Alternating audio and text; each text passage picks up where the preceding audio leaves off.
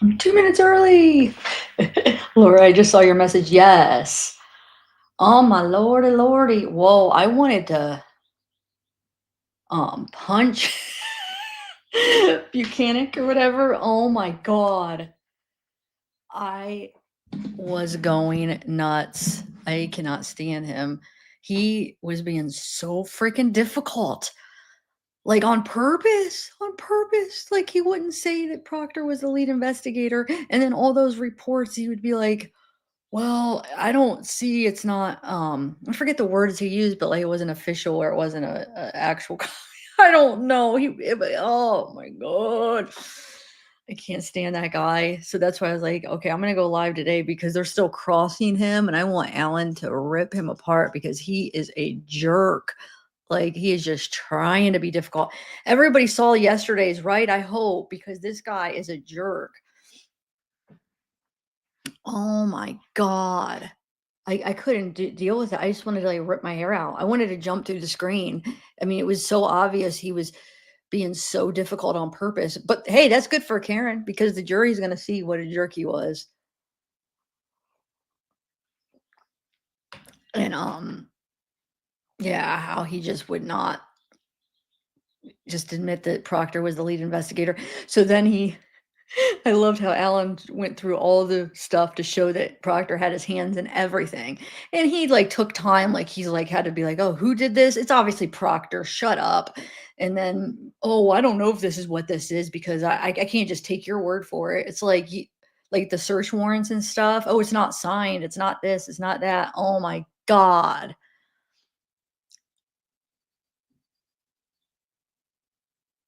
Oh, I know, Laura. Oh yeah, I know with honor integrity. He shouldn't have used those words, man.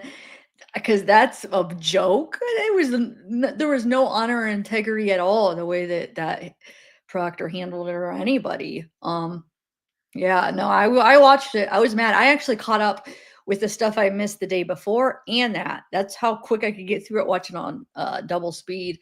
I got it all done. I watched the girl from the day before too. Well, the parts I missed, I had watched some of it that day, but I missed a lot that day that I live streamed, but I was like on a walk and doing other stuff. Okay, so I'm gonna turn it on and let's see what this jerk has to say. I already watched a little about 5 minutes, and there's a part I might have to stop and say something about because within the first couple minutes, mm, I'll show you what I'm talking about when it comes up. Okay, so let's do this.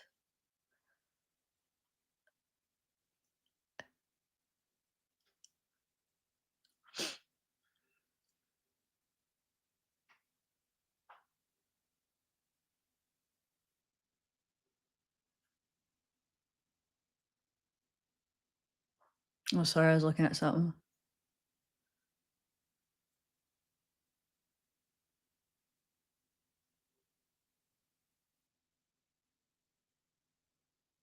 Um, they're already on break? Oh, I guess it's 10:30, but okay. We'll be able to fly through some of this, but I bet you we'll still catch up by lunchtime. Okay, let me put this on. Hi, Elle. Hi, Laura. Hi, Cassie. Hi, Brittany. I matched look. I matched it. I purposely matched it. I mean, it's all backgrounds I have, though. It's not like I'm going to get other backgrounds. I like go through my backgrounds, like, oh, let me see if I can find something to match my shirt now that it's become like a thing. This is the closest I could find, and it actually does match. All right, hold on. My mic is up again. Hello? Hello? Okay. There, that's good. Okay. You guys probably don't notice a difference, but I do. Okay, so share.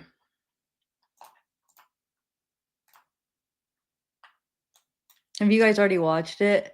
I only watched like the first 5 minutes so far just because that's it. I don't know why I did that. Oh, hi, M Cats. Or my cat's mom, sorry. Hi, Lisa. Um, all right, let's do this. You know how I like to watch them walk in. I'm a dork. Like to watch them get ready for the day. Walk in with the confidence and oh, Oh, good. I only watch seriously like a couple minutes.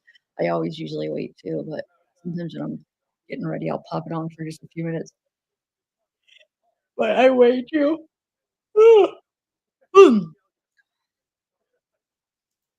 Oh, let me skip through this until they come. Sorry, I always sometimes I forget.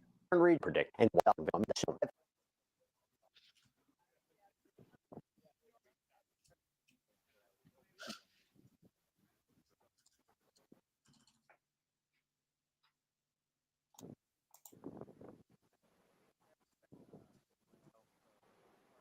There comes Lully, Lal, whatever his stupid name is. What's his name? I don't know. He's so boring. I don't even know his name. He was the one that did it last year. Wasn't he the lead one last year or something? Or maybe not. What is this guy's name? Because this whole time, up until like last week, I thought he was a part of the court. I'm so stupid. But then I started to see him, Karen, talking to him, and I'm like, wait, oh, he's a part of their defense. It took me that long. I know I'm stupid.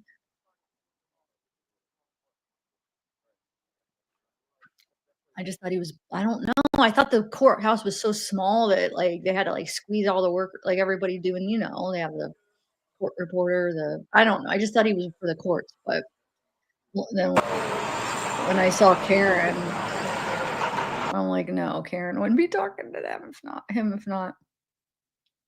Why did he get so loud? Did you guys hear the one day and I rewound it because I was like, "Is it my thing?" One day, I think it was Long Crime, this really loud noise came on. It was only for, like, a second, it was so freaking loud. It was during the trial.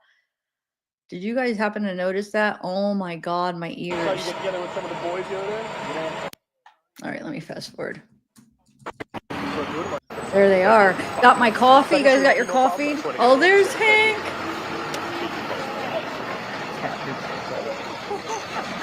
Wait, what did he Oh, that's not them talking.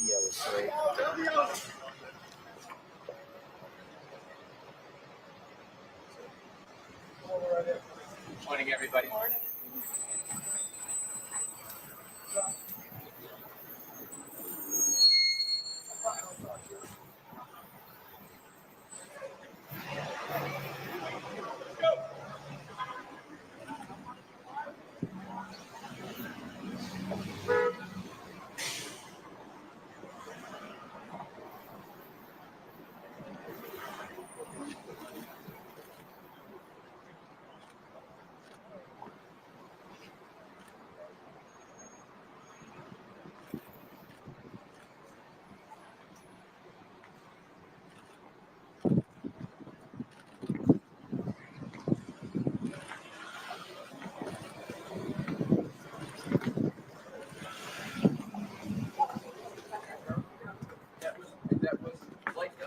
Yeah, no, it was the version from my mother will know. You know, you're right. It is. Good morning. It is. That's right.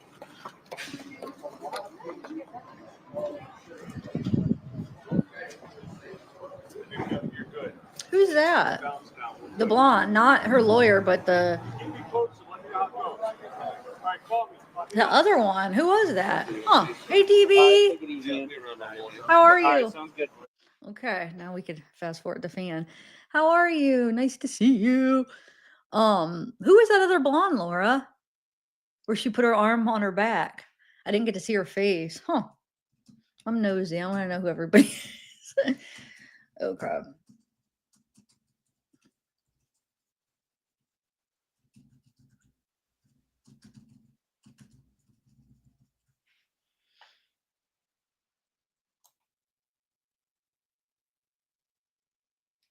Council, good morning, Ms. Reed.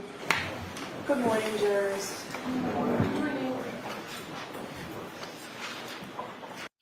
I know, Laura, but I'm pretty sure the defense will have he'll have them read them again, right? I think Alan will because they because Hank didn't have like the person on it. What they should have said is these were all pulled. It was between me and Proctor, but he had to be a jerk. He had to be difficult about everything. So yeah, those didn't land the way they should have. But I think Alan will make him go through the text. Don't you think? I would hope. Um. Oh no. Happy Friday. I do have to ask you those 3 questions. Were you all able to? Oh, Bev is happy it's Friday. she gets she gets to have her weekend free. Oh lordy, look at her. She is she's so happy it's Friday. You follow my instructions and refrain from discussing this case with anyone since you Okay. left yesterday. I didn't get it yet. I didn't check my Everyone emails said this yes or morning. nodded affirmatively. Were you also able to follow the instructions and refrain from doing any independent research or investigation into this case? I didn't get it. Everyone said yes Me? or nodded affirmatively. Did anyone happen to see, hear, or read anything about this case since we last yesterday? Everyone said no or shook their heads. Thank you. Could we bring Sergeant Buchanan in, please? And Mr. Jackson, are you ready? I didn't get an email. If you're talking to me, I didn't get one. It didn't come. Try to send it again. I don't have one. I don't have any new emails this morning.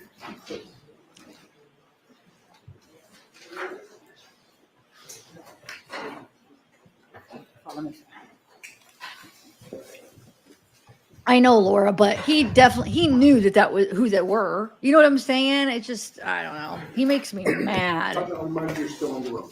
Thank you. Morning, Your Honor. Morning, ladies and gentlemen.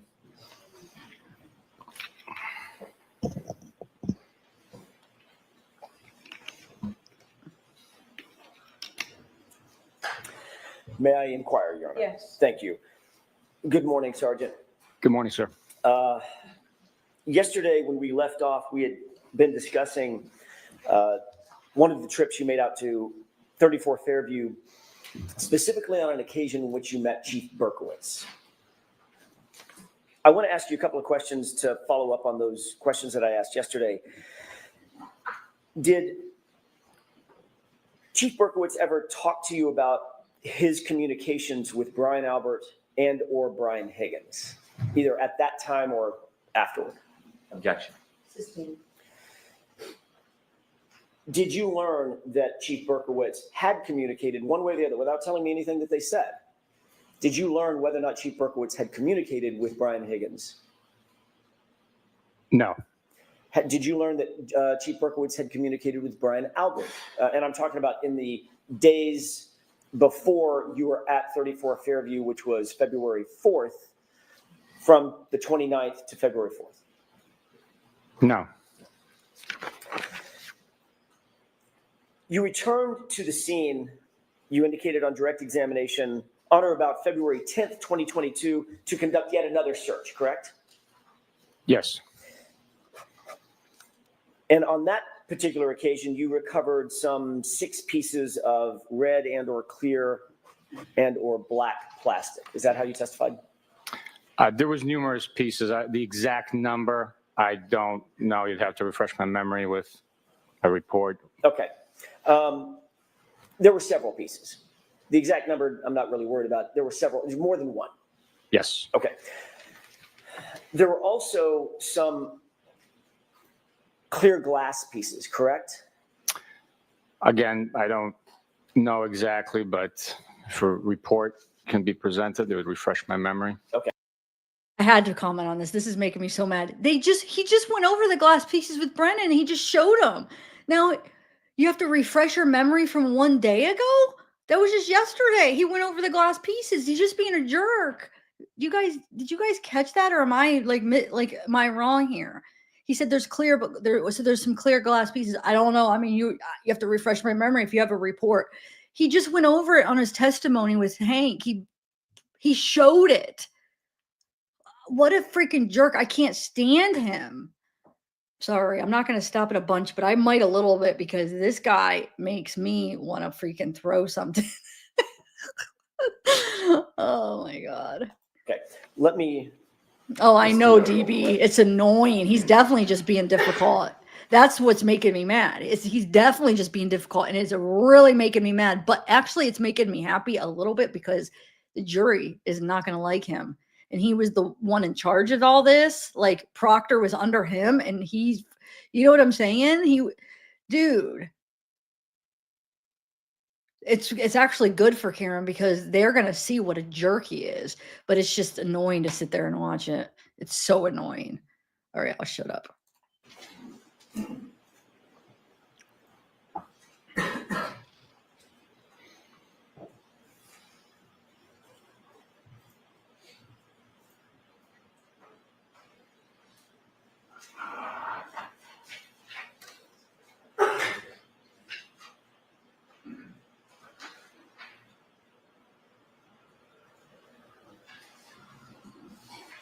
May I approach your honor? Yes.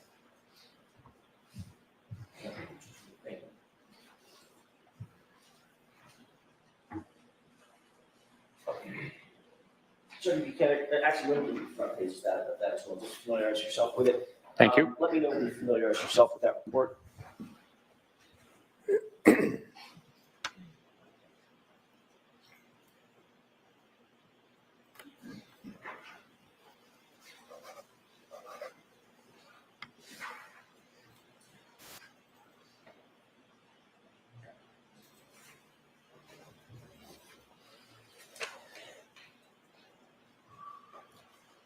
May I approach, Your Honor? Yes. Thank you.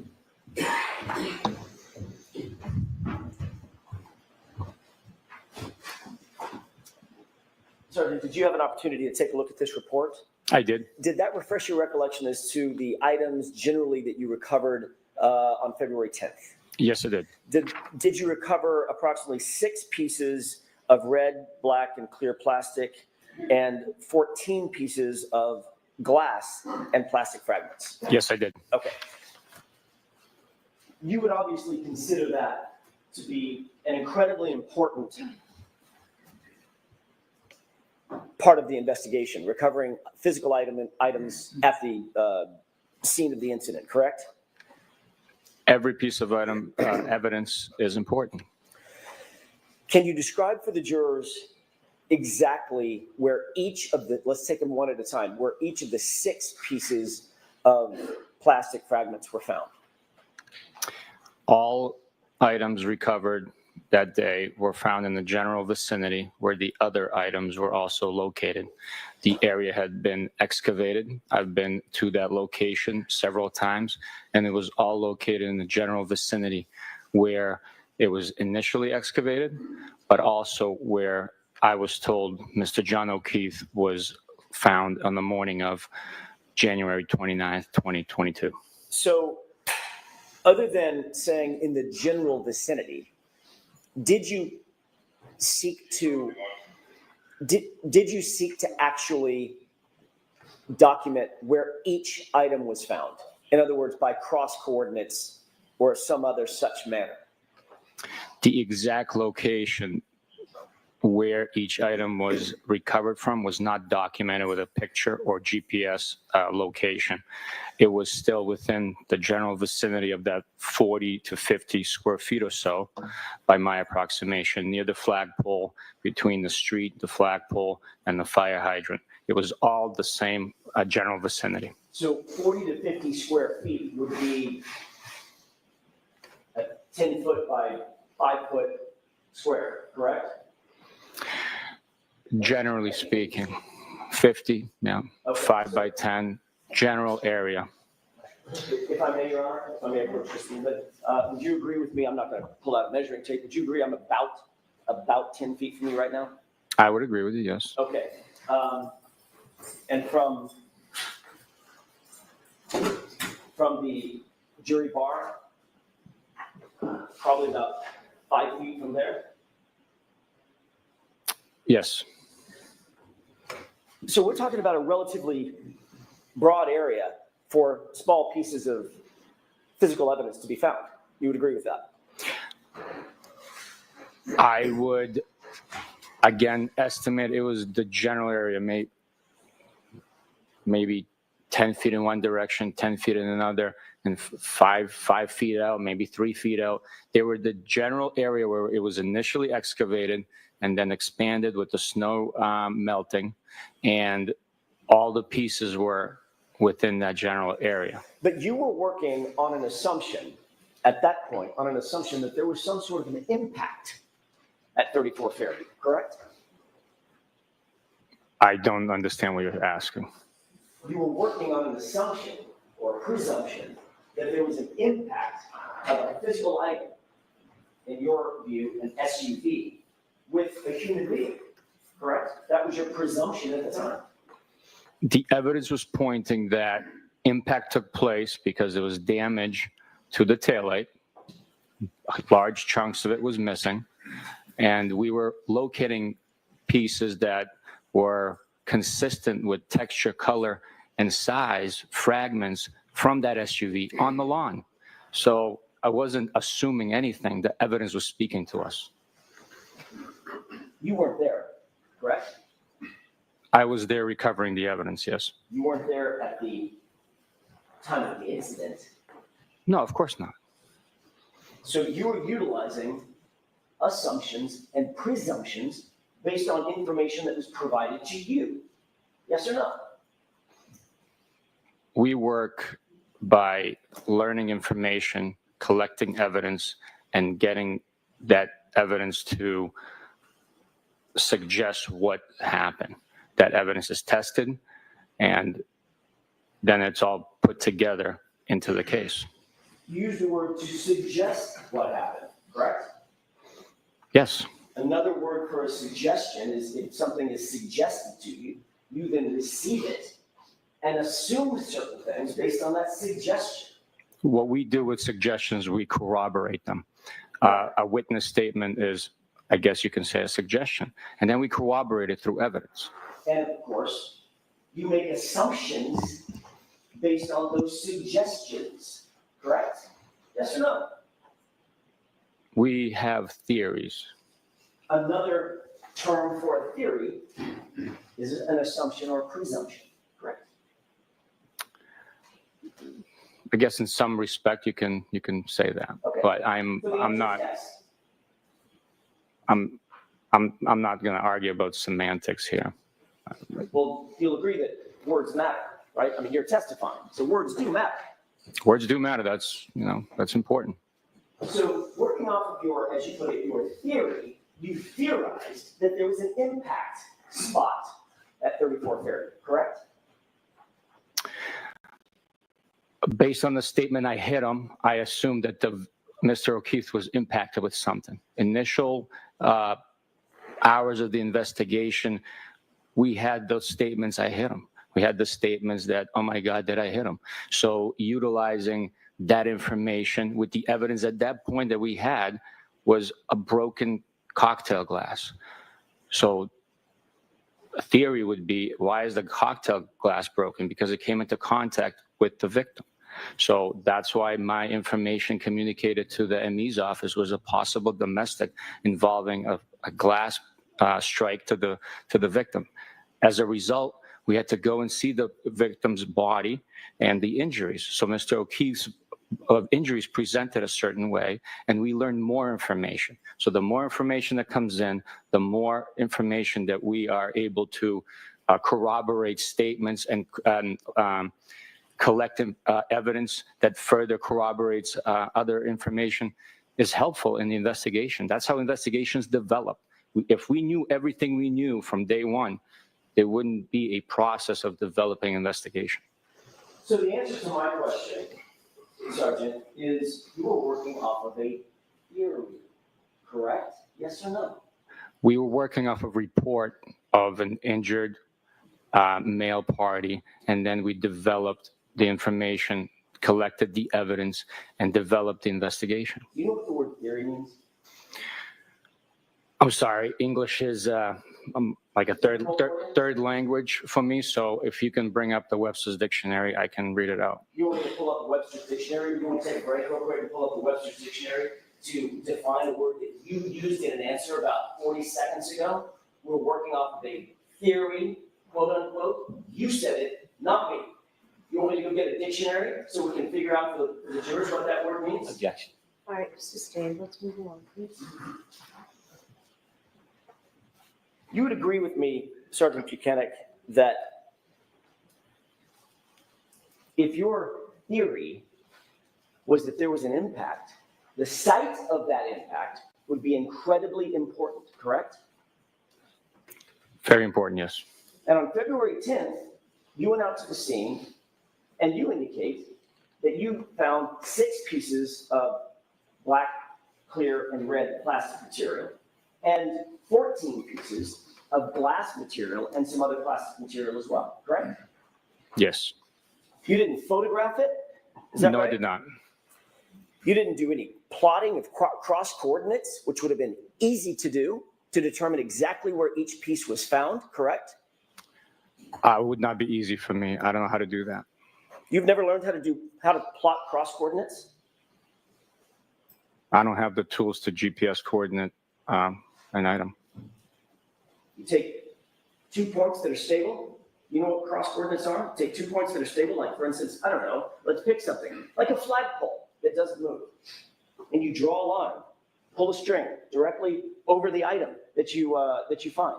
Then you take another stable item that's perpendicular to that, pull that straight, put it down.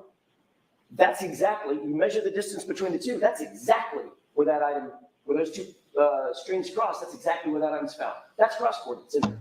Objection. Sustained, You ever heard of that? Objection. sustained. Do you know what cross coordinates are? No, Do you know how to plot cross coordinates? you just demonstrated it to me. Does that sound reasonable and easy? What you explained sounds easy, yes. And you didn't do that. I did not. You also didn't, by the way, you had your cell phone when you went out there on February 10th, correct? I would assume so, yes. Your cell phone has a camera built into it, correct? Yes, it does. You indicated on direct examination you didn't think it was necessary to call out a forensic photographer to photograph and photo document where these items were found. Is that right? That's right. But you could have pulled your cell phone out and taken photographs of them, right? I guess I could have, yes. But you didn't do any coordinates and you didn't take any photos. I did not know. Can you show us a report that memorializes where you supposedly recovered these items? Yes, the report you showed me, number 83, that documents that they were all recovered at 34 Fairview Road. Right. So that's correct. There's a report after the fact that establishes that they were recovered generally at 34 Fairview Road on February 10th. But is there a report that describes exactly where on the property at 34 Fairview or off the property at 34 Fairview these 20 items were found?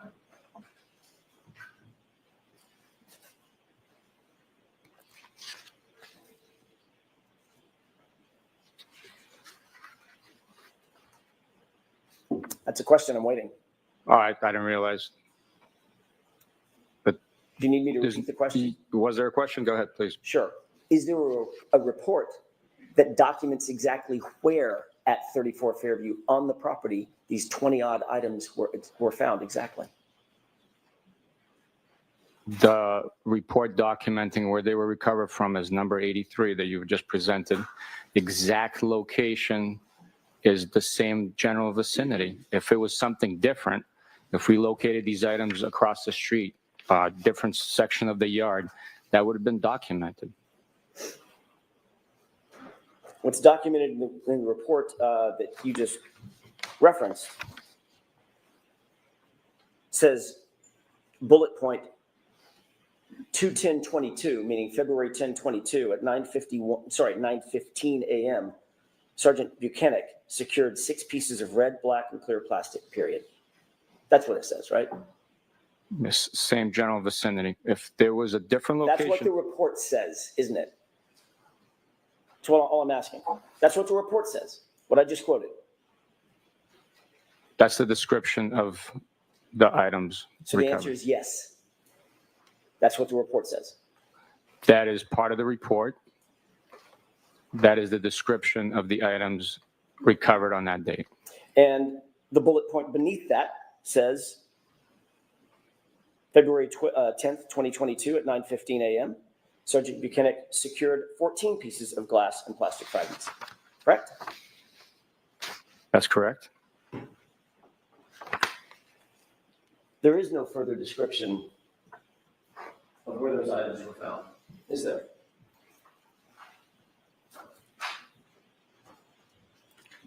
There is. Where's the report with the further description of exactly where they were found? It might not be in the report.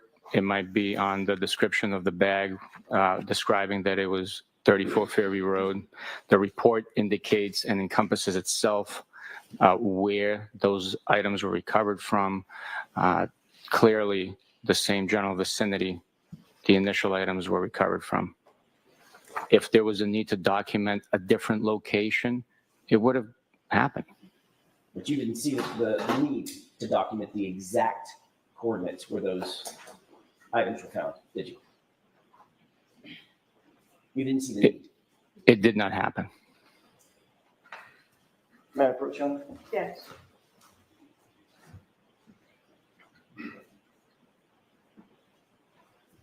Take a look at that photograph.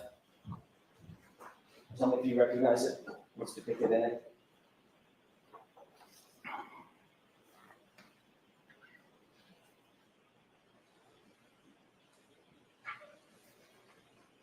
Yes, I do. What's depicted in that photograph, just generally? It's the side of evidence bag that items were secured in. It documents the case number, the date, time, who recovered it, and general description of the 6 pieces of red, black, and clear plastic recovered from 34 Fairview Road in Canton. I'd like to have that marked and moved into evidence, John. Is there any objection? No objection. Exhibit 111.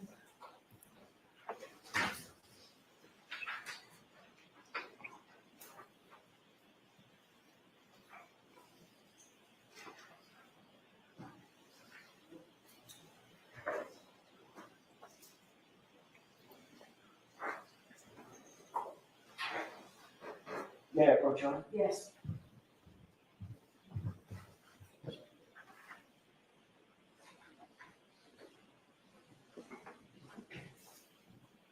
You indicated that the evidence bag would help determine where the exact location was that these items were found, correct? The general location where they were recovered from. Can we publish this, Sean? Okay.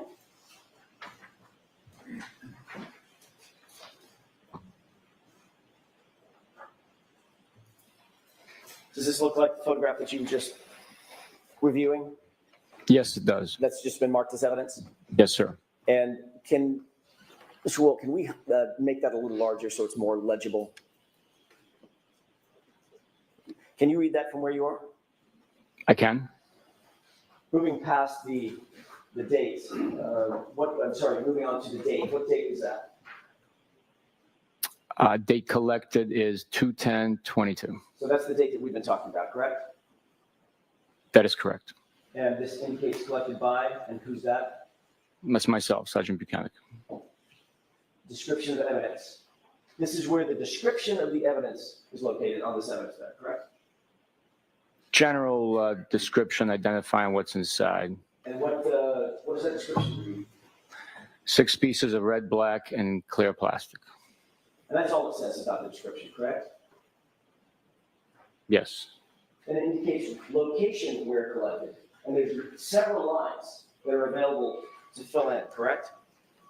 Correct. On that first line, what does that read? 34 Fairview Road, Canton, MA. And that's it, correct? That's all that was put, yes. And you didn't fill this bag out, did you? No, I did not. Who did? I do not know. Who did? I don't know. You don't recognize the handwriting? No, I do not. You don't recognize the handwriting of your partner and subordinate, Michael Proctor? Objection. Sustained. Are you aware that Michael Proctor filled this out? Objection. Sustained. Were you with Michael Proctor when this was bagged? No, I was not. I was by myself. Did you give the items of evidence to Michael Proctor to bag? No, I did not. Who did you give it to bag? I bagged it myself.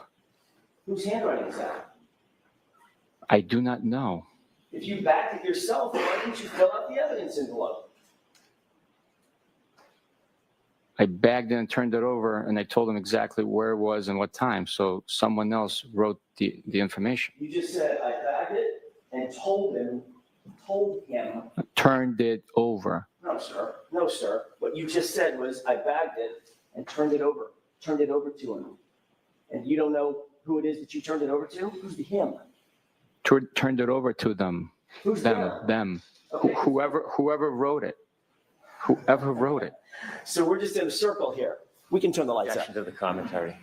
So, Mr. Jackson, no comments, okay? Just Understood. questions. I apologize. Ignore my last comment.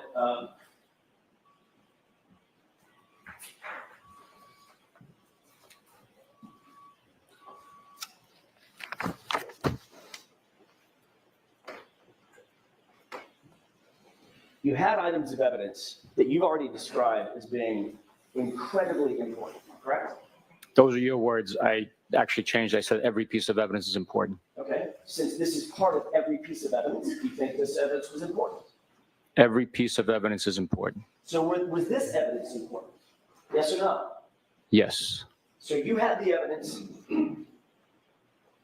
and turned it over to someone whom you don't know and can't identify. Is that what we understand? It was a member of the Massachusetts State Police assigned to our office. It wasn't just a random person. I can't specifically identify who it was or who wrote on that bag. I know it was a trusted member of our unit and part of the investigative team. How do you know it was a trusted member of your unit and a part of the investigative team if you can't tell these jurors who it was? How do you know that? Because I wouldn't have turned it over to a random stranger. Okay, so let's figure out the possibilities. Who are among those to whom you would have turned this stuff over? Who are among them? There was 4 troopers in the detective unit at that point assigned to homicide. Let's name them. Who are they? It was Trooper DeChico, Trooper Kakowski, Trooper Dunn, and Trooper Mike Proctor. As you sit here today, do you believe or do you recall turning it over to Trooper Dunn? Objection. We're going to go through each person. Every one of them. There's only 4. I'll allow this question. Do you remember turning it over to Trooper Dunn? No, Do you remember turning it over to Trooper Pikowski? no, Do you remember turning it over to Trooper DeChico? no, Do you remember turning it over to Michael Proctor? no. So it might have been just a random stranger. Right? That's a ridiculous suggestion. Have you ever seen Trooper Proctor's handwriting before? Yes, Matter of fact, you've seen it, I'm guessing, not dozens, maybe hundreds of times, correct? not hundreds of times, no. Dozens of times Sure, over the years. sure. On evidence bags, on logs, on notes, things of that nature. Some evidence bags, some notes.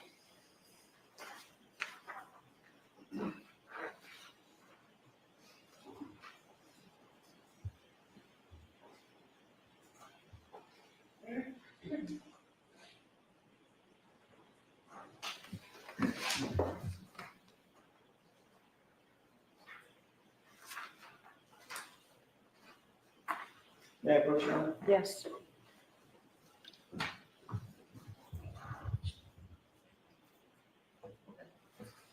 Can you take a look at that document and tell me if you recognize it?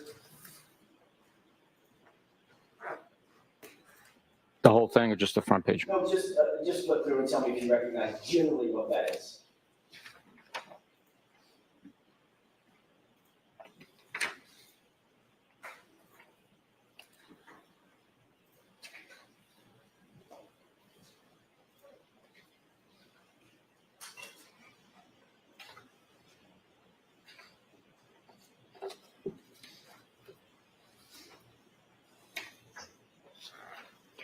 It appears to be a bunch of handwritten notes from possibly witness interviews. Handwritten notes by whom? Well, you labeled it Proctor. I don't know who it is based on the individuals interviewed. Might suggest that these are Michael Proctor's notes. Okay, so you're testifying that I labeled that Proctor? I don't know. Right, so you don't know. Well, you provided the document to me, so. Right, I know. And then you just testified that I labeled that Proctor. How do you know I labeled that Proctor? Well, I got it from you. You didn't see me write that note. Objection. Sustained. Questions, please. Sure. That appears to be a series of Michael Proctor's notes, correct? That's what's suggested, yes. Okay. In terms of the first tab, there's a purple tab.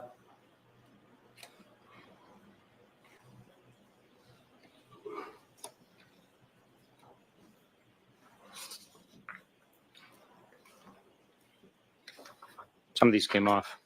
It's fine. It's fine. I'm just interested in the purple tab. Do you see a series of handwritten notes that appear to be from Michael Proctor? Not worried about the content. Sure. If these, The highlight, yes.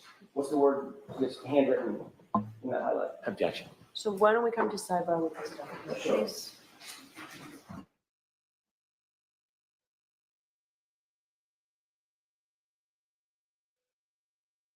My God, I can't stand him. You labeled it. You saw Karen say we didn't label it. Like that wasn't them that labeled it Proctor. Oh my God, I can't stand him. I can't stand him.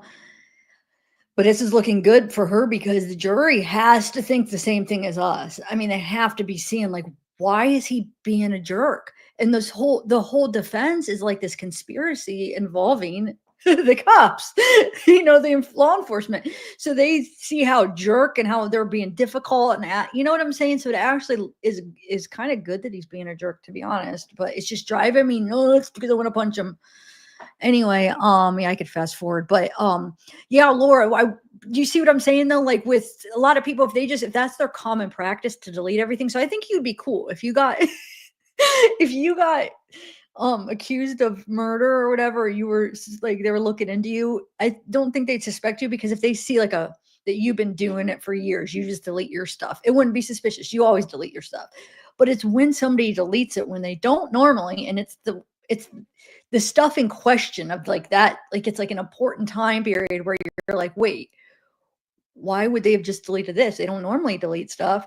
And also when it shows up on other people's phones and then it's something's deleted and you could see it's like something that like they would delete it for a reason because it makes them look bad. You know what I'm saying? But no, I think you'd be good if you always do it. Okay, so let me fast forward. So don't worry, you'll be okay unless if you really do murder somebody. I'm in a weird mood because this guy, I just can't take him. Okay, yeah. Business, is it normal standard operating? Oh, sorry, hold on. Yes, Okay, there we go. May I have just a moment, Your Honor? yes.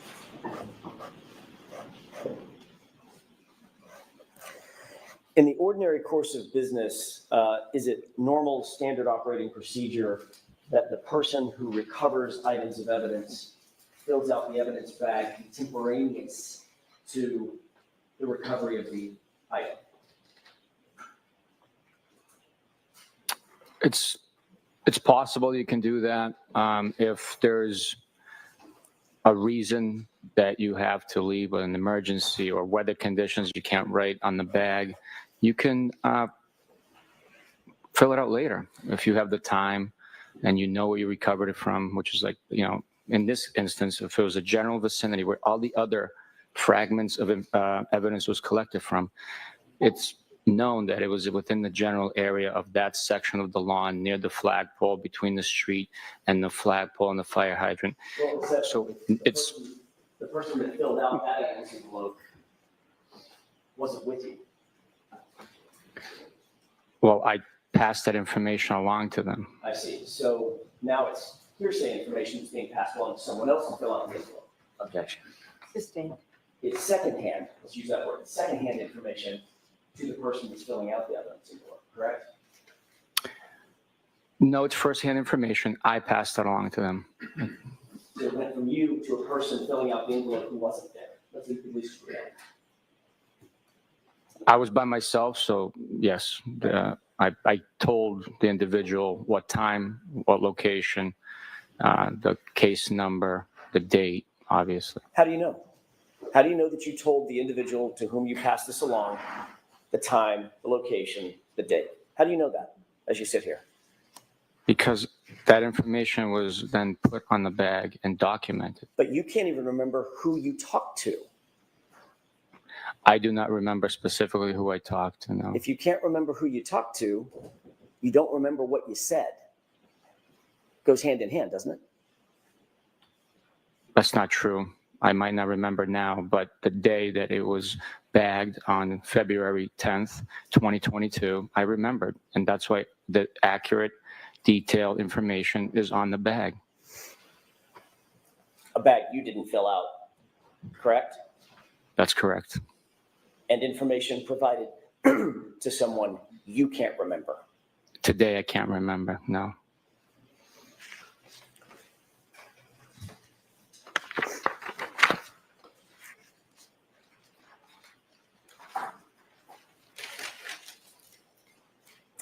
You're aware that that particular bag, that evidence bag, was not booked until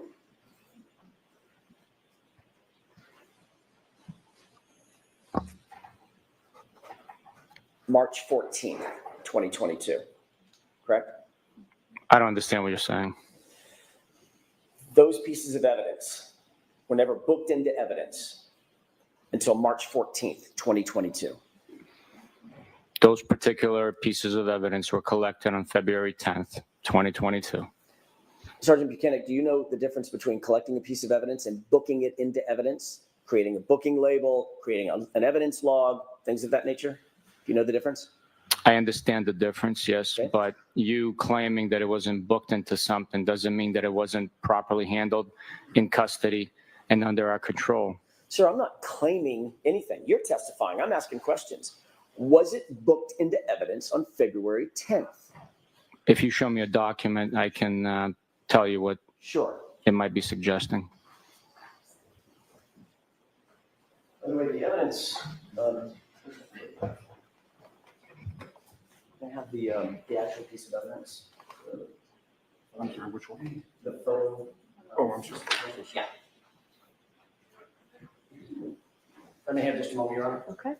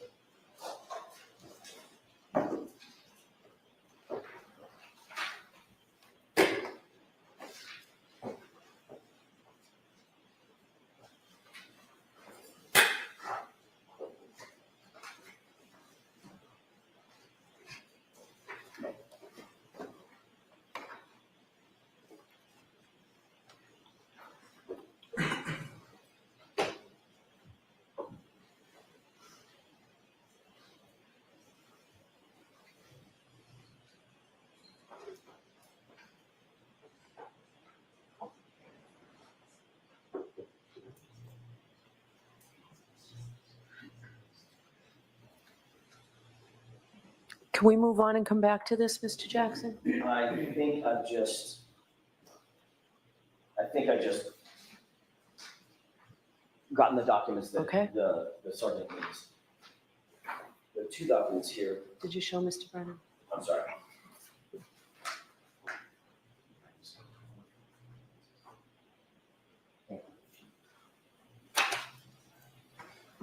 You can take a look at those two documents and tell me whether or not you recognize them.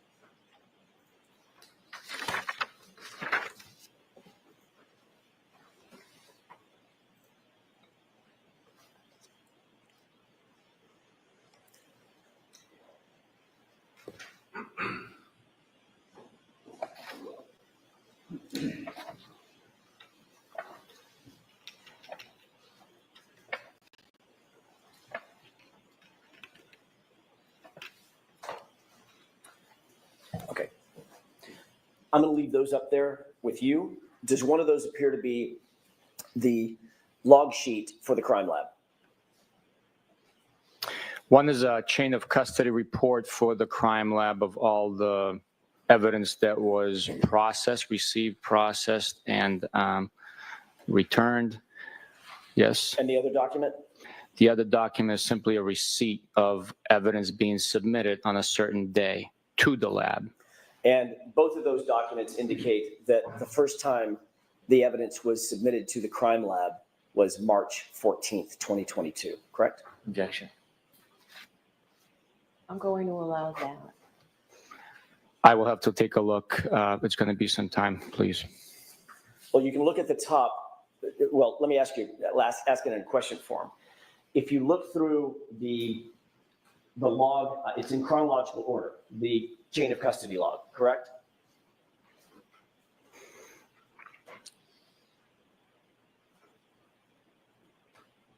By item, I believe, but I didn't take a deep dive into it. I have to take a look. Right. Do you see any item, especially focusing on item 712 or items 712, you see any item being booked into the crime lab before March 14th, 2022? All right, I'll take a look. Sure.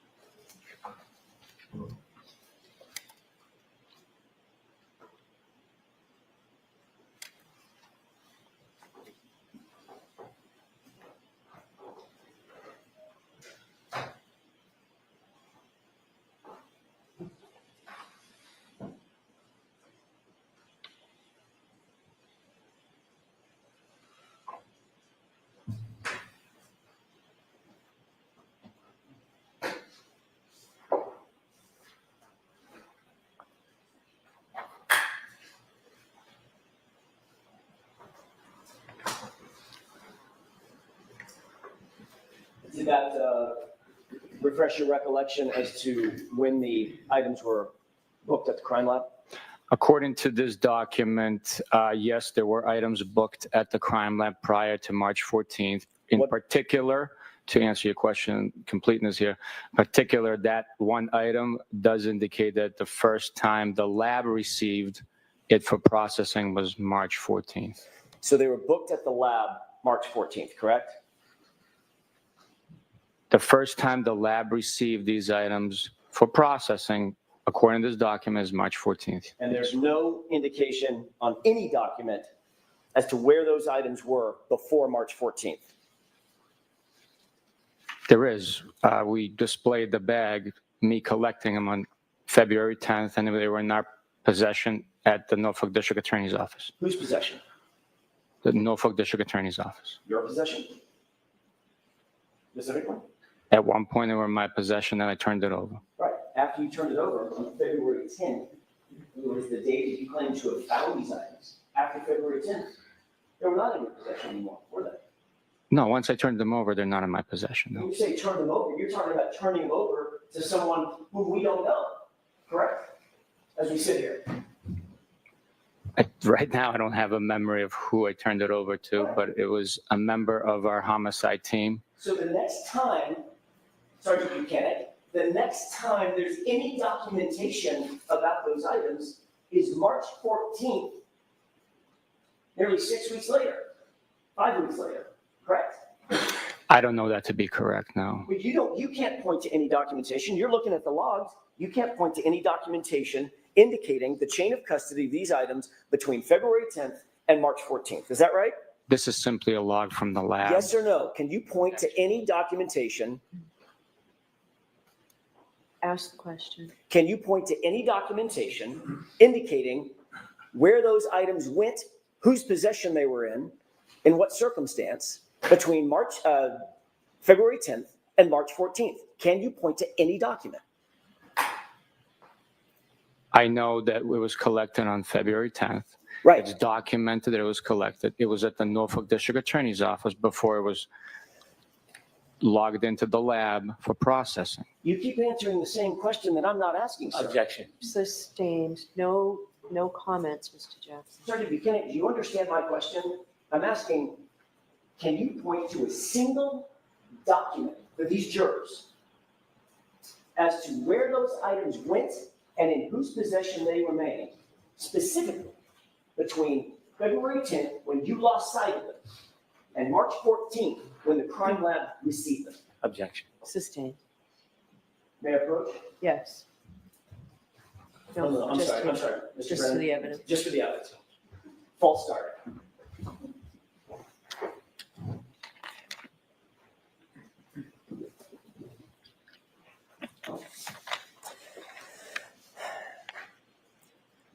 As the supervisor, you're generally aware of the evidence in this case, correct? It depends, but very generally on most cases, yes. As a matter of fact, as the supervisor, one of your duties would be to make sure that evidence is collected and processed appropriately and properly, correct? That is the standard, yes. You're also aware that all of the physical evidence that was booked eventually at the crime lab on March 14th, 2022, was done so by Michael Proctor, correct? I'm not sure exactly who delivered it or who booked it in. But if you have a document, I will reflect on it.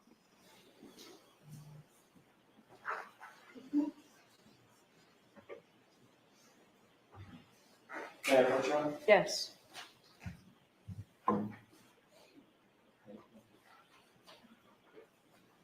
Take a look at that. Tell me if that refreshes your recollection.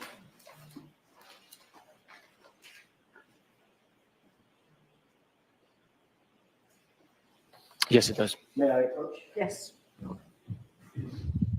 What is this document you just looked at? It's the receipt of evidence submission to the crime lab. And who submitted, based on that document, who submitted all of that evidence to the crime lab? Michael Proctor. You're also aware that Michael Proctor eventually submitted a total of some 46 or so pieces of taillight material that was claimed to have been recovered at 34 Fairview on since January 29th, 2022, correct? I don't know the total pieces, but we didn't claim to recover it there. We recovered it there. You're testifying that they were recovered, but you didn't recover all of them, did you? I did not recover all of them, no. As a matter of fact, Michael Proctor, according to you, recovered some of those items, correct? Some of those items were recovered by Michael Proctor, yes. And you're also aware that he submitted pieces of taillight material that he indicated he recovered as late as February 18th, 2022, correct? I am aware that there was items recovered on February 18th. I am not sure exactly if it was him or someone else that recovered it. You indicated, I think in direct examination yesterday, that as of February 3rd or February 4th, the weather had broken, generally, correct? It was getting warmer. Yes, the weather was warmer. There were rainy days following the 3rd, I believe. No, the 4th, it was raining when I picked up that piece of evidence. So, yeah, the weather had warmed up. So it was raining and somewhat storming on the 4th? There was precipitation when I recovered that item. I mean, I don't know if it was storming. There was a low pressure cell coming through. I have no idea. Okay, but that's the same day that you were told that Chief Berkowitz was driving by and saw the records. The day I picked up the single piece with Can PD present, it was raining. So he would have been driving by, windows up, water on the windows, in the rain, and saw the red piece? Objection. Sustained. You indicated that on February 10th, when you did your final visit, made your final visit to 34 Fairview, you indicated yesterday during testimony that there was quote unquote very little snow still present, correct? That's correct.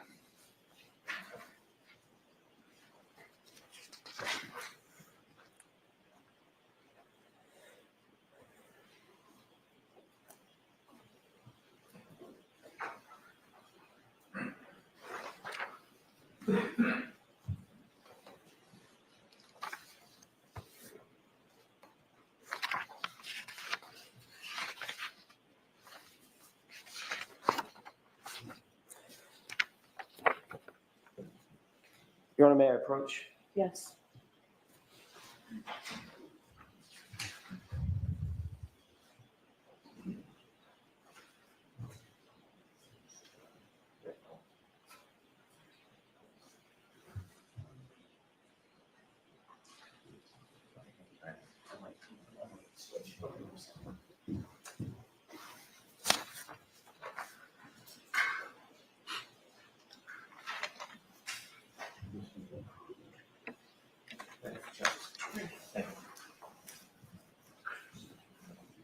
Sergeant, that's a 2-page document. Could you familiarize yourself with those 2 pages, please, and let me know when you're finished?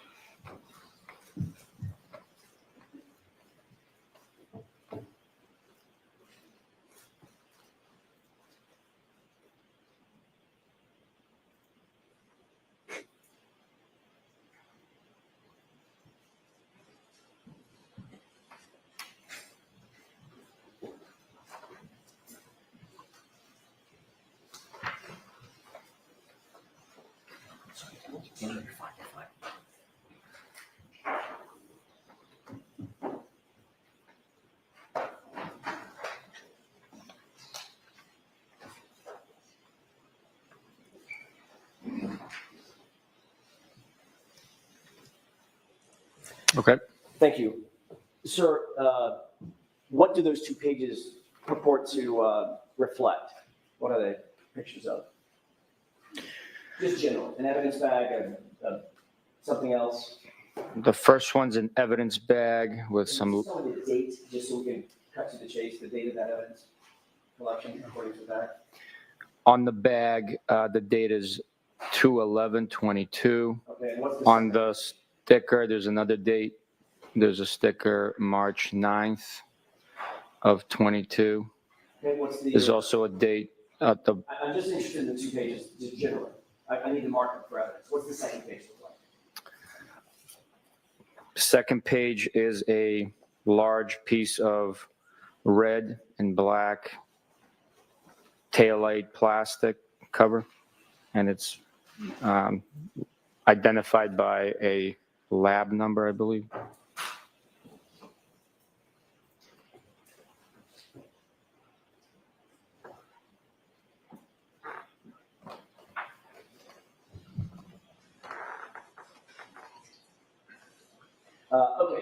Thank you. I'm sorry about that. So there's 1 page is an evidence bag, the other page purports to be the item that was in the evidence bag, correct? I don't know that, no. Okay. It's just, one's an evidence bag with information on it, and then there's a photograph of a piece recovered. I don't know. I'd like to have this marked and introduced as next in order A and B. Is there any objection from the Commonwealth? Good to go.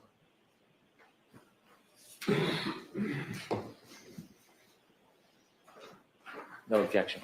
Okay.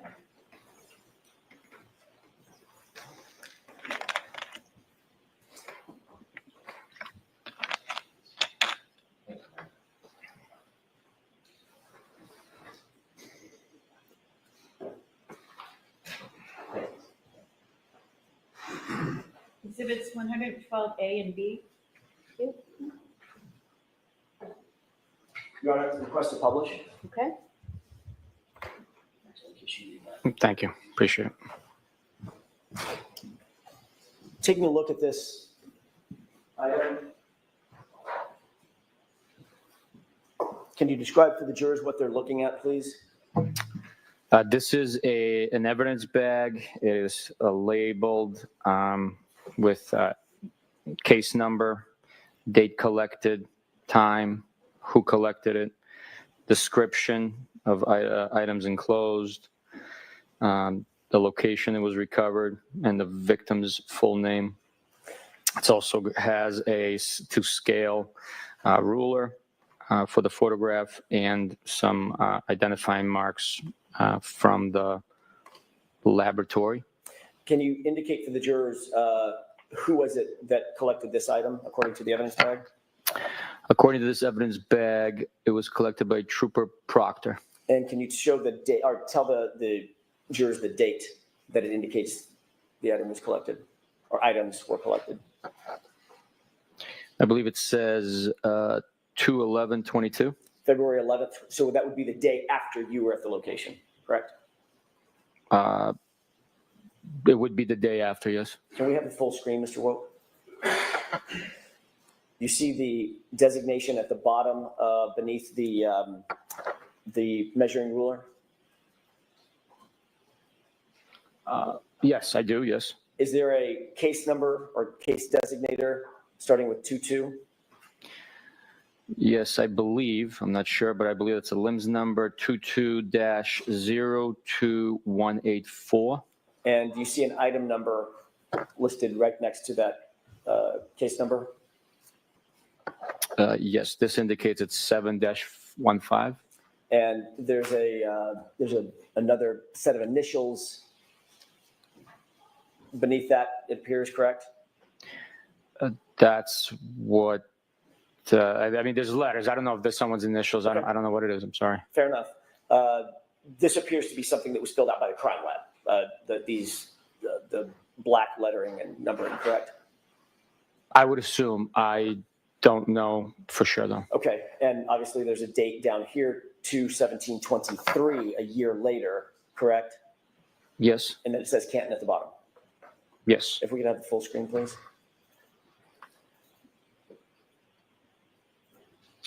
Okay, you also indicated that there was a label up at the top, correct?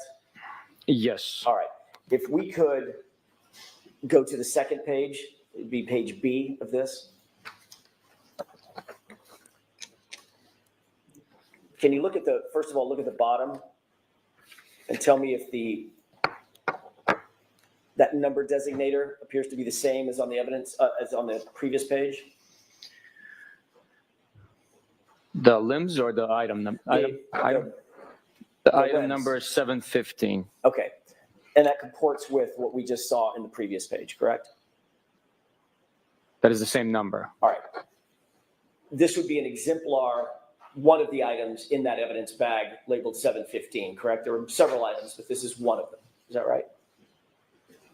It's how the crime lab keeps them separate? I believe so. I don't know their procedures. I believe so. I know they use alphanumeric identifiers. As I can't testify to their procedures, why they do it, how they do it, or the sequence in which, or the choice in numbers or letters. I have no idea about any of that. We can have the lights up with the court's permission. We can leave this up. If you can leave that up, Mr. Wolf. All right. You can still see that on the screen, correct? Yes, sir. Okay. You went out to 34 Fairview on February 10th, 24 hours before February 11th, right? To pick up a piece of, to look for additional items of evidence, correct?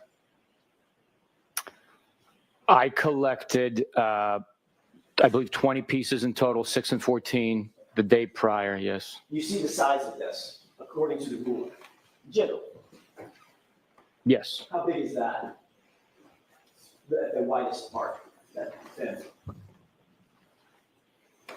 At the widest part, it appears, if there's no optical illusion with the ruler location, 6 inches. Okay. That's 6 inches is the size of a dollar bill, right? That's correct. Okay. It also looks like it may be more than that from top to bottom, 6 maybe 7 inches, top to bottom. Can you give us an estimate? Possibly a little bit more, yeah. Okay. You didn't see this item on February 10th when you were there, correct? If I saw that item, I would have picked it up. Right. Wasn't there, was it? That's not what I'm saying. I said if I saw it, I would have picked it up. But you didn't see it, did you? I did not see it, obviously. But No. according to the information that we just presented, this item was found the next day by Trooper Michael Proctor. Right. Based on the information presented, that's what it says, yes. May I approach? Yes. We can take that down. May I approach one more time? Okay. Thank you. This is a 3-page document. If you could Did you show familiarize Mr. yourself with Brennan? that. I didn't Yeah. see it. You showed it to me earlier. Thank you. I did previously.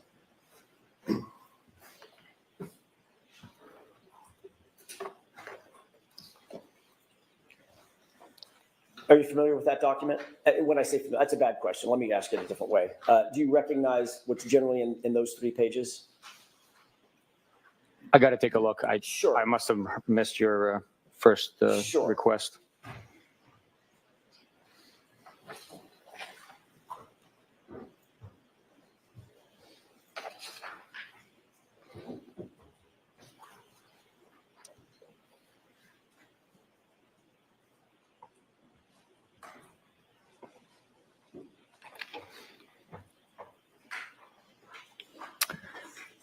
Sergeant, can you describe generally, just very generally, so I can either mark it or not mark it, do you recognize what's depicted on the first page, the second page, and the third page?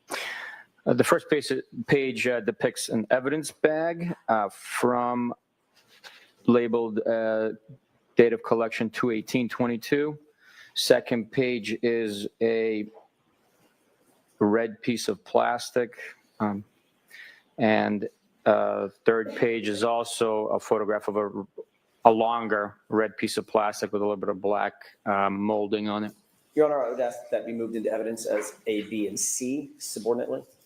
Is there any objection? No objection.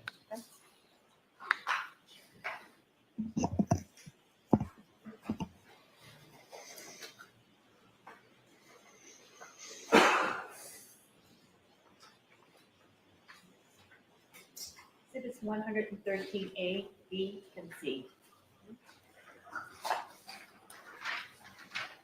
Move to publish, Your Honor. Okay. Sergeant, same couple of questions, if we could. Do you see a date of collection on this evidence envelope? Yes, this photograph indicates 2/18/22. And collected by whom? Trooper Proctor. Full view, Mr. Wolk. Thank you, sir. And then if we could highlight the lower portion that appears to be by the ruler. Do you see the same, I think you called it a lens number? Limbs, LIM. Okay. The LIM number is the same number, the 22-02184, correct? Yes. And the item number in this one is handwritten as what? 7/16. Okay. If we can go to the second page, please. Do you see it, first of all, on the bottom, the same item designator number? Yes, 7/16. And what is depicted in this photograph? A red piece of plastic. That would be a piece of plastic according to the item number that would be contained in that evidence envelope, one of the pieces at least. I would assume. Yes. Okay. Is that a similar 6-inch ruler that's being photographed with that red piece? Yes, it is. And how long at its longest point would you estimate that piece of plastic to be? It's more than 6 inches. I mean, probably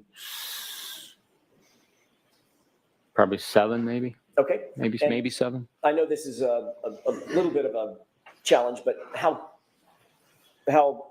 from top to bottom, what would you estimate the distance to be at its longest point? 3.5 inches, I guess. Okay. And then the next page, please, the final page, which would be sub C. Do you see the same designator on the bottom right? Yes, I do. That's 7/16, is that right? Yes, sir. Appears to be out of the same evidence envelope, is that right? That's what's suggested, yes. And how long would you estimate this item to be? 7.5, 8 inches. And maybe, what, 3 inches tall? 4? Yeah, 3. 3. Okay, we can have the lights up, Your Honor, with the court's permission. Again, the last time you were out at the location with very little snow on the ground, you collected certain items of evidence on February 10th, correct? February 10th was the last time I collected. I said there was still snow on the ground, maybe in piles where it was excavated. There was very little, but there was still snow on the ground. You indicated that you obviously looked around the area. You talked about the general area. I think you used the word general vicinity, right? When Yes. you collected your items. Yes. You didn't see this, and you didn't see the one before it either, did you? If I saw any of these items, they would have been collected. We did not excavate anything. We simply allowed the thawing and natural recession of the snow to reveal additional items. When you were there on the 3rd, February 3rd, there was still some snow on the ground that you did excavate, correct? Yes, there was a lot of snow on the ground. Yes, By February 4th, that snow was dissipating some, correct? it was, yes. And you were excavating through that as well, correct? On the 4th? On the 4th? No, we did not excavate on the 4th. You didn't. The item revealed itself, and I collected it. That was it. Okay, fair enough. Then on the 10th, you didn't need to do any more excavating because there was, quote unquote, in your words, very little snow. Very little. Right. Those were my words. Okay. Compared to the first day, there was very little snow on the ground. And in fact, you did not see any of the items that were collected or claimed to have been collected at 34 Fairview by Michael Proctor on February 11th, the day after you were there, correct? Did not see that item? Did not see that item, no. And did not see any of the items that you've seen that were claimed to have been collected by Michael Proctor on February 18th, a week later, correct? Those items were not observed by me, or else I would have collected them. We can take this down.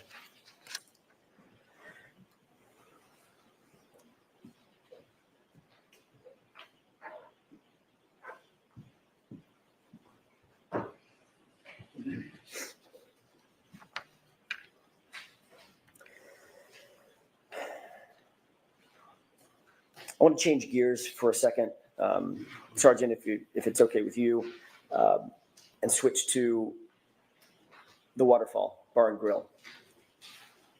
You indicated that on direct examination, you reviewed video evidence and you had information that John O'Keefe and Karen Reed arrived at the Waterfall after leaving C.F. McCarthy's, correct? That is correct. I'd like to ask you about who your investigation revealed was there at the Waterfall when they arrived. What about Brian Higgins? Yes, the investigation revealed Brian Higgins was at the Waterfall at their arrival. And you learned that John O'Keefe and Karen Reed arrived at the Waterfall together, not separately, correct? That is correct. About what time did, according to your investigation, Mr. O'Keefe and Ms. Reed arrive at the Waterfall? I believe it was 11:03, but I could be wrong. I could be wrong. When they walked in, you've reviewed the video, correct?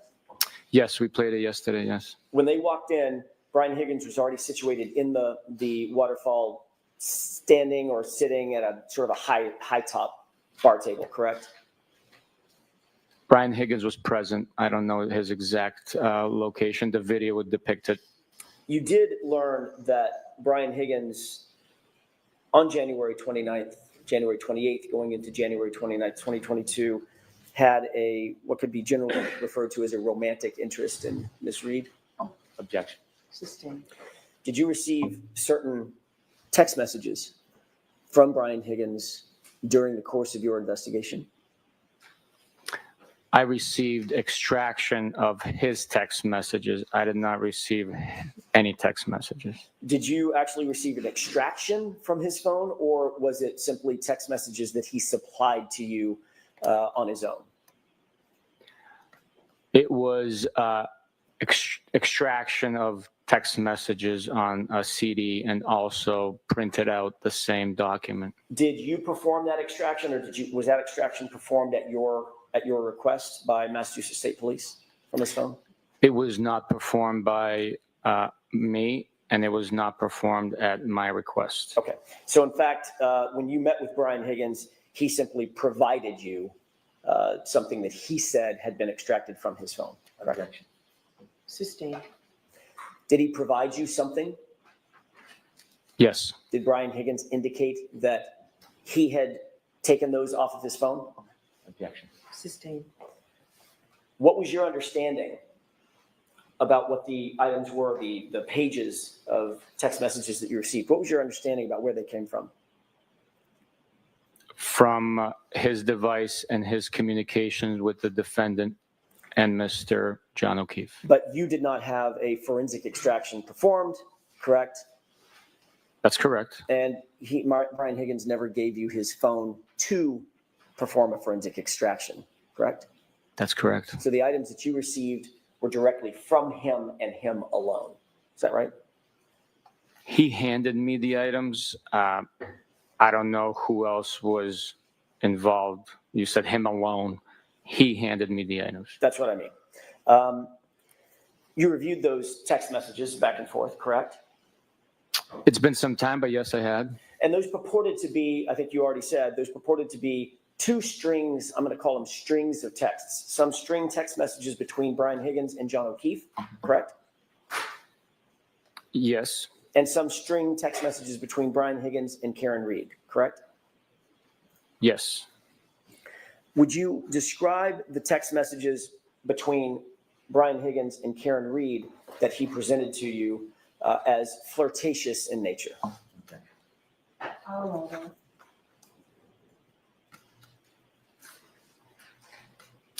Without having recently reviewed them in detail, I don't want to label it something without having complete understanding of the content. I'm not comfortable putting a label on something. Well, how would you describe them? I mean, were these business texts? No, these were, friendly communications. I don't want to put a label on it. There were communications between acquaintances or people that know each other. There was text message communication. As far as flirtations, I would have to take a look at the content of it for certain terms that would support that label. Well, do you remember a text message exchange about a kiss that was shared? Objection. Sustained. Do you remember any text message between the two of them that suggested a romantic interest, either one of them may have had based on the text messages? Objection. Sustained. May we approach your Honor? Yes.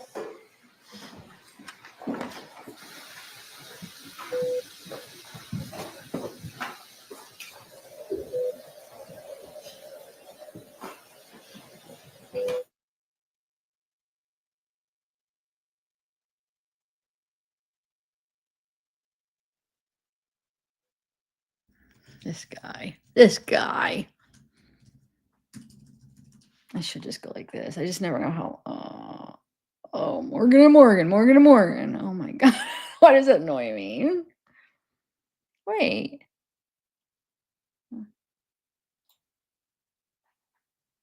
They don't have the sound on. Deserve. Morgan & Morgan makes it so simple. You can start a claim from your phone in just 8. Well, this was a long one. What the heck's going on? Oh, they're on short break. Okay.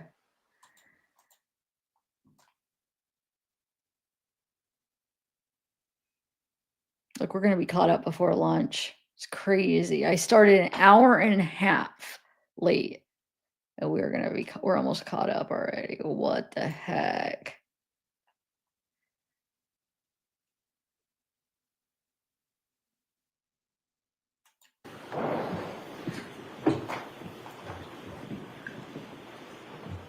Court's back in session. You may be seated.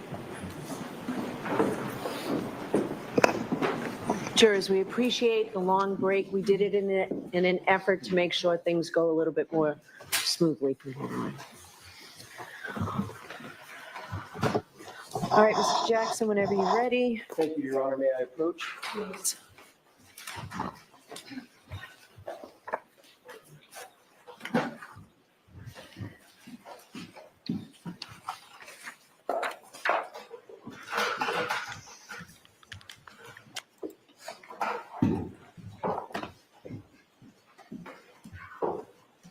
Sergeant, I've handed you a document in addition to what's been marked as evidence, item 111.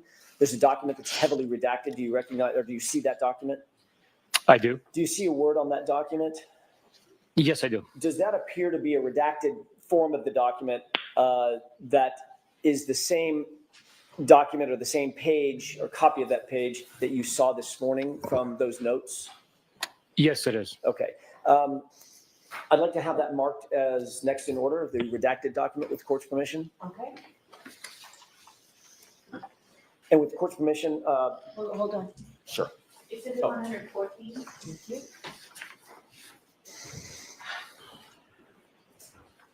Okay, Your Honor, may I, with the court's permission, put a side-by-side of the single word that we discussed at sidebar from evidence item 111 and what's been marked as 114? is there an objection? There is. Yes. Not at this time, Mr. Jackson, no. In your opinion, having seen those two words next to each other, do they appear to be the same or similar handwriting? In my opinion, they appear very similar, yes. Okay, thank you.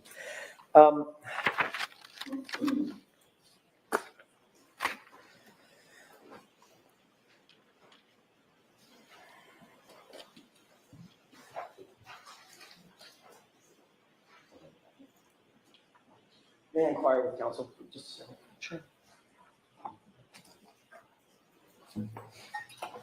Okay.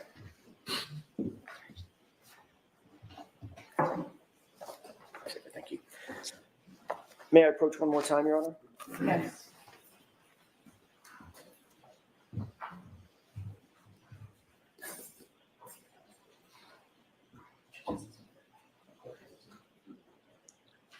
May I approach? Yes, I see it now. Of course. Thank you. Thank you. Sergeant, could you just flip through that briefly and tell me if you generally recognize what that document Absolutely. is?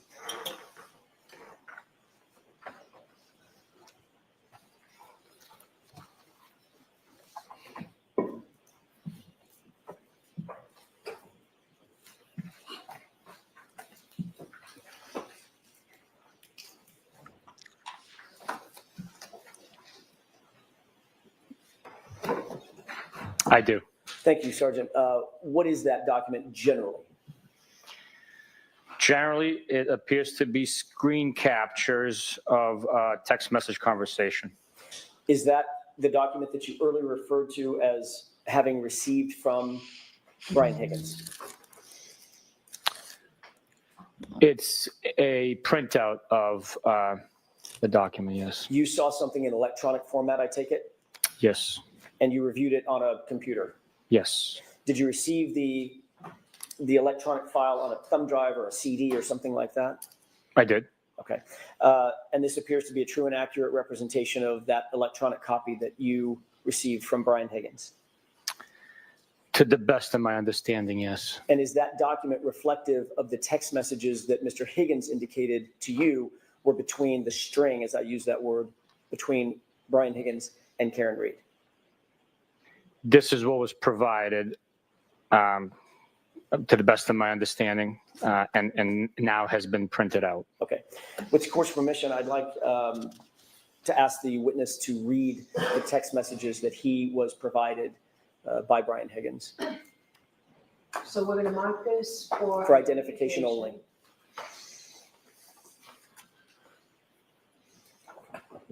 Exhibit EE for identification.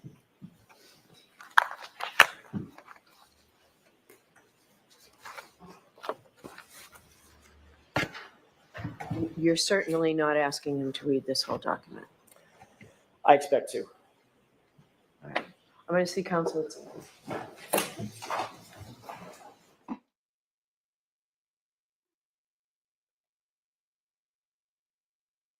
Believe we're almost caught up. I mean, I think I even started, was talking, so I started like I probably started like what, 10:40 maybe, but by the time I put the jury or the trial on. Oh, the dad's here today.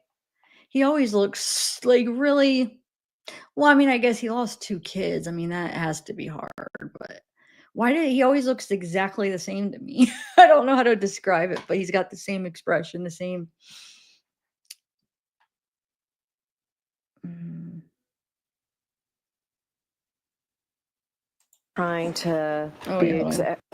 Okay, here we go. All right, so right, I'm gonna jurors, go get some coffee. we're really trying Yogurt. to be expeditious as we can be. So there was a big stack that, of messages on that are going to be marked as the next exhibit. It's 115. And I have two instructions for you folks. First is, as I've told you before you consider any electronic communication in your deliberations, you must first find that it is more likely true than not that the person who authored or sent or created or transmitted the communication was in fact here, the defendant, or Brian Higgins. If you do not find that it is more likely true than not that Ms. Reed was the person who authored or created or transmitted the electronic communication, or Brian Higgins was the person who authored or created or transmitted the communication, then you may not consider that electronic communication at all in deciding your case.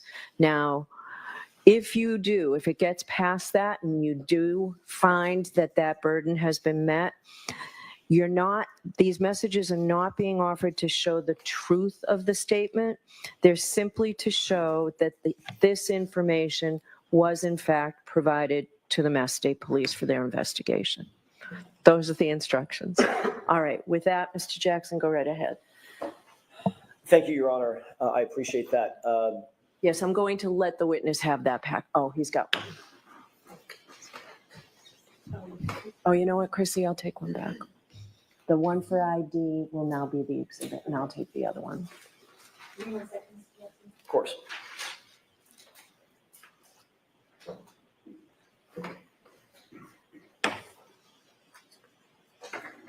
Thank you. 115. Thank you. Thank you. Sergeant Buchanan, do you have the document in front of you that's been marked as Exhibit 115? I do. If you could, starting at the beginning, do those purport to be text messages between Brian Higgins and Karen Reed? Yes, they are.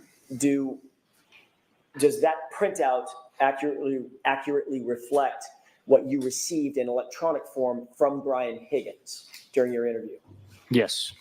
If you could start at the beginning and read the text string indicating the date of the text, if it's dated, who it's from, who it's to, and the content. Yes, sir. The text messages begin Wednesday, January 12th at 8:27 p.m. Incoming text message to Brian Higgins' phone from Karen Reed. Hey, Brian, it's the weed whacker.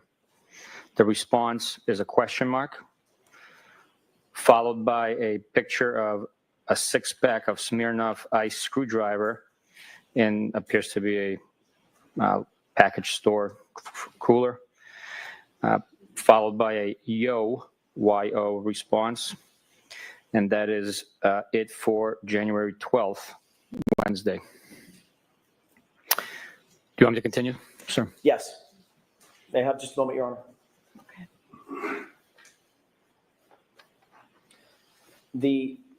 Going back to the Smirnoff container, that was from whom and to whom? For the picture of the Smirnoff. It appears it was from Brian Higgins to Karen Reed. Okay. If you could make sure to delineate from whom and to whom each text is Every time? Okay, thank you. Okay. Yes, and go ahead and proceed. Thursday, January 13th, 9:24 a.m. From Karen Reed to Brian Higgins. Did you try those Smirnoff? There is a haha acknowledgement response to that text message by Brian Higgins. the next page, it's the same bubble, but continue on the next page. I will repeat. Did you try those Smirnoff screwdrivers? Question mark. I stopped at the Hilly for one last night. A Bitmoji showing teeth. That is sent from Karen Reed to Brian Higgins.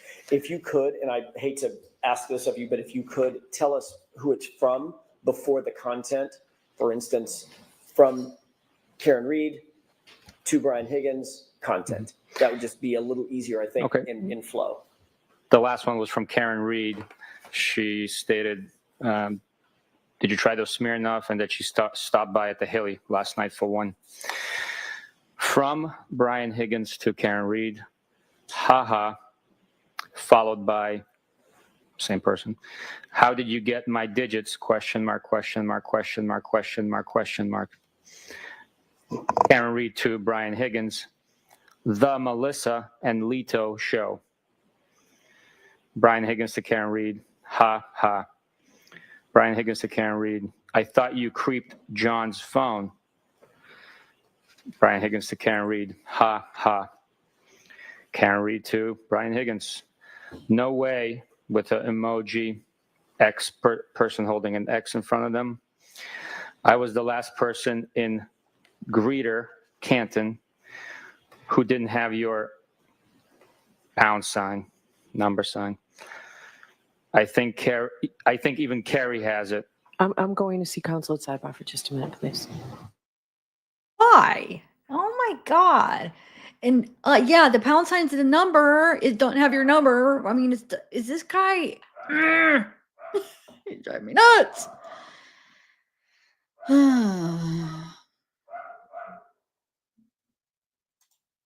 Anyway, all right, let's fast forward this. Here, I'm just going to take a minute. We think that we have this document here, and also to make it a little bit easier for everybody, Sergeant Buchanan, you do not have to describe the emojis. You don't have to say anything about what the pictures are, and you don't have to say the punctuation now that we'll be able to have it. But you are being asked to read which text is from whom. Maybe if we agree upon the color, you won't have to say that. Can there be an agreement with that, counsel? We can do that. I'll stipulate that the blue bubbles appear to be Mr. Higgins. And the gray, bubbles appear to be Mr. Reed. Text response. okay. That's agreed, Your Honor. All right, I appreciate that. So you can just read the screen. She's or read so what you have in happy front it's of the you. Do you want me weekend. to start at the beginning or? No. I don't know why. Let's just start where, I'm sorry, start where got you weekend. ended, if you could, please. All right, could we turn the lights down? Can you see it, Sergeant, with the lights off? Yes, Your Honor. Okay, thank you. I just don't give my personal number to anyone. How would Carrie have my number? Melissa had it. I actually don't know if Carrie does. Just felt like everyone had it. Haha. I knew she did. Sorry you felt neglected. Haha. So no dice on the Smirnoff? I have not tried it. Saw it in the store the other day and thought of you. I laughed out loud. Don't give Carrie my digits. Thought of me and everyone's grandfather. I won't give your digits to anyone. You don't like Carrie? I have no issues with Carrie. Just don't want her having my jack. Saving you as Karen, screwdriver, or weed whacker. Need to think about it a little. I'd prefer weed whacker. That's the think about nicknames. We were tossing around the idea of a short vacay with the current show. Wanted to see if you were game. You don't have a say? Vacation? Where? I know. They need to happen organically. I'm the queen of nicknames. Was just going to rent a beach house in Fort Laud. Something quick and easy. I'm queen of vacays too. Always a good time. I'm going to Nashville next month, 19th through the 21st, for a benefit. One of our guys got shot in the head. You guys should come.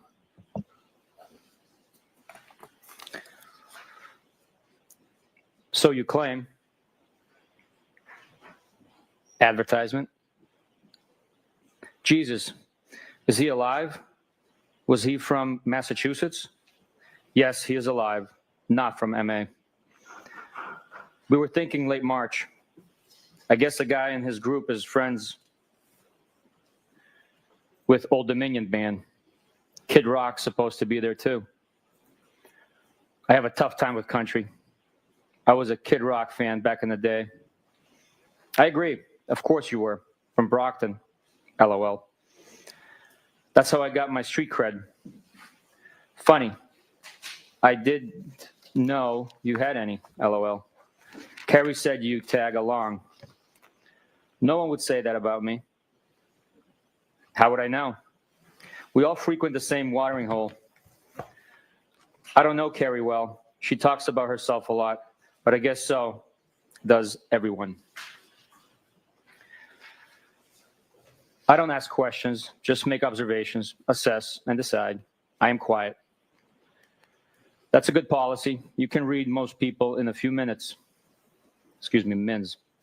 Yep, for sure. You go out with last night? Myself. I only had a drink and a half. Sadly, I know everyone at this point. Lame. Why is that bad? BC. That's how much I go in there. What do you do for work? I've never had a problem going to bar/restaurant solo. I go there a little. I'm a college professor. Solo is cool. I was in adjunct previously. Oh, really? Did you mention that? Anna Maria, Quincy College, and BHCC. I teach afternoons and work downtown during the day. What is BHCC? University of Southern Charleston, a.k.a. Bunker Hill Community College. Oh, nice. Trust is life. Line from Good Will Hunting in the classroom at BHCC. Funny, a savant from Brockton. I'm not making fun of BHCC. My parents met at community college. Fall River writes, you're very random. How so? You just are. I don't think so. What's random? Haha. I had no idea who this was last night, for a few minutes anyways. I mean, what's random about me? I think I'm pretty predictable. How so? You must go around beeping at a lot of weed whackers, excuse me. Nope, never. It was my one-time thing.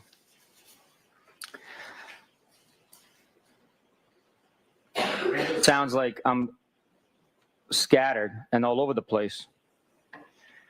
I learned my lesson. You have your shit together. That was mortifying. I am still really sorry. Not completely, but for the most part, yes. Sure you are. One thing I don't think you was sensitive.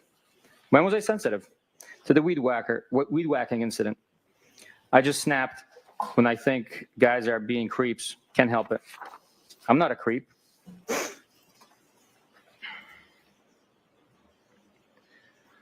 No, you're not a creep. Nope. You're kind of a loner, which I used to be.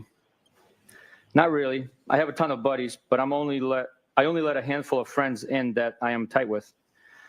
So you think you got me figured out? Circle of trust. Yeah, I said loner, not loser. I assume you know a lot of people? You never really can figure anyone out completely. Your dad died when you were young? He died in March of 2020. I am so not a loser. You won't figure me out, LOL. No one is a loser. I just didn't mean loner to imply friendless. I'm sorry, that's recent. It wasn't COVID, was it? Cancer.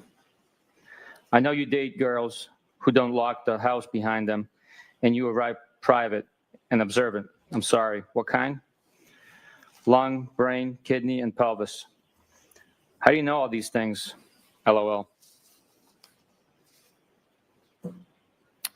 You're funny. Yikes, wow. That's rough.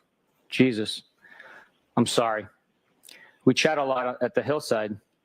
Don't be sorry. Life is hard sometimes. I always figure it out.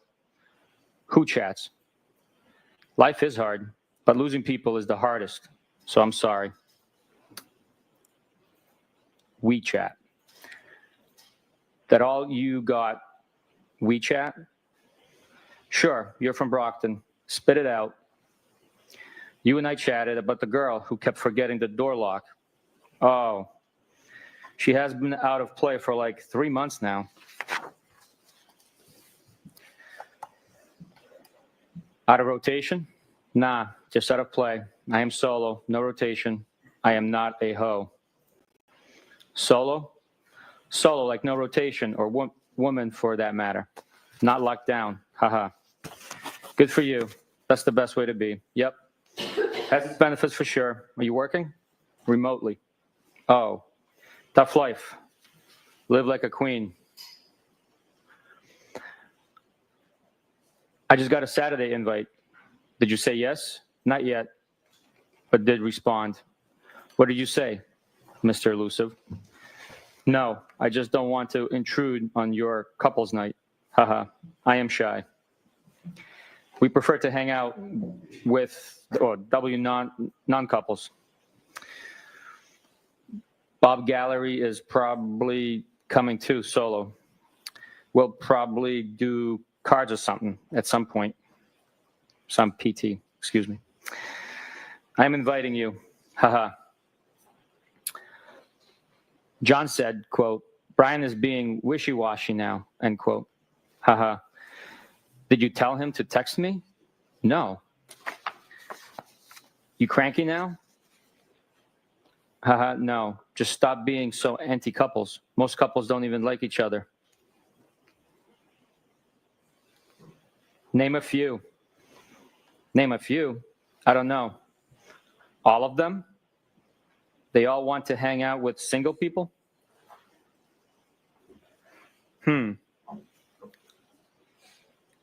I need a drink. I had a blueberry beer. I'm jealous. Hey, I'm trying to menu plan for Saturday, Mr. Elusive. Don't count on me. Boo. Haha. I am sure you will get over it. Just got my first drink. Where? Brick House. You tied one on last night? I was just thinking about you. Haha. Yes, 4:30 a.m. came early this morning. Eek, that's early. You out late with the Commodores? Solo? Yeah, but you're always lining up your after party. Nope, not me. Selective. I am not a hoe. Hey, no judgment. Haha, you make me laugh. I know, I'm funny. Haha. What's on your mind? Nada. Just about to start cooking. Okay. What's on yours?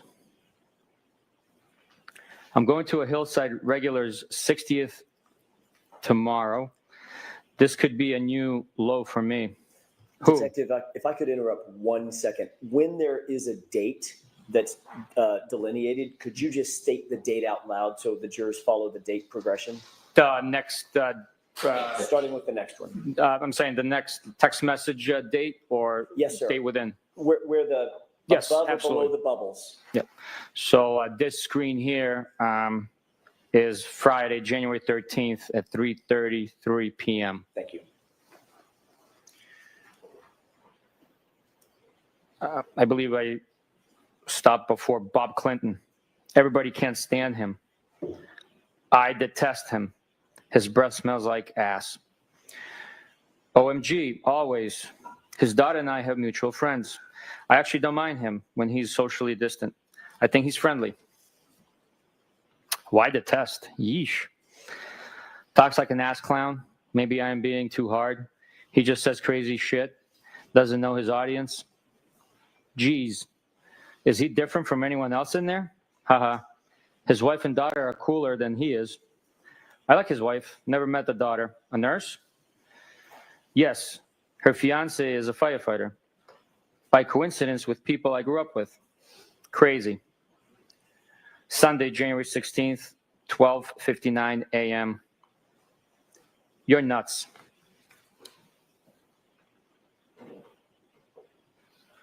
Foul ball.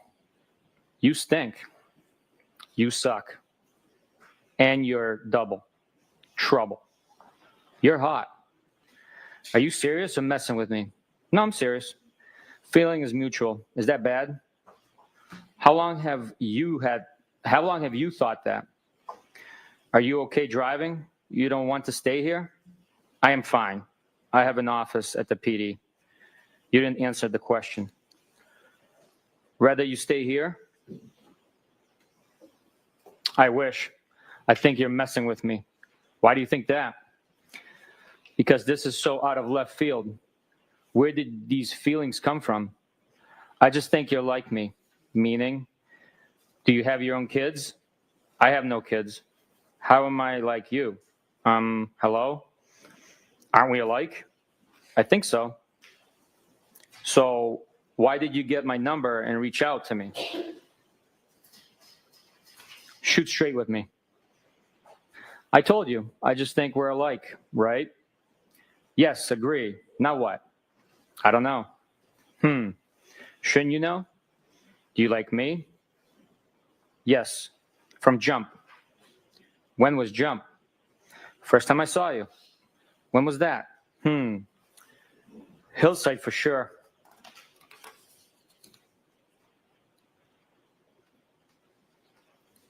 When were you interested? I don't know. You're just my type. You think you can handle me? I thought you were happy. How do you know if I'm happy? I just assumed. Are you to handle? What do you like about me? I just feel like you're from my neighborhood. Yeah, ditto. And I think you're hot. You really think that? I have always thought that about you. What? That you're hot, smart, witty. But I didn't think you were interested. Witty? Yeah, meaning quick with a response. Tell me why you got my number and reached out to me. Just thought we were the same, from the same neighborhood. Are you afraid to say what's in your mind? On? No. Didn't I? I am glad I stopped by. I should have come earlier. Do you really live in Mansfield? Yeah, I was basically begging you.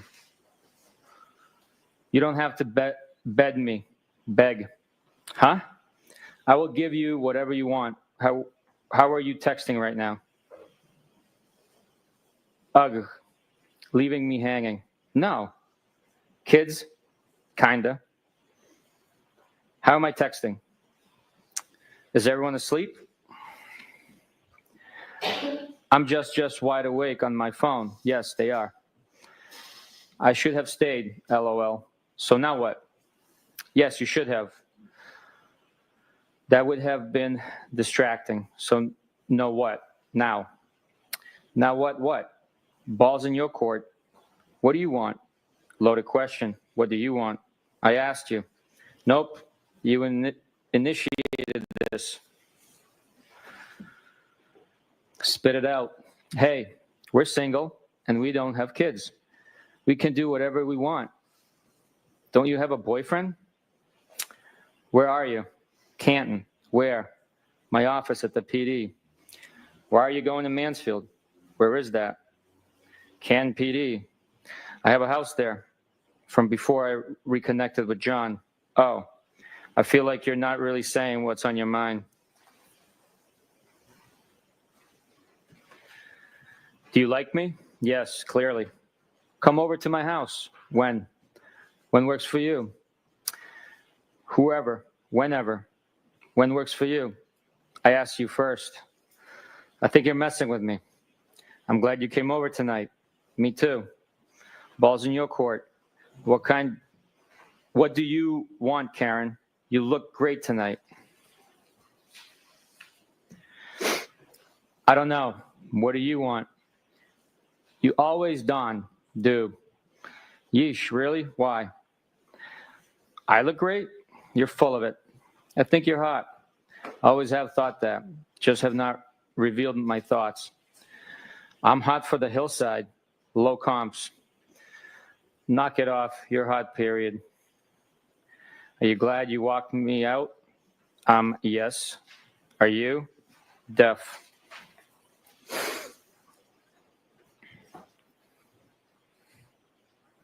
Yes. Are you going home tonight or tomorrow a.m.? We kissed, right? Is this a trick question? I don't know when I'm going home. I am selling my house. What a trick question. Are you moving to Canton? I am following your lead with this. I live here, but I have a property in Enfield. Why my lead? I don't want any responsibility. You started this, right? Why did you get my number and each out to me? Still have not told me. Sorry, should I not have? I am fine with it. Just don't know why you can't answer. You're mad at me? OMG. No, not at all. You're being silly. I told you.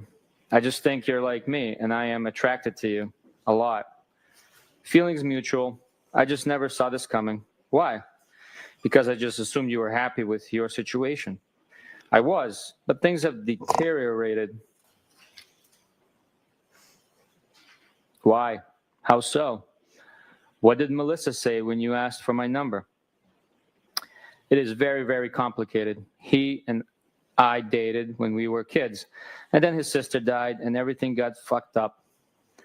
He seemed very into you. I just told Melissa that I had your number, but lost it. That's cute. She wasn't suspicious? No, she's great. Does she know you like me? She's a sweetie. We just agreed that you're great.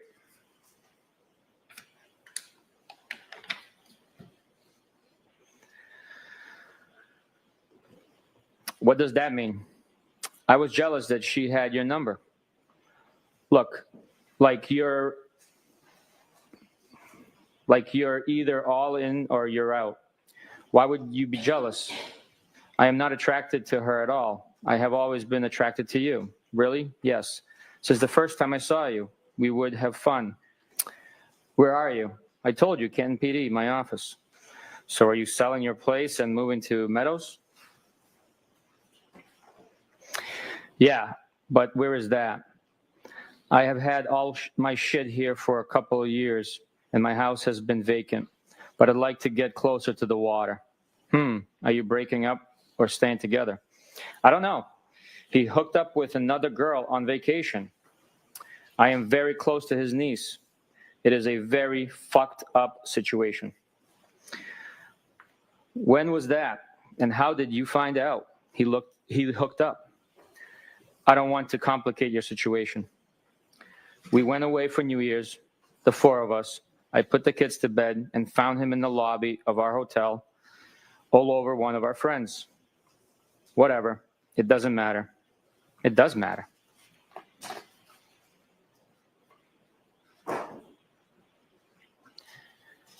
Did they bang? Does that matter? Sorry, I was just asking. I was just trying to figure shit out. It doesn't really matter. Okay, I won't ask again. I don't care. It doesn't matter. Okay, hear you loud and clear, Karen. Oh, okay. Why are you getting your thing all twisted up over simple questions? Thong. I am not, am I? You're kind of getting defensive. Not at all. What is the question? Do you feel guilty texting me? No. Okay. What do you want from me? Nothing. Do you want anything from me? I would hang out. Oh, gee, thanks. OMG. What am I supposed to say? You're being tough on me. None of us is married. True. So game on? We can say whatever we want.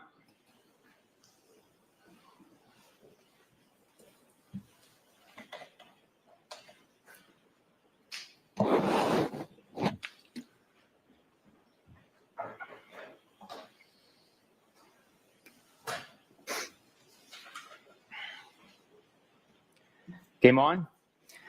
You sent mixed messages. I wish I stayed. Okay, game on then. Kinda. Can you hang? Sure. I hope you toss and turn tonight. I always do. Why?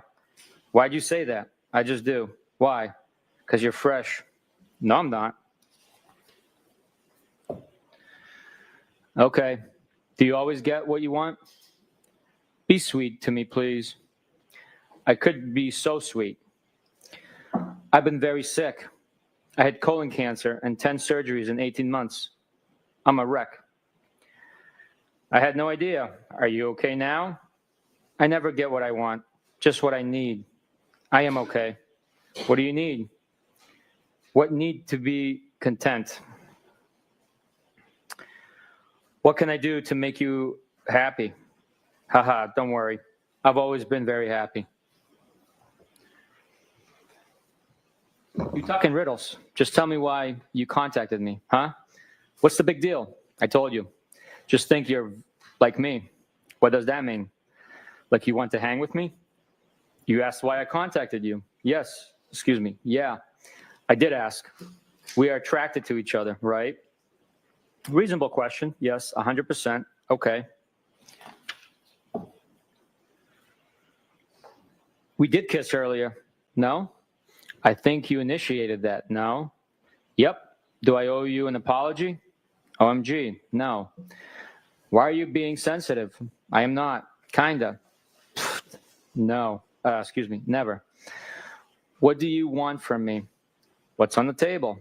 What do you want ideally? The real deal. Sunday, January 16th, 7:37 a.m. Doesn't exist. Haha.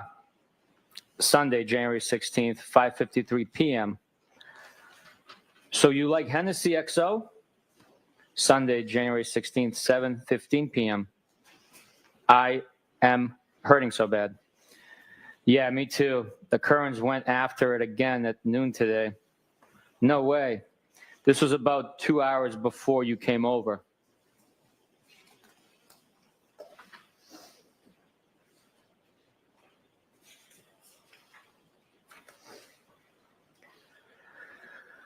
Haha.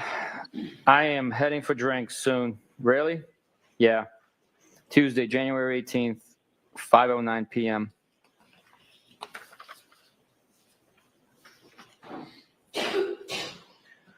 What's on tap? Haha. What does that mean? Usually means, what are you up to? Cute. I just wrapped work. Unpacking some groceries. You? What's on tap? Also unpacking crap from my car. Anything good? Nothing on tap. Shame. You were a ghost yesterday. I can't be the cruise director every day. Shame. Julie McCoy? Wish I was at my cave house in front of the fire sipping a drink. Wish I knew how to use my fireplace. From Love Boat. How old is your bad self? Haha, that was my guess. 42 next month. I know the Love Boat. I was more Brady Bunch. Haha, what day? 226. Nice. You're just a tad poke. Pole. Got ya. When is the next party? Pole. Oops. It's all relative. What pole and poke? I'd have a party every weekend if it were up to me. No. 42 equals Tedpole. Oh. I keep reminding myself that aging is a privilege. The better parties are at my house. No kids. Why are they better? Well, first, BC, there's no kids. You were ghost yesterday. Thought I heard the last of you. Phones work both ways. I don't want to disturb you, or you could be otherwise engaged. I don't know your routine. I didn't use the word engaged, did I? Huh? Engaged? As like doing something with someone? Yes, that's what I thought you meant. Are you being fresh today? No. Now that you sobered up, Haha. I felt sober next to everyone else on Saturday. Good point. You're still T trouble. Haha. Why am I?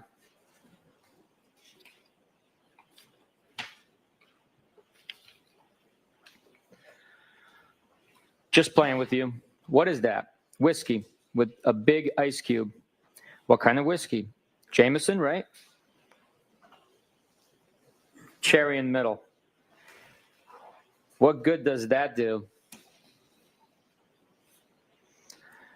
Are you in W Rocks? So good, yeah. Do you have a 4:30 a.m. bell tomorrow? Why do you ask?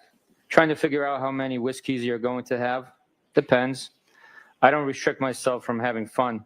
How many Hennessy XOs you having? None. I have none at my house. Haha.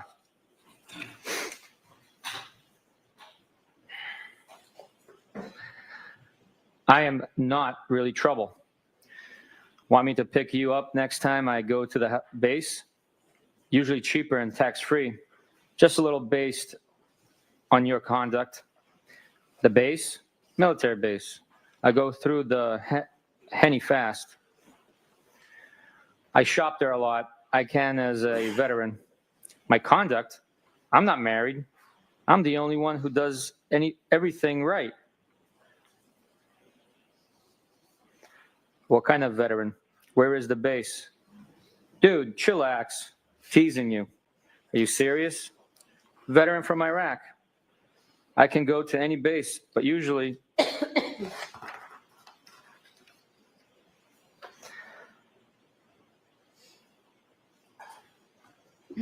Hanscom in Bedford or down the Cape. Which base down the Cape? Which branch? Army. I'm not abnormally sensitive. Joint base Cape Cod. I won't be so hard on you. Oh my God, you're not. You called me trouble. That makes me sound bad. I was just playing with you. You weren't, but that's okay. Stop being sensitive, please. I am not. Okay, so what's up? Did you figure out how many whiskeys? You mean tonight? Yes. Not sure. I am flexible and adaptable. Why are you so curious? Are you drinking? I haven't had a drink yet. Just want to see what you're up. Looking for an influencer. My day was long. Influenced? How? Are you in Canton or Mansfield tonight?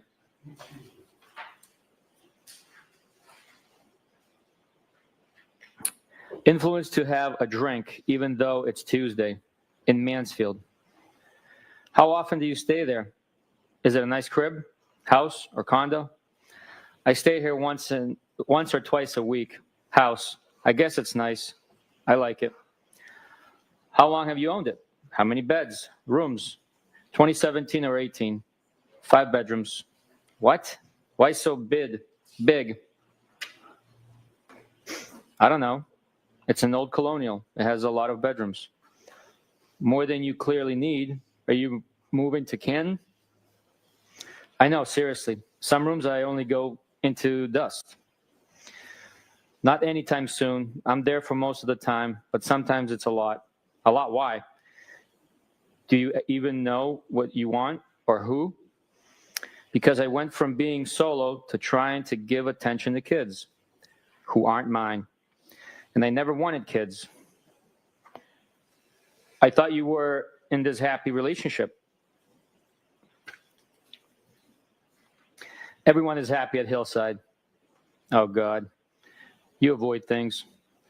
It's just a very, very complicated dynamic with the 4 of us.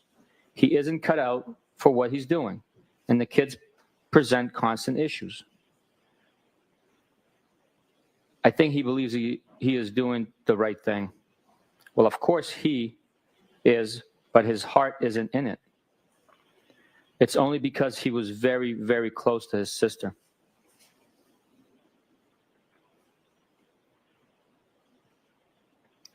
I know how you feel, kinda. I was married, and when I met her, she had a 2.5-year-old.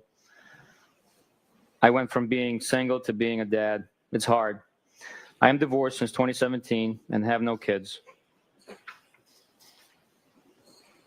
I try very hard, but they are very spoiled, and they're not my family. My parents keep telling me I'd feel different if they were mine or my own sisters. Then I told you he got drunk and sloppy on New Year's Eve while we were away, and that has really affected me. What did he exactly do? I never got married, and now somehow I'm arguing with someone about raising kids. Why won't you tell me?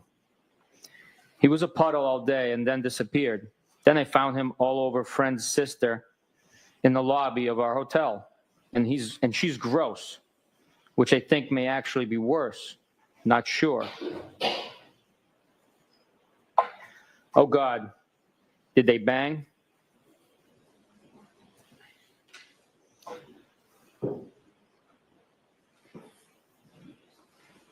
So I was the kids celebrating New Year's without him, which shouldn't be my role. No, I doubt it. He was a mess. Was it the first time with her, or do you think there were others? I don't really think there were others. I'm with him all the time. He never seems to want to go anywhere without me. But honestly, the issues with the kids bother me more than him actually cheating. They're constant, and it feels like lose, lose.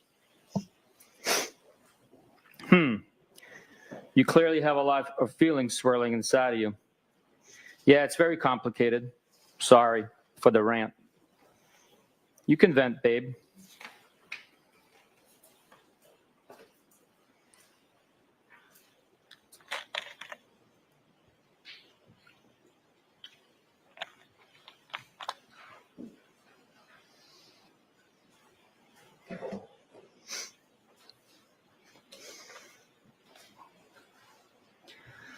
Basically, I just feel like I spread myself too thin, and sometimes it's thankless. You probably felt that way too. I did at times. It was one, not two, thankfully. Want to grab a drink? If you gave me some notice, I could have. You said you were adaptable. I am, but I have my work truck with me and not my personal. Do you get angry when you don't get your way? That sounds like an excuse. I rarely get my way. I don't make excuses. I don't make excuses.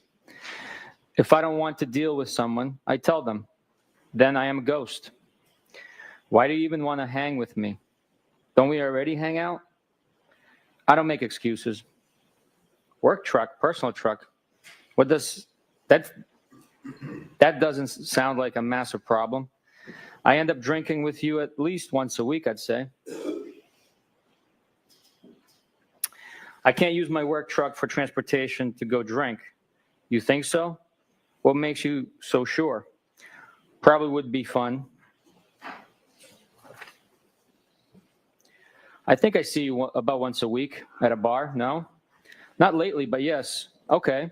So you asked why I want to hang out. I'm just saying that I already hang out with you. Yeah, but we have never one-on-one. Does going to a friend's house qualify as transportation to drink? Yeah, because I can't just have one. Can't drive that banged up. Have none then. There's 5 bedrooms here. Does mine have a lock on the door? Haha, LOL. I don't even know. I think so. You probably have a spare key. I don't know if I ever shut and locked a door here. Funny. Trust me, I am tempted. Grab the Hennessy. Thanks, doll. Funny. I am confused. You don't feel guilty in inviting me over? Should I? I don't know. Who knows what you feel? Only know what you said when you were drinking Hennessy. Haha. Geez, I just explained everything, I thought. Wow. You get angry easy. What are you talking about? I'm not angry, at the least. Okay, good. And I haven't had a single drink today. Okay. I don't really think I should feel guilty. Why is that? Why should I not? Dude, I am just asking. Don't get your thong all twisted up. Yeah, I just don't know what the question was. You have no impact on my thong?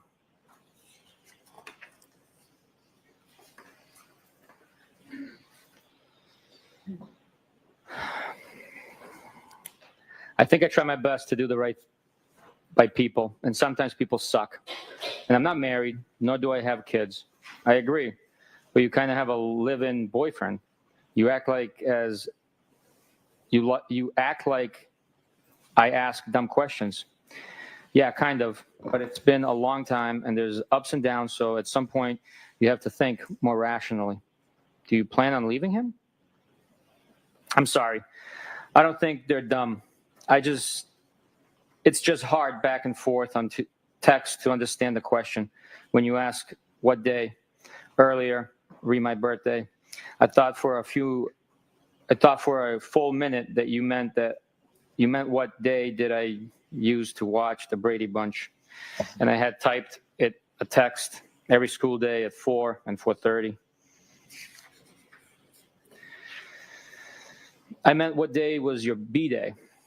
I don't have any plans at the moment in either direction. Sometimes I go back and forth. Yeah, I figured that out. What's your interest in me? I assume people have been interested in you before. True. First, I think you're fun to talk to. I like sizing other people up. And you seem to be private, which I also like, and probably pretty independent too. So like, I am a ton of fun. I am super private and do not talk out of school. I am safe.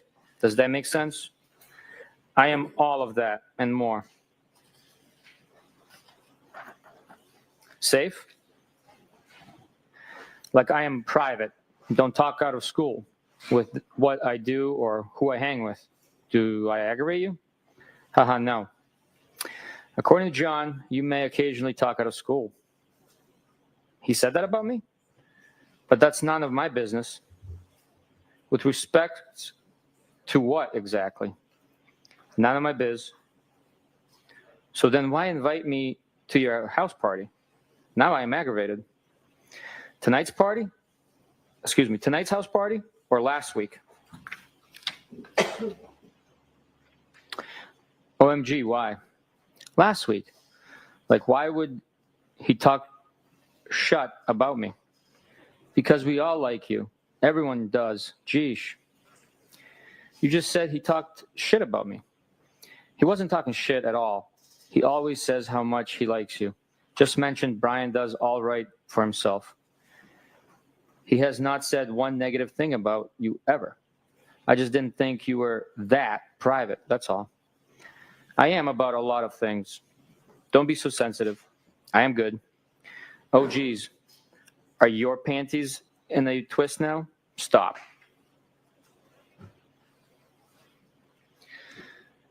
Nah, my boxers are just fine. Okay. You're not going to run your work truck through the gears tonight? I thought you were tons of fun. No, I am not. As much as I would like to. Moving on to the next call. Huh? Will you stop? You sensitive again? I can't really follow your thought process. You keep kind of insulting me a little. I am still confused why you want to hang with me. It's also out of left field. No, I am not. Are you single?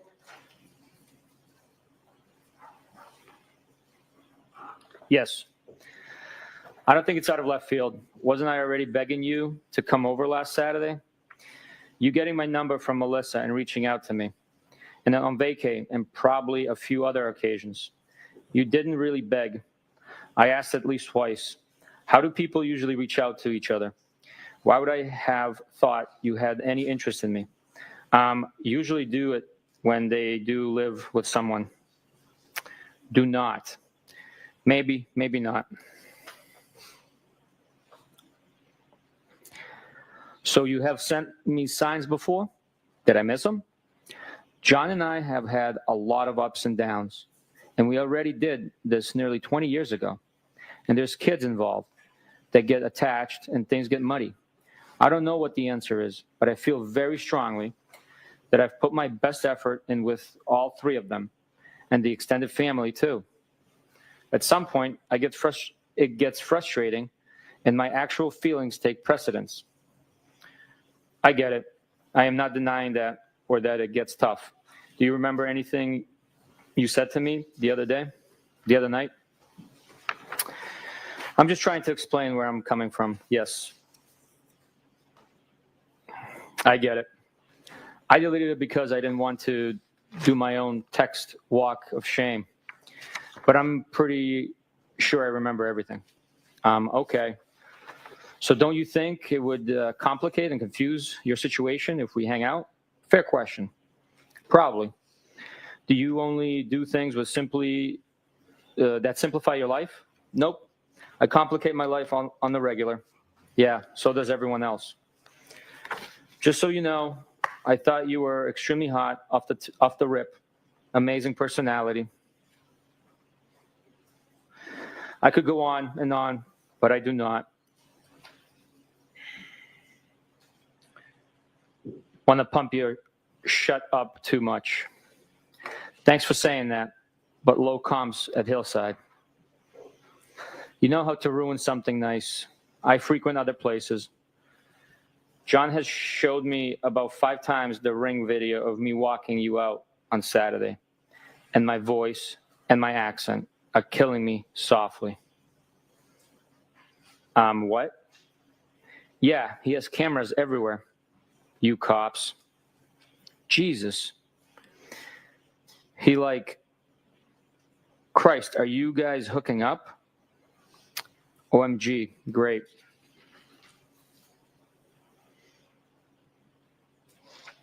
I don't need your drama, dude. No, it's fine. Seriously? I am serious. You legit planted one on me. I know where the cameras are anyway, duh. Oh my God, Bruins. So your slick move isn't on there? Of course not. OMG, I almost. It was a peck anyway. I kissed Carrie and gay Jeff too. Yeah, weak, I agree.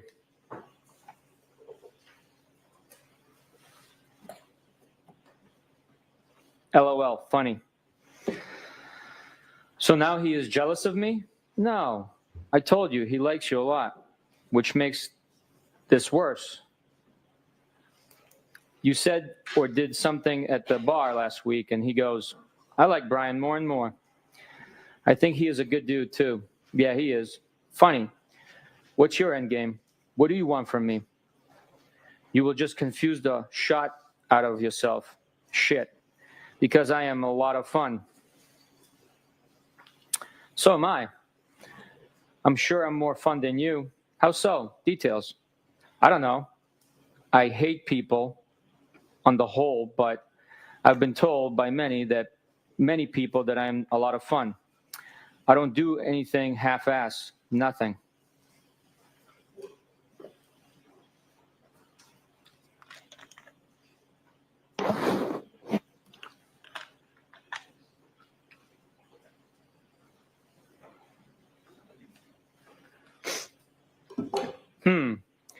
So what do you want from me? I don't know. I just like you so I reached out. You have zero idea? Nope. Oh, God.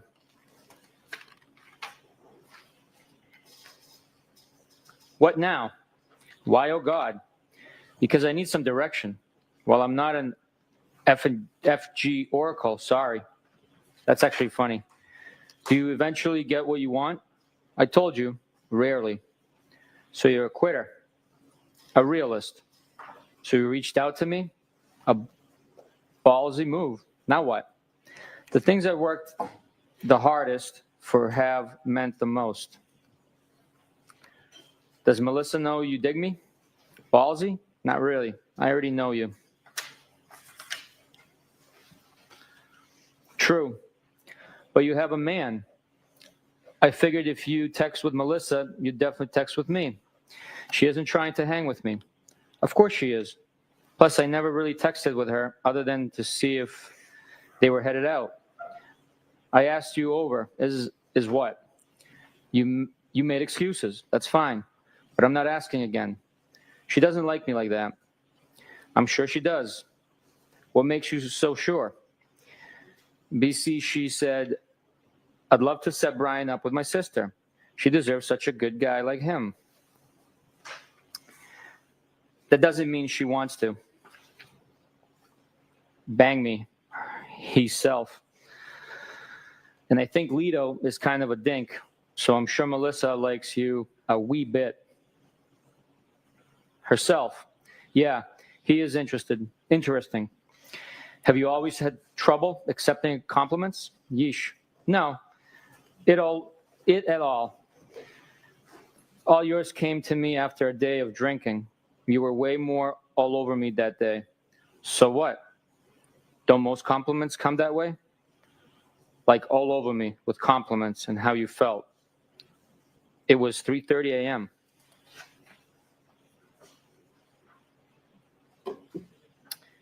It was fun. I've complimented you today, too, and kicked my nuts in. Oh my God, how? If I had more notice, I would have grabbed a drink somewhere. So I am all set with. That's fine, but I am not asking again. Well, it was 7 p.m., and I'm super cool. So right now, asking again. Excuse me. So right now, asking again. Coming to your house would have been bad for the both of us. For starters, you wouldn't have wanted me to leave. Now equals not. That sounds good. That's trouble. Why?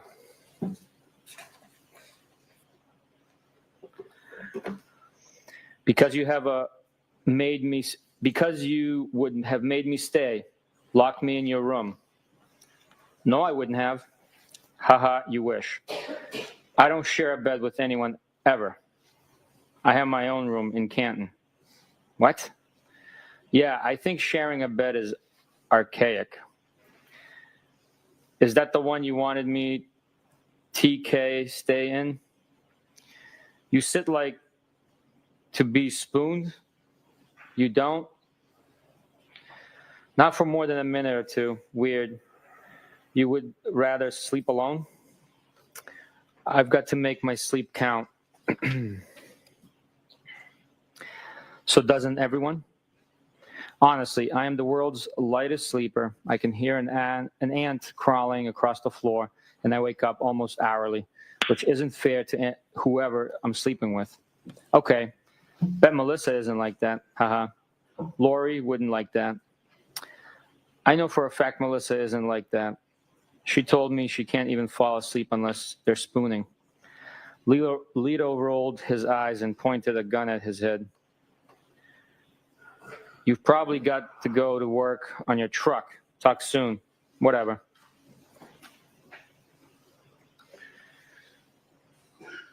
Lighten up, Francis. Let me know when you figured you're shut out. That's a tailor-made joke for an Army vet. No one else has it figured out. Why do I? Combat vet. I didn't say non-combat. I told Sat, I think you're hot, and since told you how cool I think you are. Maybe you're actually a jerk. What do you want me to say/do? I'm pretty sure you're seeing people too. I am not a jerk. Don't change the narrative to suit yourself. Own your words.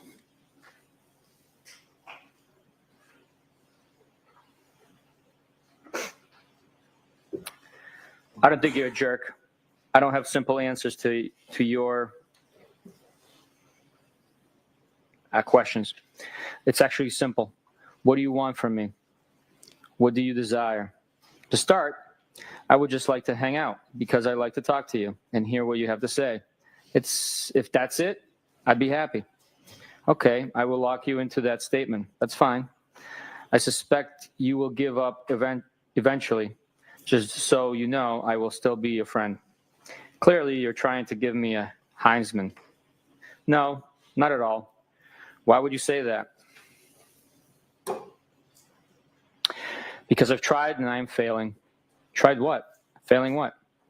Hot and personality and what else? What's the I could go on and on part? BC, it feels like a Heisman, sugar-coated with a few compliments. That's okay. I asked you over on a seemingly uneventful Tuesday. Yeah, with 0 heads up. I have to get up at 4:30 a.m. Didn't hear from you yesterday at all, so I should have been a mind reader that you were going to extend an offer to your crib for a drink. If you want to give up, that's on you.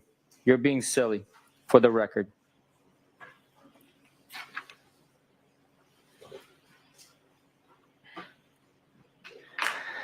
No, I'm busting your chops. It's okay. No, you're sensitive. Nice try. You don't think if I came over for a drink, we would have got carried away? You said you were adaptable and tons of fun.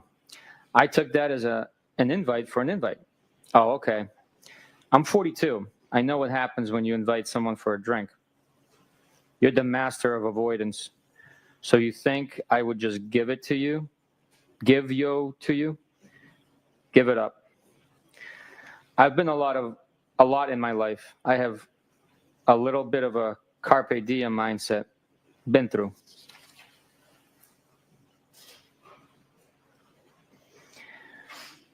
What am I avoiding? I'm not afraid to be direct. Some of my questions. Okay, which? Ask again. Nope.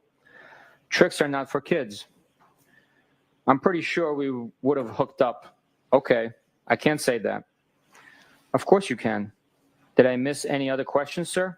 Probably. Are you having a drink right now? Yeah, on my second. Show me what you got. I went for some wine and downgraded to a mudslide. The taunting in me. Haha. I had to make another one because you got me all worked up. I could have made it for you, weirdo. Sure you could have. Done a lot.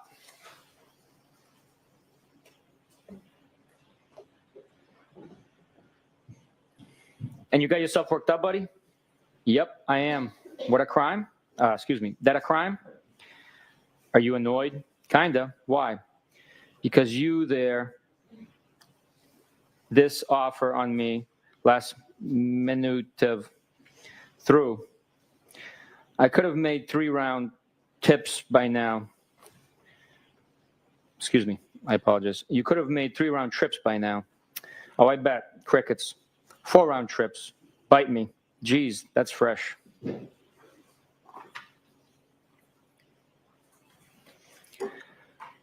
So you only say like one nice thing per day? Tough.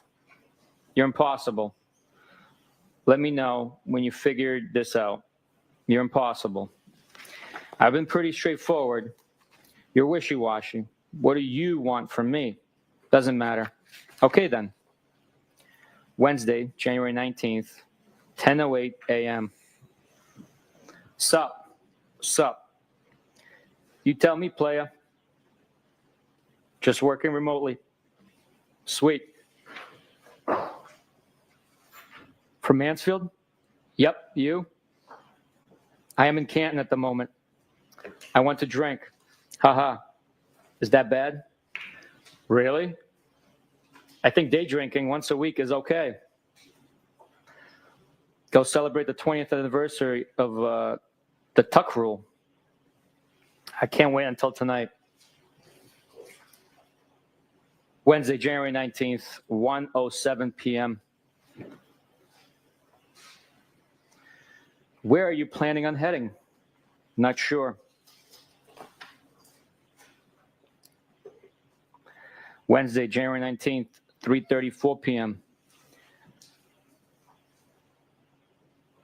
I'd invite you over here, but you probably have your work truck. Here we go. I assume that's a pass. No problem. What's wrong with you? Excuse me? I didn't answer fast enough? Huh? Where'd you get that from? You're tough to make plans with. I'm headed out shortly. I tried. Where to? I'm meeting my friend in town till about 7, and then likely make my way back. Okay.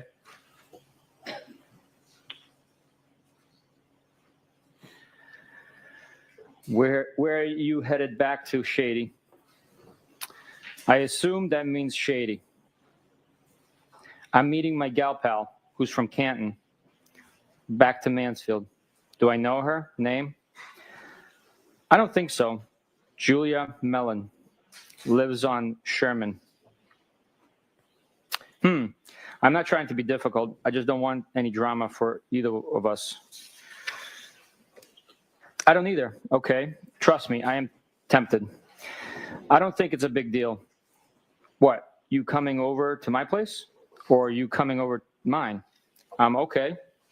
You clearly are getting aggravated with me and my lack of participation. No, I'm not aggravated at all. Okay, we're good. I will see you around. I knew this is how you would act. Whatever. You can get most any guy you want, so you're not losing any sleep over this. None of that is true. I'm not talking to any other guys, and I have issues with John, and things are far from perfect. You just happen to know about him because we all hang out at the same bar. I'm sure you talk to other girls. That's what single people do. I'm not married, and neither are you. Neither is John. Was that your attempt at a lecture or deductive reasoning? What do you want from me? That's just how I feel. Excuse me. That's just how I think/feel. You don't need to approve. I've already answered that last question a couple of times, I think. I'm not judging you. Never have. Never will. You shouldn't. I don't know what your private life is about, nor is it my business.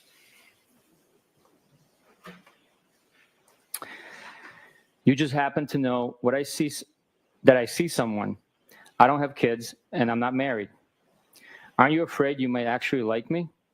I don't think that's a bad thing. Isn't that the point? Well, it would be complicated because you have a boyfriend. That's funny. You said we are all a lot alike. Because we are. Yeah, life never stays the same. Things always change. Okay. Why are we alike, according to you? Because we go with our gut and how we feel? Isn't that kind of what you told me? Yes, that's true.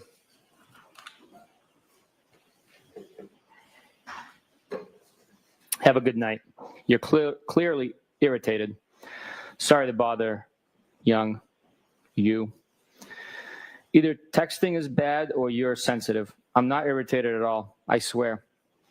I had been going out with someone for a few years when I reconnected with John. And John and I got on very well at the same time, so I broke it off the other guy. He was probably starting to see other people, if I was completely honest with myself. I don't feel bad about any of that. I think it was meant to work out that way. So what's your point? Are you legitimately interested? Unhappy in your relationship? Mad because you saw him all over another girl? Or a hybrid of all of it? My only PT is that there's a difference between being married or someone and dating someone. And we have no intention of ever getting married. The PT of dating is to not get tied down if you're not confident you should be. In my mind, anyways. The first two, but I don't care too much about the other girl. Okay, so he is cool with you dating other people? And I'm not happy per se, just realistic that there's cracks and it's far from perfect. I doubt it. If he is seeing someone else, I wouldn't want to know either way. He probably feels the same, and you probably feel that way about whoever you hook up with. I think that's normal. Okay. You don't agree with me?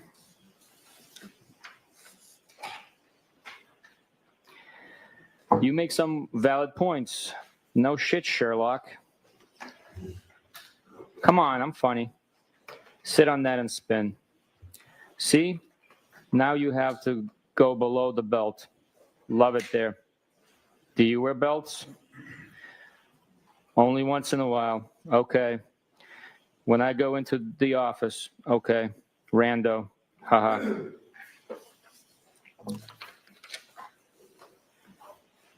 I was teasing you. You getting all dressed up for me. Haha. I pretty much wear all black every day. Love it. Where you going in town? Newbury. She works there. Doing? She works for my friend who's a plastic surgeon. That's how I know her. Coincidence? She lives around the corner. So funny. Around the corner from your second home? Haha.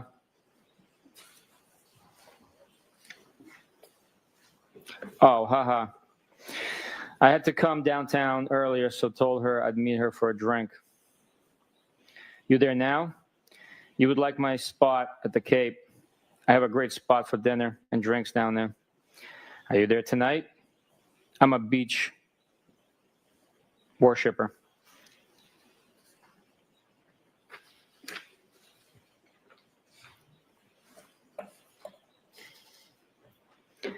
Where's that? I'm in West Roxbury, a spot in West Rocks, Dedham line. I have a pass to drive my Jeep on the beach. Lots of fun to be had. I heard. I used to rent with my friends on the beach for 7 straight years. I miss it. I've been thinking about moving to Tiverton. I can give you all the beach life you can handle. Stopping for a drink later? By where? My spot in West Rocks. Probably not for a bit. Okay.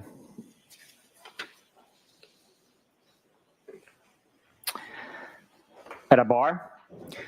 I wasn't suggesting anytime soon. I know you're with your friend. I meant my house. Probably after 8. Okay. If you don't want to, that's fine. No pressure. I will. A drink? What do you drink? Are you out now? Sorry. I'll drink whiskey if that's what you're having. Haha. Send me a pic of you two.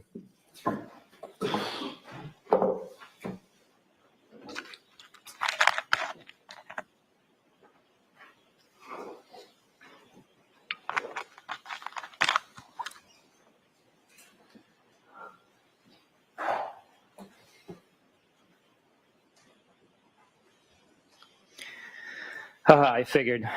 My shot is tight. Shit. Sure you can handle this. Please. Bite me.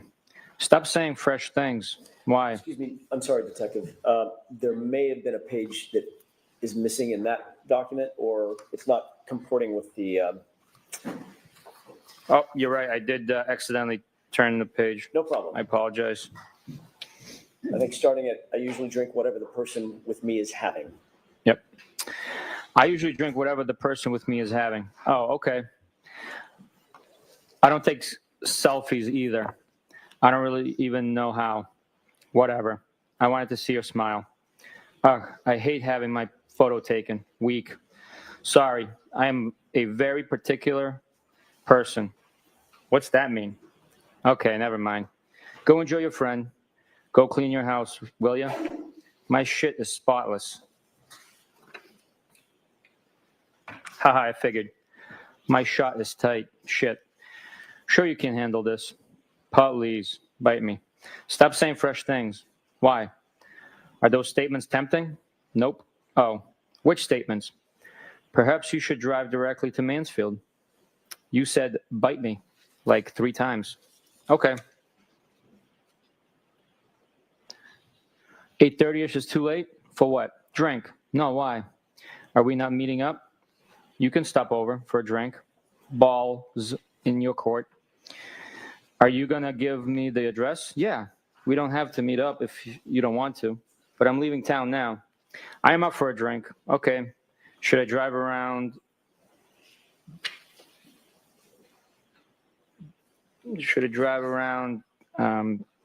W. Roxbury? I assume it says yelling your name, question mark. It's cut off. Are you going to give me the address? Yeah. We don't have to meet up if you don't want to, but I'm leaving town now. All right, that repeats itself. I apologize. So, okay, should I drive around W. Roxbury yelling your name? Haha, no. Where are you now? Newbury. Do you really want to come over? Only if you want me to. Can you take charge? I thought we already settled this. Haha.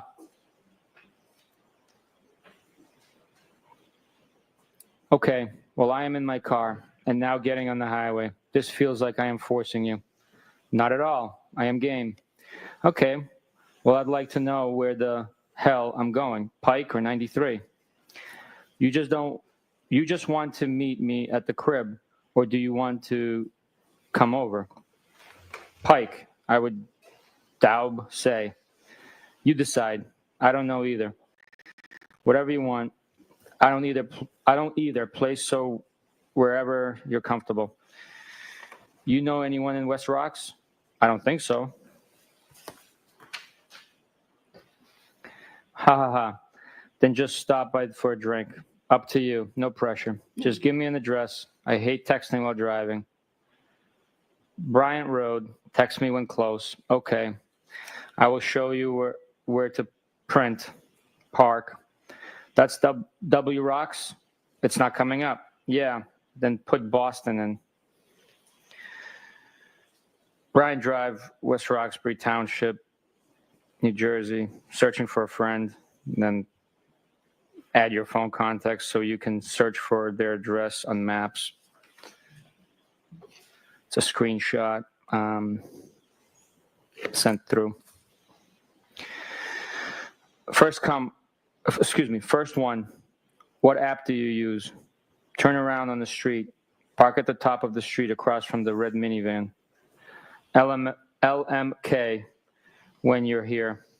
Here. Wednesday, January 19th, 11:13 p.m. Home. Alive? Cool. Thoughts? Maybes. You? What? You asked my thoughts. You didn't answer. I don't know my thoughts. Okay, I think I get it. You have any? Thursday, January 20th, 12:27 p.m. Hi. How was your day? Good. Yours? I'm exhausted. Yeah, that makes two of us. But I want a drink. Really? I'll give you Hardy's digits. Who? Hardy from 98.5, midday show. He hangs out at the Currents sometime. He's a spokesperson for Recovery Center of America.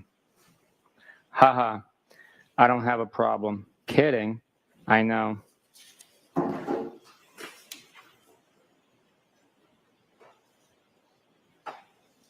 Good riddance.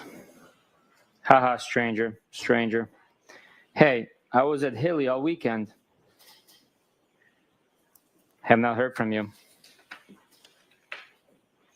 Haha, I apologize. Sunday, January 23rd, 9:40 p.m. Phone works. Thought you were all set. With talking? No. You sure? Friday, 11:32 p.m. Well. Saturday, 11:54 a.m. John died. All right, the lights, please.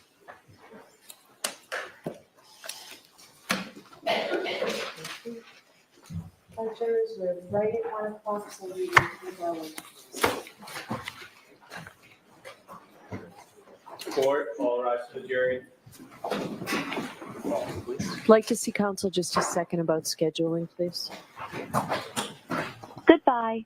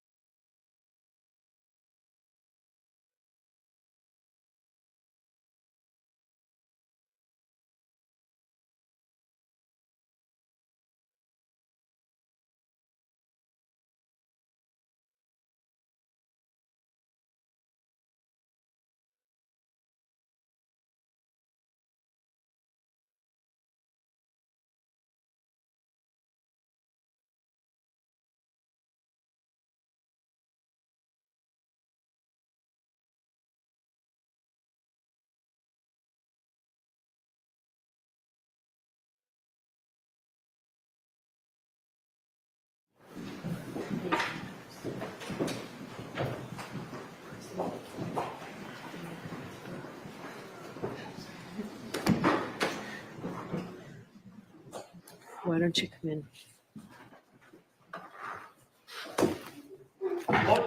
All right.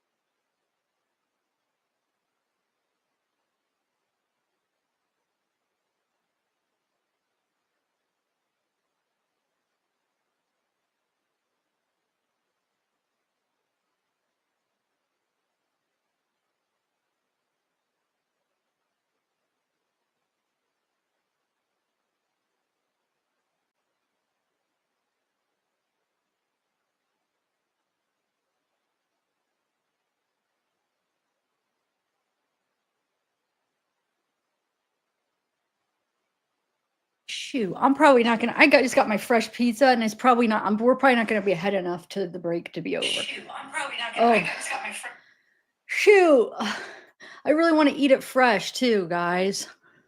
That's the whole point. We got it to bake so we could have it fresh. Well, you might just have to stare at the fan, or I could find. We have garlic. I could try to find something really quick to play, I guess, but I don't know what to play. I don't have anything ready. Dang it, bad timing.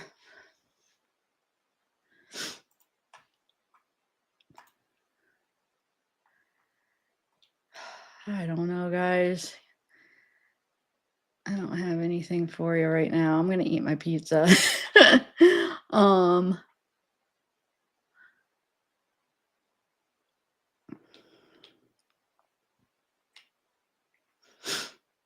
I had some shorts to play today, but I mean that's it's not gonna help right now. What's this? I don't know. I'll play this. I don't know what it is. It's from 2 days ago, Court TV. Because I just type in Karen Reed and everything that comes up is trial. It's hard to find like anything else. So I'm just gonna play this. Don't know what it is. Don't really care right now. I just want to eat my free. Because I'm serious. We ordered it this way so we could have it fresh and crispy. So sorry, guys. Sorry. All right. So let me stop the screen. Oh my god, I look like my hair looks weird. Okay, share my screen. I'll share my whole screen.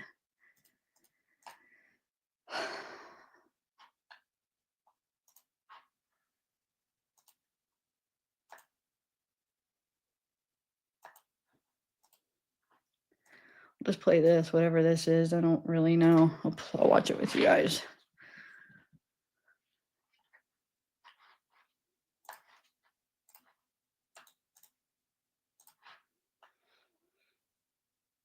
I'm gonna turn it low because I don't know how it's gonna start. Breaking down the biggest moments from inside the courtroom of the Karen Reed murder retrial. I'm declaring a mistrial in this case. After deliberating in Dedham over 5 days, a mistrial in the case against Karen Reed. We will not stop fighting. We have no quit. Reed is the college professor accused of killing her Boston police officer boyfriend, John O'Keefe, hitting him with her SUV after a night of drinking. She claims she's being framed in a massive police cover-up and that O'Keefe was fatally beaten inside a fellow officer's home. It's a case that has divided a community. The jury of 6 men and 6 women visited the crime scene and heard testimony from 74 witnesses during the 9-week trial. And all of a sudden, Karen said, there he is, there he is. Let me the F out of this car. And she started kicking the door. I hit him. I hit him. She repeated, I hit him. And then she was saying, did I hit him? Could I have hit him? And then she proceeded to say that she had a cracked taillight. With no video or eyewitnesses, the first trial turned into a battle of the experts. The vehicle traveled up to 24 miles per hour and approximately 62 feet. What, if anything, occurred then? The right rear of the Lexus struck the pedestrian, John O'Keefe. That does not look to me at all remotely like an impact from a motor vehicle. We found a Google search that happened. First of all, the search was how long to die in cold, and it happened at or before 2:27 a.m. I'm of no doubt that the only time those 2 searches were conducted was at 6:23 and 6:24 on the morning of the 29th. The defense also raised questions about the police investigation. Had you ever used a leaf blower in a crime scene preservation effort? First time.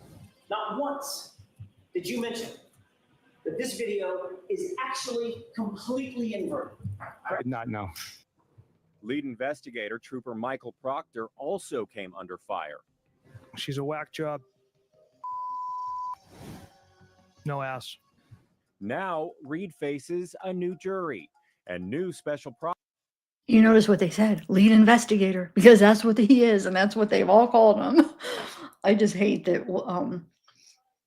Yuri or whatever his name is couldn't just admit it. What a jerk. Sorry.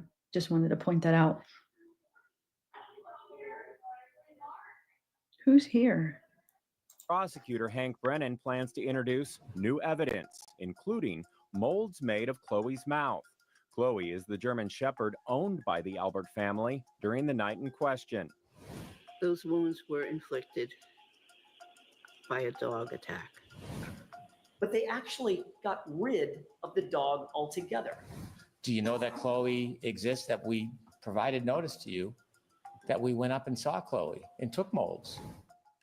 New evidence could also include new testing of the SUV's telemetric system, new video of Brian Higgins at Canton PD, and Reed's prior interviews, including with ABC News. It's snowing. John has no coat on. It's windy. So I drop him off. He goes up the driveway and approaches the side door. The changes might signal a different defense and possibly the defendant taking the stand. And you also mentioned to the media that there are some things that you wish that you could clarify. Is there any? They'll be clarified one day, Matt. They'll be clarified. It might not be live, but it will be.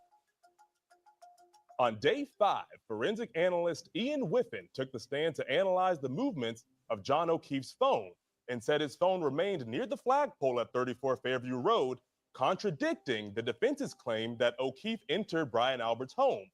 Whiffen suggested the phone's movements were likely due to it being in a vehicle rather than someone walking upstairs.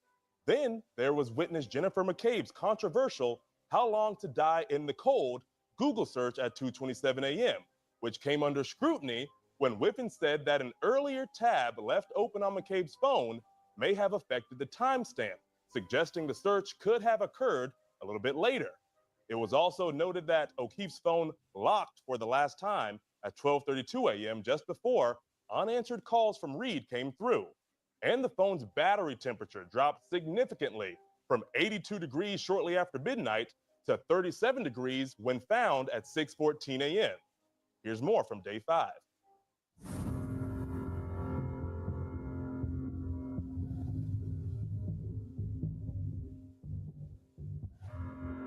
Can you share with us when you first became aware of the data in this case and how that came about? Yes, it was actually one of the public relations managers at Cellbrite who reached out to me or to my team because he'd heard about this case and about the confusion regarding a timestamp. And can you share with us what was the issue? What was the question that you were actually looking into? The question was related to a timestamp of 2:27:40 a.m. And an internet query that appeared to have occurred at that time, 2:27:40, which was the time of interest. And we see that a browser switch occurs, causing the last visited timestamp to take on the time of 2:27:40. This is the tab that was ultimately used to search Hoss Long to Die in Cold, which is the query that started all of the confusion. At this point in time, there is no navigational events recorded anywhere. All we see is that the web page that was brought into view is ozonebasketball.com/teams. This web page was last visited at 14 minutes after midnight on the 26th of January. At 2:27:42, there is a web navigation event. Whether this is loaded from a bookmark or whether it's typed in, I can't say, but a web navigation event occurs using the same tab that's just been loaded. And now the user is loading the web page hockermocksports.com/standings. A few seconds later, at 6:23:51, the blue button at the bottom of the keyboard is used to submit a search for the term "How long to die in Kikdi."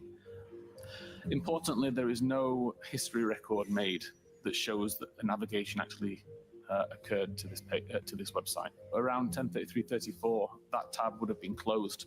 Was that the same tab, that 2:27:40 tab open for Hockermock Sports, was that the same tab that later was used for searches or attempted searches at 6:23:51 and at 6:24 relative to how long or how's long to die in cold?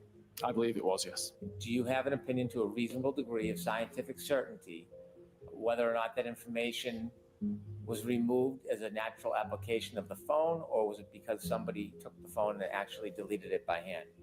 So again, I don't believe it's possible, given the situation and the information that's available, that it would have been possible for the user to delete it. I believe it was more than likely a system event that caused that, but I've not been able to replicate that system event. Did you analyze John O'Keefe's phone on the evening, early morning hours through the next morning on January 29, 2022, in an attempt to identify where he was, what he was doing, and whether his phone was inside or outside? That was my goal, yes. 24 minutes and 36 seconds traveling at 3.2 miles an hour, at 24 minutes and 37 seconds traveling at 1.4 miles an hour. Finally, the device comes to a complete stop at 24 minutes and 38 seconds. Before that complete stop, was the car continuously moving at some speed? Yes, this is the first record that shows 0 miles per hour or 0 meters per second. Prior to this, there was always a record that showed some level of speed. Did this car or the phone that was in the car ever stop at the driveway of that address? No, according to the location and the speed data from the device, by the time it was approximately the driveway, the phone reports it was still traveling at around 15.9 miles an hour. Where this car stops, so this phone stops at 12:24:33, how close is the phone to that flagpole? I believe very close. And do you ever see the car or the phone stop anywhere near that driveway? No. At 31 minutes and 56 seconds until 32 minutes and 16 seconds, there were 36 steps recorded. And then there was no further health activity recorded on the device for several hours until 4 minutes after 6 a.m.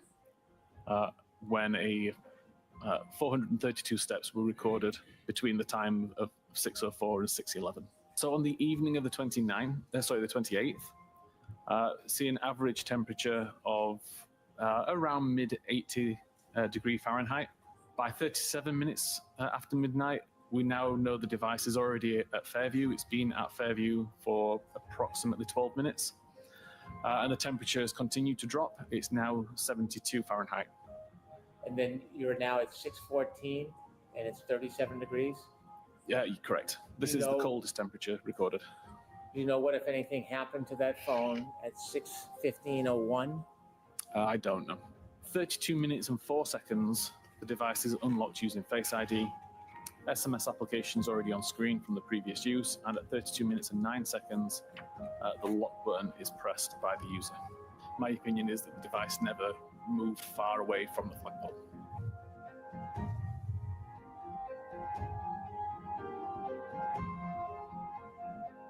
Jennifer McCabe, one of the prosecution's star witnesses, took the stand on day 6.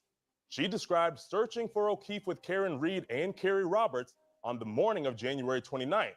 She claimed that as they approached the house on Fairview Road, Reed became hysterical, kicking the door and yelling, "There he is, let me out."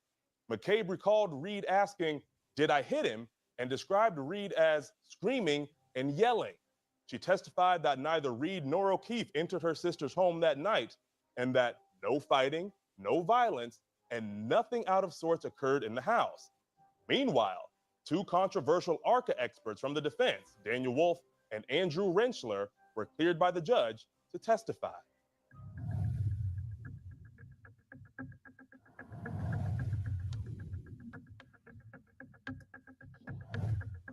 As a general matter, is the Waze application more accurate than the Apple information regarding location? It's the same thing. It's the same thing because it's coming essentially from the same source, correct? Yes, Apple provides that information to Waze. You focused your testimony and your opinions on the smaller black circle, correct? Correct. The fair way to interpret, and this is what you put in your report, this is your depiction, is that, and based upon what you said yesterday, the phone could be at the very edge of the top of the circle, correct? Correct. And the phone could also be at any point, so you can, in theory, put a phone anywhere around the very edges of that entire circle, correct? There's caveats to that, but yes. In June of 2024, when you testified under oath, the situation with the forensic tools was Celebrite Forensics Insights did not show the 2:27:40 a.m. timestamp, but another version of Physical Analyzer did show it, correct? Correct. In that second program, that second tool, Physical Analyzer, not only showed it at 2:27:40 a.m., but it showed it as a deleted state, correct? It's a deleted record, yes. So with regard to the first proceeding, there was one Celebrite forensic tool that still showed the 2:27:40 a.m. timestamp. Correct. However, the competitor of Celebrite that we just talked about, Magnet Forensics Axiom, Yes. that program at the first proceeding showed the 2:27:40 a.m. timestamp, correct? Correct. And as a matter of fact, as you sit here today, the Magnet Forensics program, Axiom, still shows the 2:27:04 a.m. timestamp, correct? As far as I know, yes.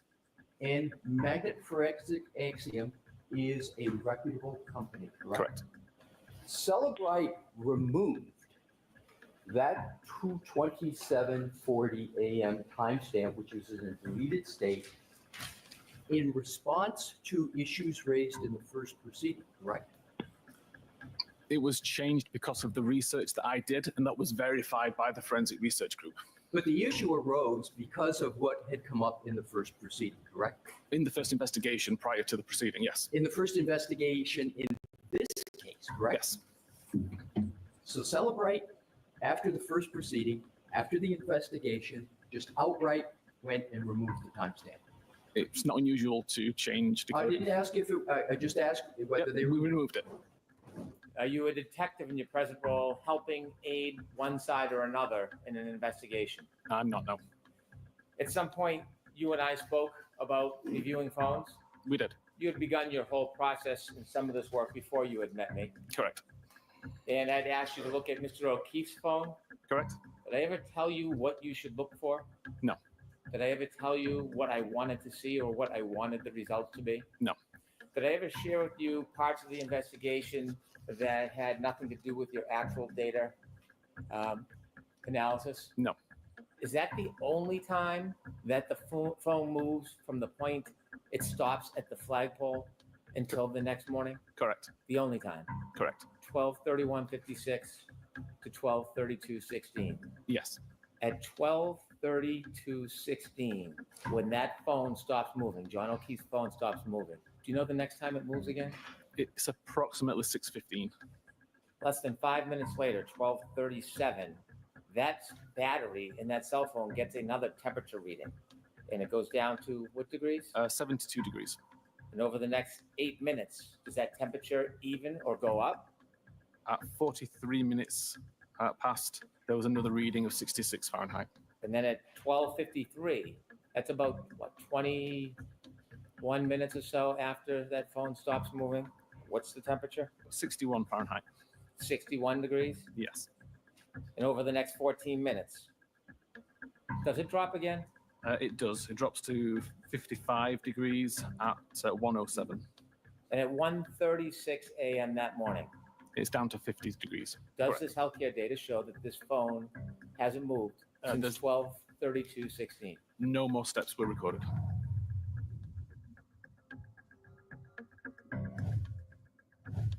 How close is your friendship with John O'Keefe at that time? He was a very good friend of mine that I knew I could call for anything. My sister, Nicole, sent me a text and said that she was going to be at the Waterfall, and it was my nephew's birthday. He was going to meet up, and did I want to come by for a drink? When the group was together, you mentioned a number of people have joined. Were you joined by other people later? Yes. Who were you joined by later?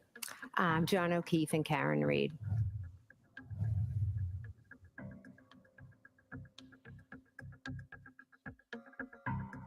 McCabe returned for a second day of testimony on day 7, and defense attorney Alan Jackson did not hold back. He accused her of potentially coordinating her story with witness Kerry Roberts, a claim McCabe denied. Jackson then challenged McCabe's credibility, bringing up her statements to outside investigators.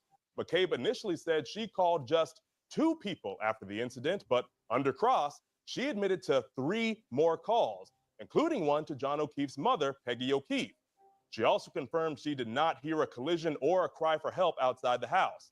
But perhaps the most incriminating moment, when asked if Karen Reed said, "I hit him" at the scene, McCabe testified, quote, "I was there the morning of January 29th when your client said, 'I hit him, I hit him, I hit him.'"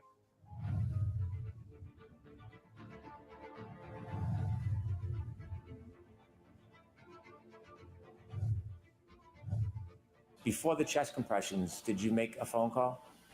I called 911. So I was in shock.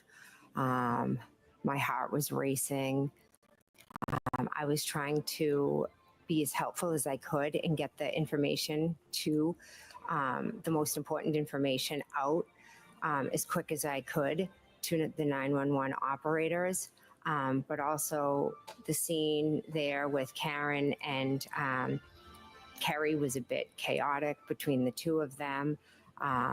So I was just trying my best to be as calm as I could, to get help there as fast as I could, and to answer their questions the best that I could. Before you told the 911 operator John O'Keefe's name and his age, you said there's a man in the snow. Do you know why you chose those words? I think I just wanted to get out the most specific details. So a man in the snow versus, John O'Keefe and into a story. He was bleeding from the face area. Was that before or after he was moved? After. Any point during the time when you tried to help Mr. O'Keefe and the first police officer arrived, at any point did you see any signs of life from Mr. O'Keefe? No. The police officer, not sure specific, I do remember him asking about John. I think he said, is he a drug user? He was just asking some basic questions. And what's the environment? What's going on around you? Karen's just running around crazy, like just yelling, screaming, kind of like a ping pong. One of the officers thought it would be best if maybe she went and just sat in one of the cruisers for a little bit, because she was just doing a lot of screaming and yelling. And I think they were just trying to, get, work on John and make the scene a little less chaotic. She started yelling and pulling on me to Google hypothermia and Google how long it takes for somebody, to die in the cold. Was this the first time that morning after the defendant asked you to search that you searched that phrase? Yes, it was. Did you hear or do you remember the defendant saying anything to the first responder? Yes. What did she say? She told the first responder, I hit him, I hit him, I hit him. When she told the first responder, I hit him, how did you react? I was startled, kind of like, what are you saying? What are you talking about? Did you say anything to the defendant? I think after the second or third time she was saying it, I was like, Karen, like, what are you saying?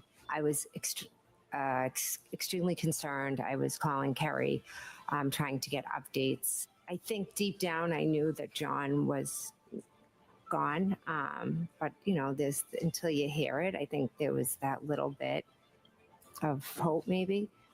Did you speak to her again later that day? No, I think I texted her asking her for Kerry's number because I didn't have it. Did you hear back? No. Did you ever speak to Miss Reed again?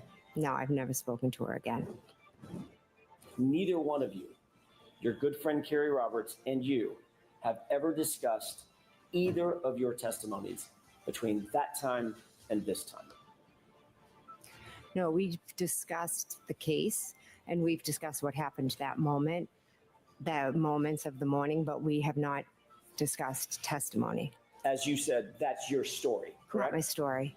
It's Those the were truth. yours. Did you practice your testimony with any member of the DA's office? No. How long in total would you say all of those meetings were? I really can't give you an estimate. I think the first one was fairly quick. The second one, one of them was a little bit longer, maybe a couple hours. You were contacted by another law enforcement agency that was not Massachusetts State Police and not Canton Police Department at one point in April of 2023. Do you remember that? Yes. You were contacted at your residence by these members of this law enforcement agency, correct? Yes. All right. During the course of that interview, those officers informed you very specifically, Ms. McCabe, that it is a crime to lie to them even during an interview, correct? Yes. One of the first calls you made after being contacted by these other law enforcement officers from a different agency, one of the first calls you made was to Carrie Roberts. Is that right? She was the first one. That's what I'm asking. One of the first two calls you made, your husband, right, and yes. Carrie Roberts. Okay. Yes. Your motive in calling Carrie Roberts at that moment before your interview was to ensure that your story would line up with her story, Ms. McCabe. Isn't that right? No, that is not. You wanted to find out if she had talked to these particular law enforcement officers and what she had told them so that your story could somehow align or it could inform how you responded to questions that they asked you. Isn't that true? That's not true. We both know what happened. We don't have to have a story. There is no story. There's what happened, and that's it.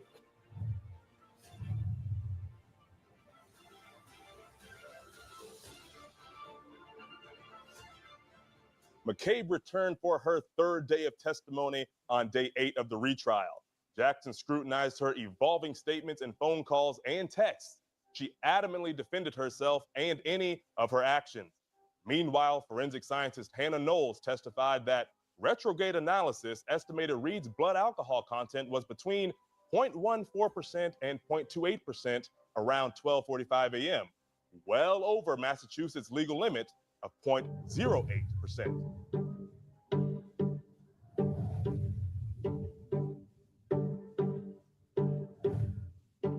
You're aware that your phone records actually show that at 5:07, you called the 34 Fairview Nicole Albert's phone, correct? Correct. You actually spoke to your sister, Nicole, that morning? I did not speak to my sister, no. So that 38-second call went to voicemail? I'm not sure. All I can tell you is I never spoke to my sister, Nicole, that morning. There's nothing nefarious. I remembered who I called. I didn't go back and look at phone records. I didn't say it was nefarious. Why would you use the word nefarious? Because there's nothing about me calling my sister that is nefarious, and I feel like you're insinuating it might be, and it's not. You've indicated on direct examination and earlier on cross-examination that you had multiple phone calls to Mr. O'Keefe in the early morning hours of January 29th, 2022, correct? Correct. Ms. McCabe, there's 7 calls. What's your explanation? I think I was going back and forth to the door. I was texting him. I think I put my phone in my pocket. I think I inadvertently maybe have called him. What did you call it at the last hearing? I believe I called it a butt dial. And it's not just one butt dial, correct? There could be multiple, yes. 7 butt dials in the course of 19 minutes. And we only know about these calls because you're looking at an extraction of John O'Keefe's phone, correct? Correct, but I also turned over my phone, so you could have gotten all of that off of my phone as well. And you're well aware that an extraction was done on your phone and not one of those butt dials appears on your phone extraction, correct? Objection. Are you aware of that? I am not aware of that. You Google searched the phrase, "how long to die in cold?" Yes or no? Yes. On January 29th, correct? Yes. You agree that there was a search done at 2:27 a.m., correct? I don't recall doing a search at 2:27. The paper says it. I don't. Do you deny that you deleted a Google search off your phone? I never deleted a Google search off my phone. So you I deny never did that. I deny it, yes. that you ever deleted a Google search? Yes. I never made the search. So you have a situation where a man is laying dead or dying in the front yard of your sister's house, You see nothing in terms of life inside the house. Lights aren't coming on. They're not getting up. They're certainly not coming outside. Did you think your sister might have been in peril? Did you think to go inside the house and check that they're okay? I had no reason to think that they weren't okay. You had no reason to believe they weren't okay. A man was dead or dying on their lawn, and your sister's not answering the phone, and nobody is coming out to the chaos of Karen Reed screaming on the front lawn. You didn't think there was some reason to believe they could have been in peril? I didn't, because your client was screaming she hit him. She had a cracked taillight. She was crying she hit him. I didn't, but my focus, can I finish, please? You had solved the crime right then and there. You solved the whole case. No, I didn't. I knew John never came in the house, so I had no concern for anyone's safety inside the house. The reason you didn't go inside the house is because you knew better. You knew better. You knew she wasn't in peril. You knew that Brian Albert wasn't in peril. You weren't worried at all about them, were you?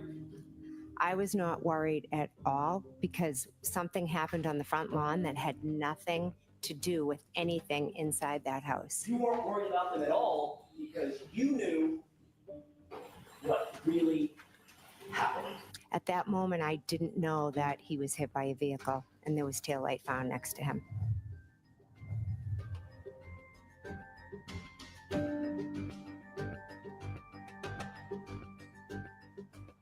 And that wraps week 2 of testimony, where we saw science challenged, memory tested, and a defense that's raising serious questions about timelines, tech, and testimony. Coming up next week, we should hear more from the crash experts, possible rebuttals to cell phone evidence, and Jennifer McCabe returns to the stand. Stay with us as we continue to bring you the biggest moments in the Karen Reed murder retrial. I'm Cody Thomas, and as always, thanks for listening. Stay safe, stay informed, and we'll see you next time we go back on the record.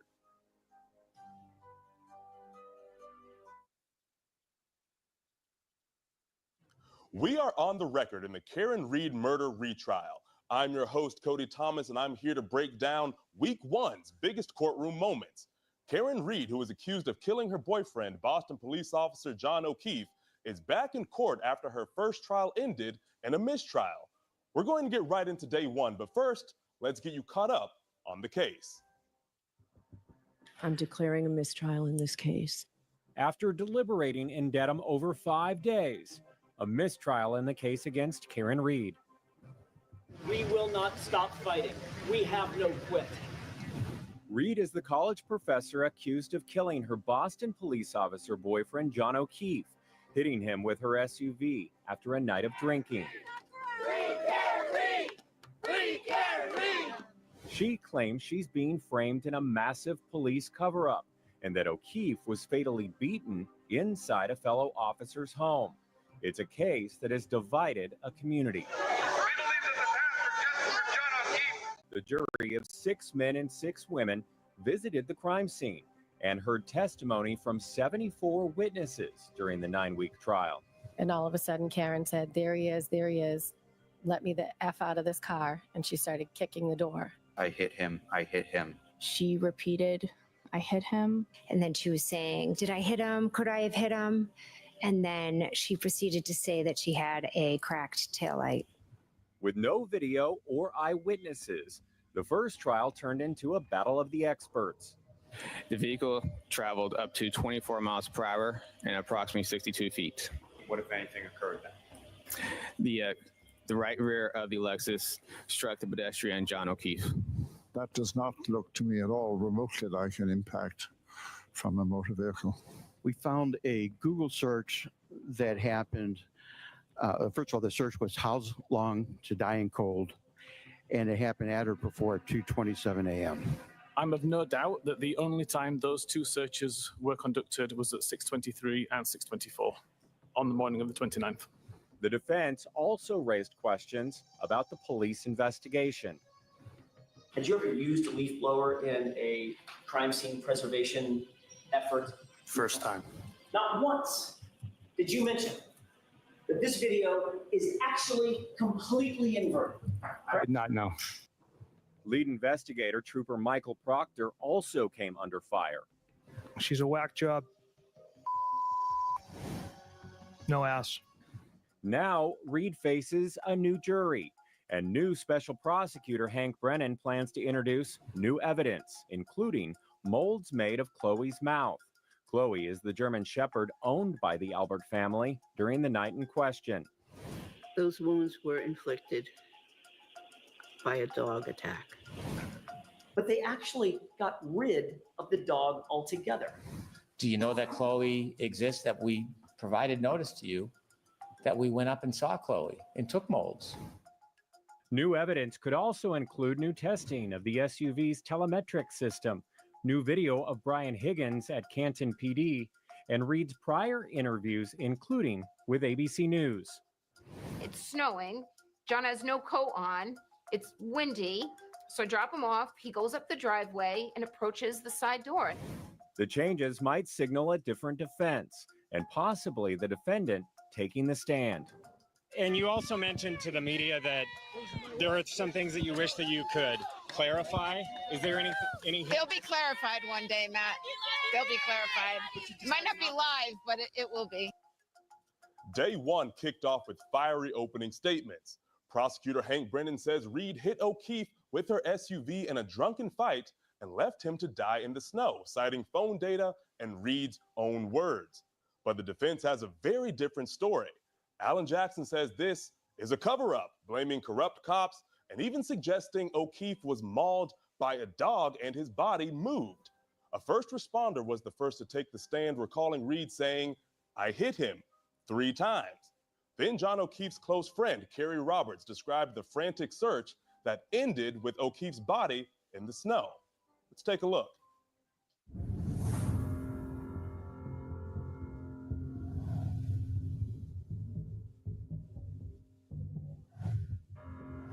At 6:04 a.m. on January 29, 2022, the alarm bell sounded in the Canton Fire Department. Firefighter paramedic Timothy Nuttall knew what that meant. As the car pulled up to 34 Fairview, the ambulance stood at the back door, the doors open. He could hear a woman screaming and shrieking. Now, he wanted any information, because when you're trying to save someone, you want to know, are they on drugs, medication, do they have a heart condition? And he looked up at Miss Reed and he said, "What happened?" And Okay, I'm back, guys. To firefighter Nuttall. Said, Is this still on? Oh, it's still now started. What's this? Okay, we'll turn. Oh, collision conspiracy. Wait, this can't be the same one we were just watching because we were watching way ahead. Okay, you guys want to watch? We didn't just watch 5 minutes of it, right, guys?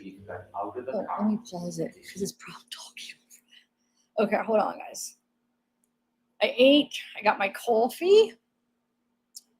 I always forget. I need to change this. Like if I'm talking, I could go look. Change it to bigger. Ooh, I don't like myself that big.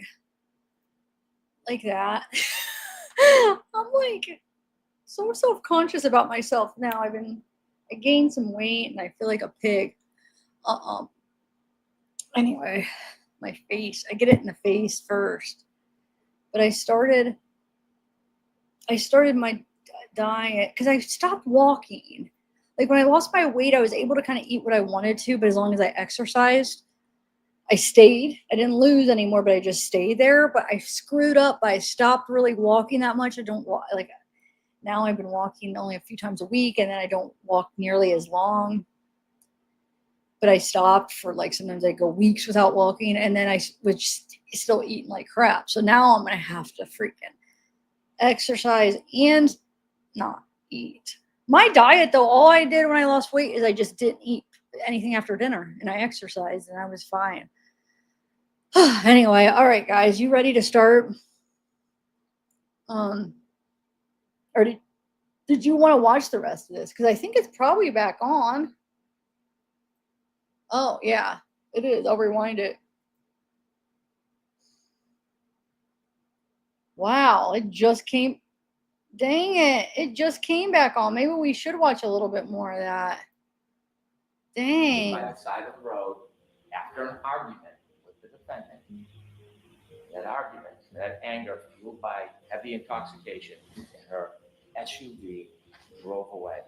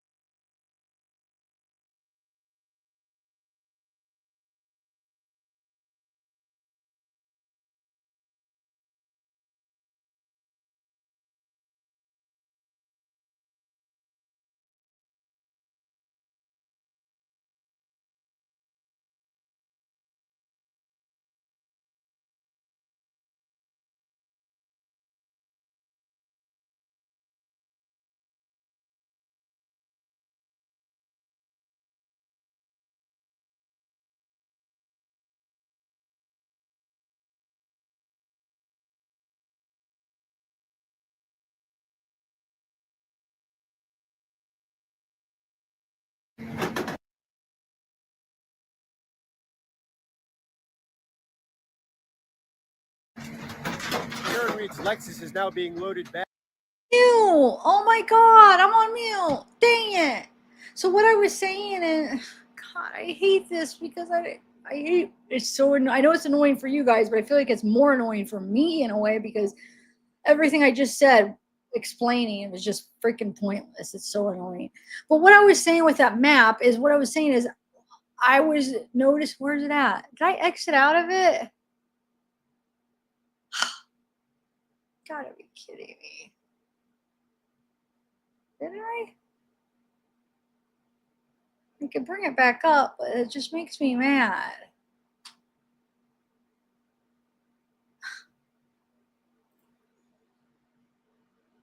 Yes, I freaking did. I got it right back up. It's not that big of a deal, but it just annoys me. Okay. So what I was saying, well, number one, I was saying how they blurred the house, but you could get it at just the right angle where you could see it. But if you're like right there, a lot of the times they do when there's a crime there. Anyway, but you could still get it at this angle. Anyway, what I was saying is, I know I've heard people say, like, how did he get way over, you know, the flagpole was way far from the road. And when I looked at the maps, I'm like, it's not really that far. If he's 6'2", I was like, that's not really, you know, what if his feet were here and he, you know what I'm saying? That really wouldn't be that far. But I saw this short this morning, and this is a little bit deceiving. When you see it, the people are there when the jury, you know, after the jury left, I think, you know, media, and he's there and you could see actually how far it is. It's a lot farther than what it looks right here is my whole point. And I wanted to show you the short. And then I was pointing out, like, look at this, like it's got this electrical box thing right here with these wires and then the fire hydrant. But that seems a little bit too far from, because, you know, we're all trying to search for ways that something he could have hit. If this is true, like, you know, because I've always tried to be fair and or open-minded. So if she did hit him, what could he have hit himself on? His head is easy. He could have hit the back of his head on the curb or the cement. Doesn't take a rocket scientist. He could have fell back and hit the back of his head. No biggie. That's easy to imagine on a fall. But the arms thing is weird. And the black eye, like the black eyes, I know they had a witness. I don't remember what their what was their profession, but they said that if you sometimes you could get that from the was it from the on the front or the back, where they said sometimes your eyes could get swell up and bleed. I don't know. Seems kind of weird. He's got like the two black eyes and they're bleeding. It does seem like, you know, he got beat up, but I don't know. I'm not a medical person. I don't know. I should actually research some of this stuff, and see what I find. Anyway, but you know, I'm sure they wanted them to go, first of all, to see, like, is there anything around here that could have caused these? The only thing are this two thing, and that's way far. But do you guys think there's any chance he falls back, hits his head, maybe he's unconscious for a little bit, doesn't die though right away, still alive, and makes it wherever he falls and hit his head, and makes it and crawls back up and gets this far before he passes out, because the injuries are so bad? Because if 6 hours later, let's say, I'm saying hypothetically, if she did really hit him, 6 hours later, he was still not dead. I mean, they were still working on him. They were trying. So he wasn't completely like where there was no hope. So, I mean, I wonder if, you know, he moved. Yeah, maybe he would have got knocked unconscious when he hit his head, but then maybe he comes to and he tries to make himself like to get somewhere, and then he makes it this far. I keep thinking about that. Like, does it necessarily mean that he landed there? Like, what if he did crawl there after he like came to after he hit his head? I don't know. I'm just, you know me. I mean, I feel like I am trying to be open for different possibilities. But here, let me show you how far that really is, though. So as far as if they're going to try to say, if they could prove that there's no way after he hit his head that he could have been conscious, I mean, yeah, he could have got knocked unconscious, then woke back up and, you know, been able to crawl. I don't know, but if they could show that there's no way he could have even been alive after that or something, then it's like, there's no way he's that far from her hitting him, because she couldn't have hit him that hard if she hit him, because he had no broken bones, no, you know what I'm saying? So I might have to research some of that medical stuff. But let me show you how far real quick. Okay, look. Back onto a tow truck to take it away. It was parked here in front of the house at 30. So look, that's farther Road just a short time ago where person. It seems farther, see right? it. This time, look at that. There's all these people. This is the flagpole. compared to the So that is pretty far. Let's see, 6 feet would probably be like maybe like this if he's 6 foot. Maybe, I don't know, it's hard to tell this person. So he was another whole person or longer up. I just don't see him from the hit, because if he did fall and hit his head on the curb, how did he get way over here? Because I'm sorry, he did not hit the head. If she hit him, he did not hit his head on the back of her car. Sorry, that's not going to happen. The piece of hair where it's at is too low. How do you do your head on it? No, that I can't see that happening. His head, I can't believe that it was hit. That's the injury was from the back of her car. No, but I can't believe he fell back and hit it on the curb. But if that's the case, then how did he get all the way to the flagpole? Like I said, did he wake back up and start crawling to the house trying to get help? I don't know. Just bringing out some things. It was at a different location. Last year, it was parked up closer to the end of the driveway. This time, the Lexus was parked near here, the flagpole, where John O'Keefe's body was found. Aaron Reed's Lexus is now being loaded back. Anyway, I just wanted to show you that because I thought it was interesting how perceptions could be so, like, you know what I'm saying? A picture could just, if you're actually there. So I'm actually glad the jury went there because they could see how far it was. And they're going to need an explanation. They still have not explained that in this trial, and they need to explain, because I want to hear it. I want to hear what they have. Well, okay, how did that happen now? Let's hear it. Let's hear it. All right. Hold on a second. I'm going to put on the trial.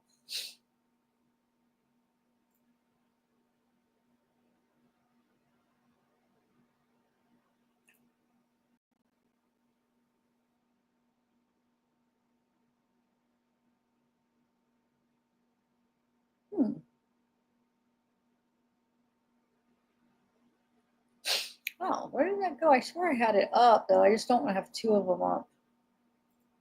Oh, here it is. Okay. Hold on. Yeah, I did have it up. Okay, here we go.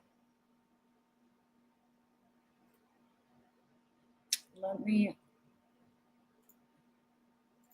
You guys ready? We're at least a little caught up now. We're still only 7 minutes, or we're about 7 minutes caught. So we'll probably lose it in a couple sidebars, but oh well. It's crazy. I could probably start at 1 p.m. and get caught up by the end of it, for real. Don't you think? All right, you guys ready?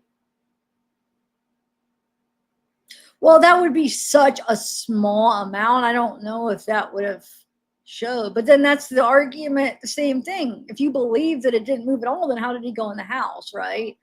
I think that small amount, they did a radius of, the circles of where the foam pinged. So I don't think that little amount would.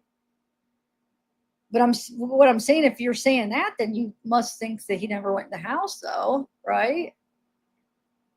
All right, let's do this. All right, Mr. Jackson, whenever you're ready. Thank you, Your Honor. Sergeant, you had an opportunity. Obviously, you read them. So now you've familiarized yourself with that series of text messages that you received from Brian Higgins, correct? Yes. Would you, I'm going to ask you the same question again. Would you consider those text messages, as you reviewed them when you received them from Brian Higgins, as being flirtatious or romantic in nature? I would not categorize them to that extent. Certain parts of it. It needs to give it up. Real quick, though, before I start this, give me another group, because I'm going to do like a couple side videos. I'm going to read these texts. What else would you guys want me to read? Would you want me to try to get like the Proctor's text, or I don't know. Give me some ideas of something that you're curious about or something, and maybe I could do a couple videos. Might be, but the total conversation, if you want my opinion, I can provide you with it. Was there some flirtation in the text messages that you noted? There are terms that I used. You're hot, witty, stuff like that. You know, talking about banging and hooking up. What word would you use to describe them if not flirtatious? The totality of the conversation? Sure. Let's start there. My opinion is that it's a angry girlfriend trying to set up a hookup to her John. To her jump? To her John. To her John. Yeah. Would you consider the responses from Brian Higgins to be flirtatious in nature? There are conversation parts that are enticing, maybe a little of advances, but the totality of, you know, to put a label on the whole thing, my opinion is that she's trying to get revenge. Get revenge? Yes, get revenge. On John? Yeah. For what happened on New Year's Eve? Yes. Okay. When you say revenge, you don't mean physical revenge. Well, emotional revenge. She's trying to hook up with Higgins and then hurt John by cheating on him. And in fact, you did note that John O'Keefe was not privy to these text messages, right? Objection. I'll allow that. Do you know that? I do not, Your Honor, no. He's not on these texts, is he? I don't know if their accounts are synced at this point. I don't know if he's seen them. I don't know. He's not. His phone. You know what his phone number is. You guys got his phone, right? We do have his device, yes. Do you have any evidence that his account was somehow, I don't even know if that means synced with Karen Reed's account? Not from his device, no, but he could have seen the text message. Okay, so there's no evidence that he was synced. His account was synced with anything, correct? I'm sorry, can you repeat? There's no evidence. You were facing the other way. I didn't hear. There's no evidence that his account was synced with anything. Not his device that we have, no. And you don't have, as you sit here, you don't have any evidence whatsoever that he saw any of these text messages, correct? We don't have that, but I do not know. Okay. So as you sit here, my question is very simple. Do you have evidence, affirmative evidence, that John O'Keefe ever saw these text messages? I do not have evidence that he saw them, Okay. no. So would you agree that the text messages show a romantic interest, for whatever motivation, a romantic interest from Brian Higgins toward Ms. Reed? You have to ask that differently. In your mind, as you read the text messages, did you determine in your head that there was a romantic interest by Brian Higgins toward Karen Reed? In my mind, I saw the text messages for what they were, initiated by Karen Reed, and began a text message conversation with Brian Higgins. And Brian Higgins was responsive to those text messages, correct? They did communicate back and forth. He was responsive to the overtures that Ms. Reed made toward him, correct? Suggestions. Let's get together for a drink, come over to my house, I'll come over to your house, things of that nature. Those went back and forth between the two, correct? Yes, they went back and forth. Yes. And did you determine that there was an interest by Brian Higgins in Karen Reed? I read that he repeatedly asked her, what's her plan, what's her goal, what's her interest, what's her intent. Did that show you an interest on his part, in her? I think at one point he said he was confused, I believe, if I'm not mistaken, or what's the term he used? He was unsure what she wanted. He called her hot. He did, yes. He called her witty. Right from the rip, yes. He said he wanted to spend time with her. Spend time, yes, yeah. He was interested in going over to her house. Yes. He was interested in her possibly coming over to his house. Yes. He told her that he thought she was hot, his words, from the jump, correct? From the jump, yep. How did you interpret that? From the jump, I would interpret it as right from the beginning, maybe the first time they saw each other, laid eyes on each other. I mean, as a matter of fact, he basically said that, didn't he, in the text message? From the first time I saw you, I thought you were hot. yes. He constantly was using phrases, to use your words, phrases interested in knowing how she felt about him, correct? Objection. Sustained.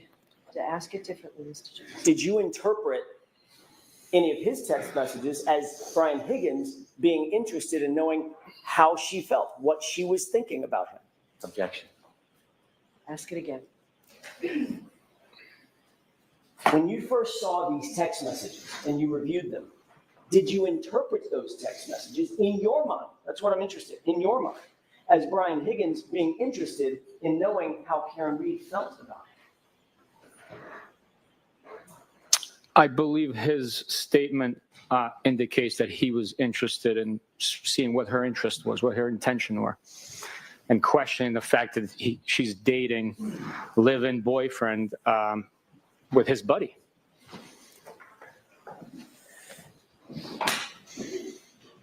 He used the word ghost several times, correct? I do recall reading the word ghost. How did you interpret that word? Objection.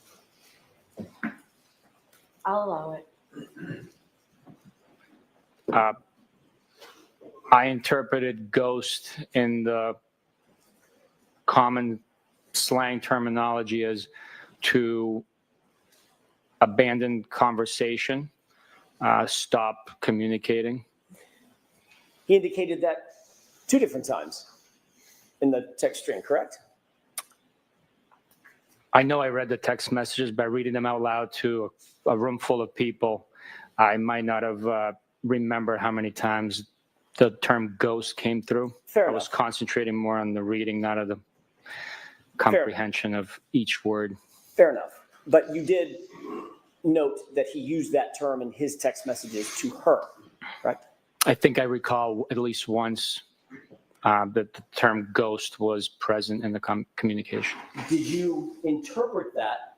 I'm looking for what was in your mind. Did you interpret that, the use of that word by Brian Higgins, as showing some level of frustration at her abandonment of the conversation? No, I did not. No. Not at all? No.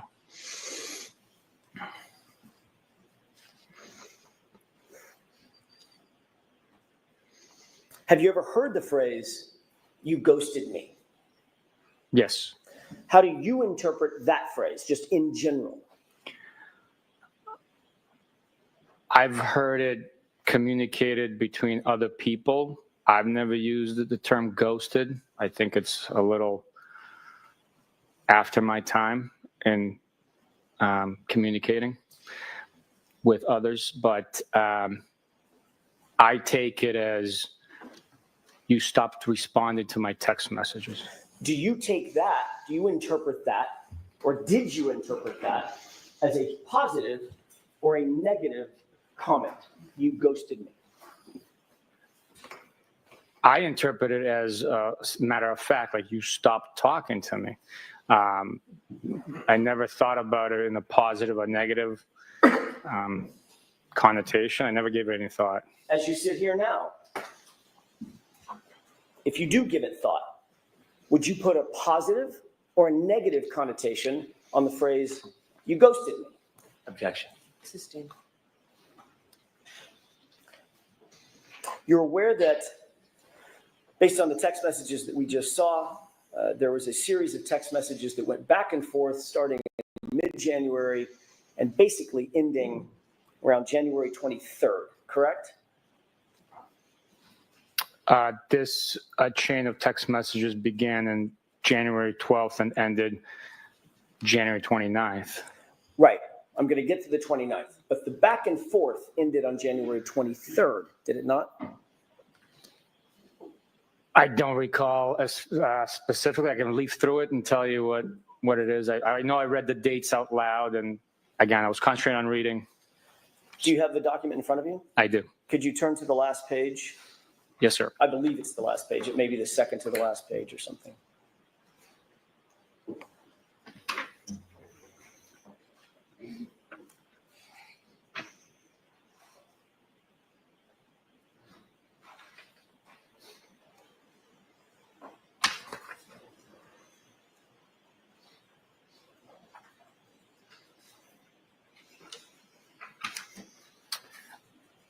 Do you see an entry on January 23rd, 2022, a text message from Brian Higgins, thought you were all set?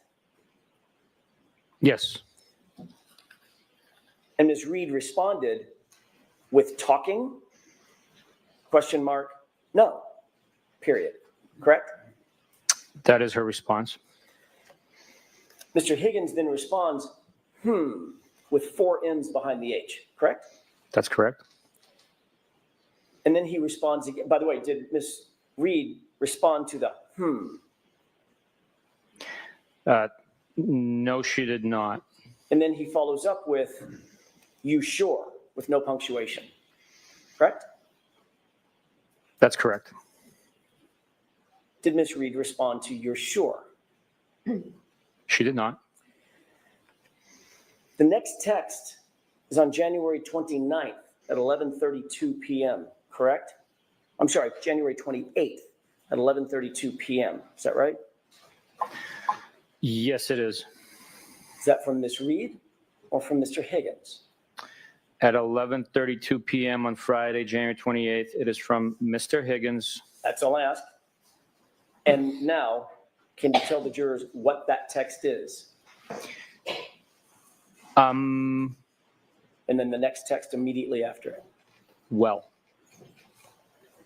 So between January 23rd and January 28th, would you describe Ms. Reed's side of the conversation as having ghosted Mr. Higgins? No, she initiates the conversation. You had me read the second text message in the chain. Between January January 23rd, when that last text message was sent by Brian Higgins, until January 28th at 11:32, would you describe that as Ms. Reed having ghosted Mr. Higgins for those 5 days? Strictly looking at the text message communications and not knowing whether they... I'm not asking you to speculate. I know there's other stuff you want to say. I'm asking you just to read, to answer the question I've asked. Based on the text that in front of you, Sergeant Buchanan, does it appear that Ms. Reed ghosted, as you define the term, Mr. Higgins, from January 23rd until January 28th?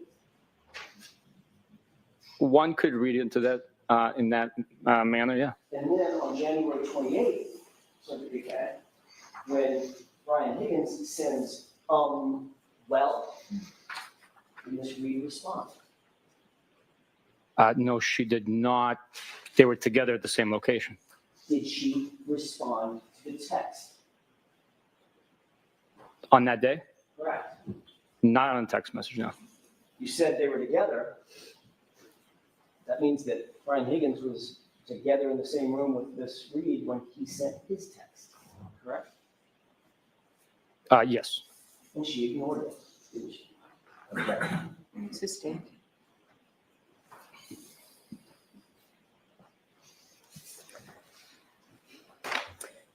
You also received from Mr. Higgins certain text messages between him, Mr. Higgins, and John O'Keefe himself, correct? Yes, we did. And one of those text messages, one of the last text messages that they exchanged was, as a matter of fact, the last text message that was exchanged was Brian Higgins at 12:20 a.m. on January 29th, 2022, texting Mr. O'Keefe, you coming here, with 3 question marks, correct? I would have to take a look at the document. I don't have a memory of it specifically. I know I reviewed it, but I don't have a memory of the time and content.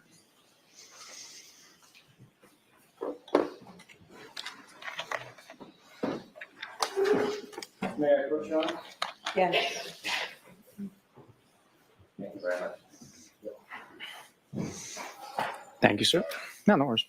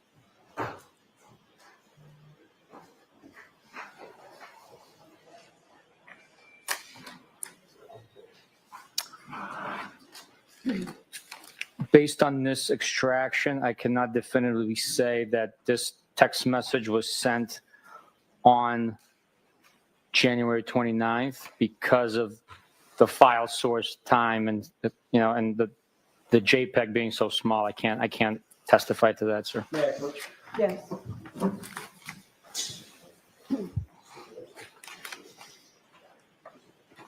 Your Honor, Mr. Brennan has kindly offered to stipulate that the "you coming here" text was sent. I would offer the following stipulation: that "you coming here" text was sent on January 29th at 12:20 a.m. from Brian Higgins to John O'Keefe's phone. Quote, "you coming here," 3 question marks following it. What was the time? I'm good. 12:20 a.m.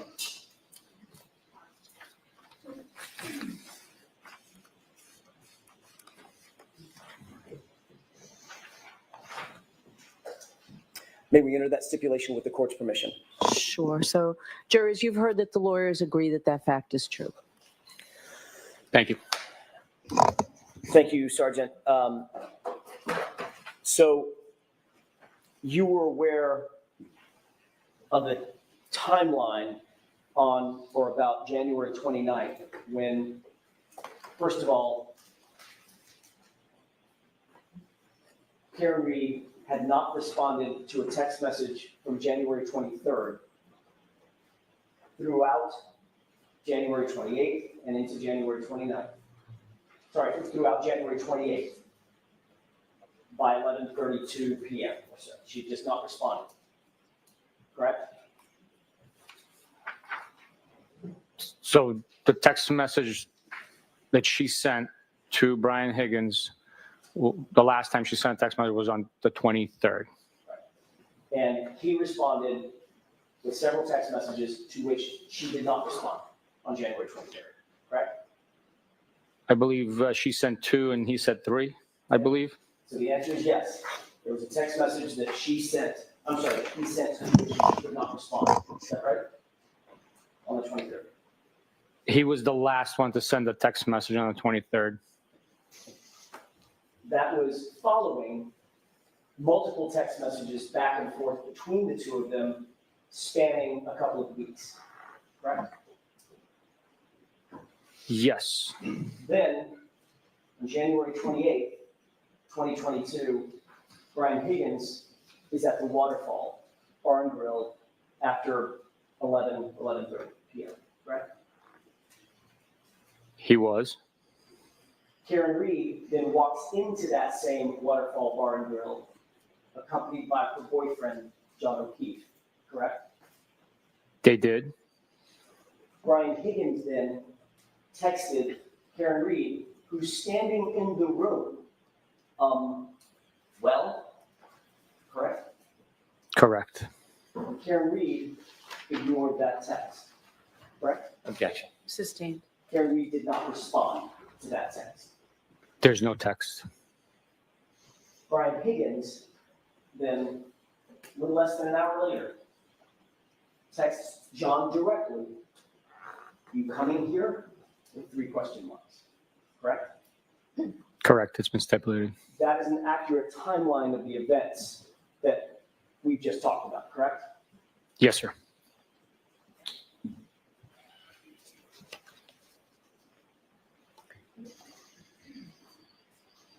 You're also aware of a call. Your investigation revealed a call between Brian Higgins and Brian Albert at 2:22 a.m.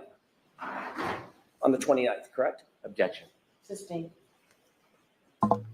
Did your investigation reveal a call between between Brian Higgins and Brian Albert at 2:22 a.m.? Objection. Sustained. May we approach, Your Honor? Okay.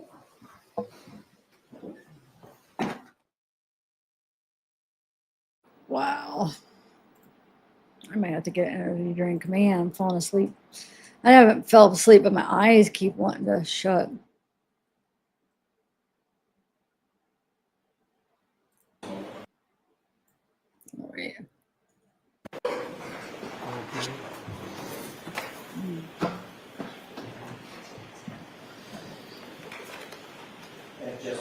Sure.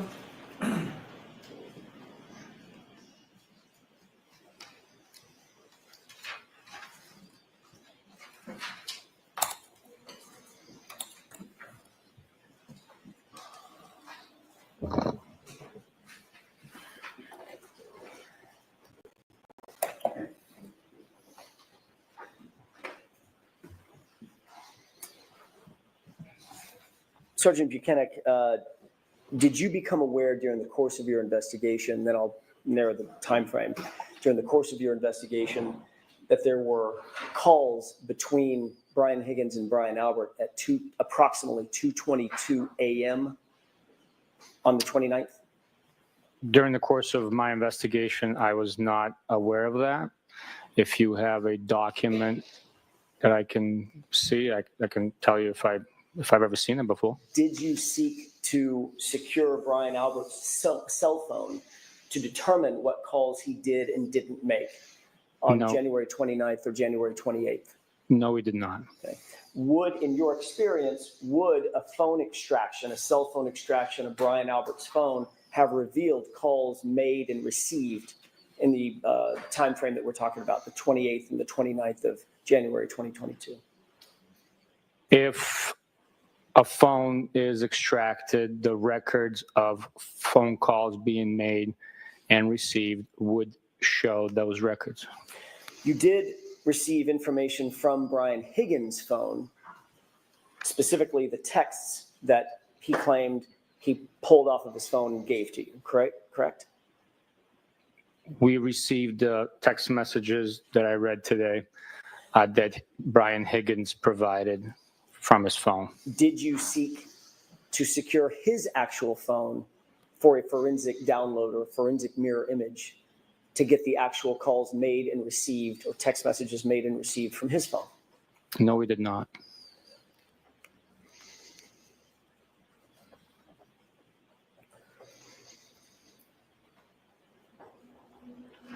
At some point,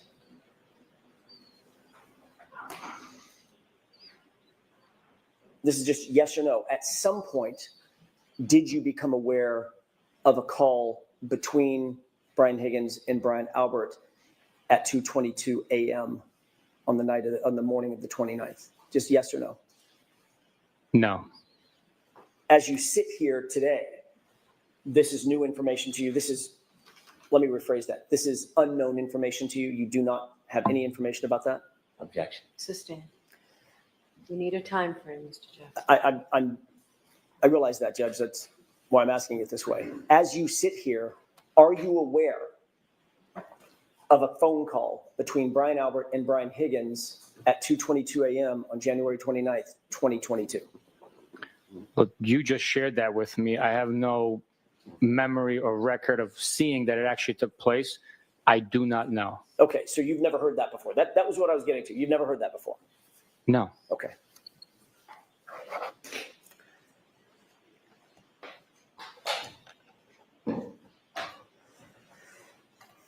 You indicated that you did not seek to secure Brian Albert's phone to do a phone extraction at any time, correct? We did not try to get Brian Albert's phone for any reason whatsoever. Did you become aware during the course of your investigation that Brian Albert destroyed his phone? I'd like to be seen. Objection. Jurors, disregard that question. Go over to sidebar, please.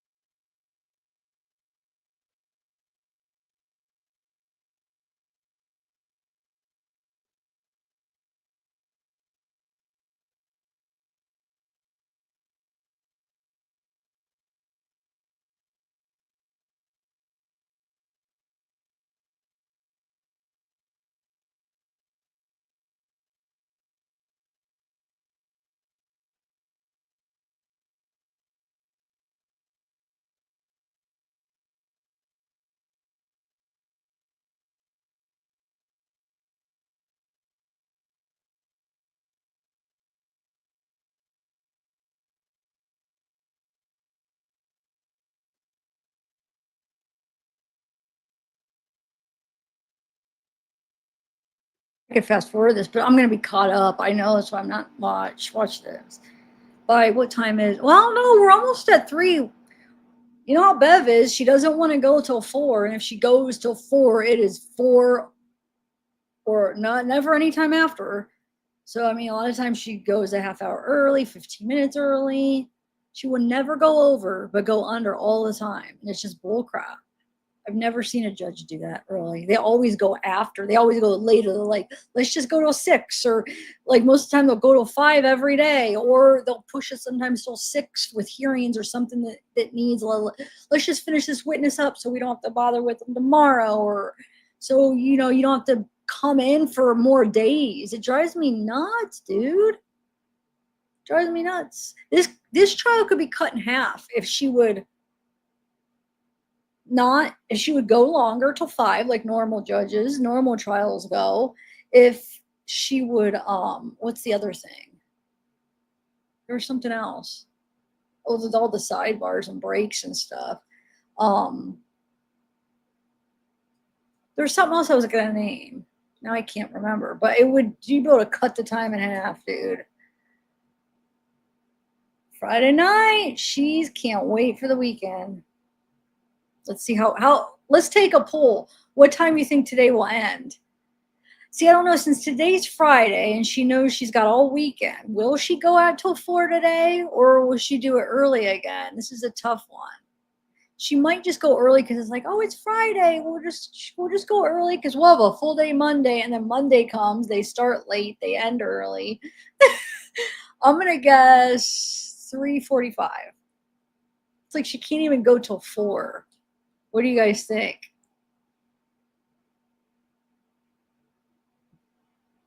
Anybody?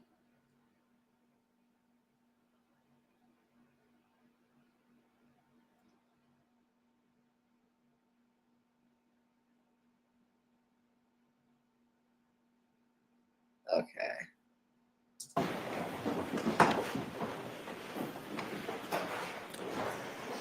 May I inquire? Yes. Thank you. Did you become aware of a call that was made by Brian Higgins at 1:35 a.m. while at Canton Police Department?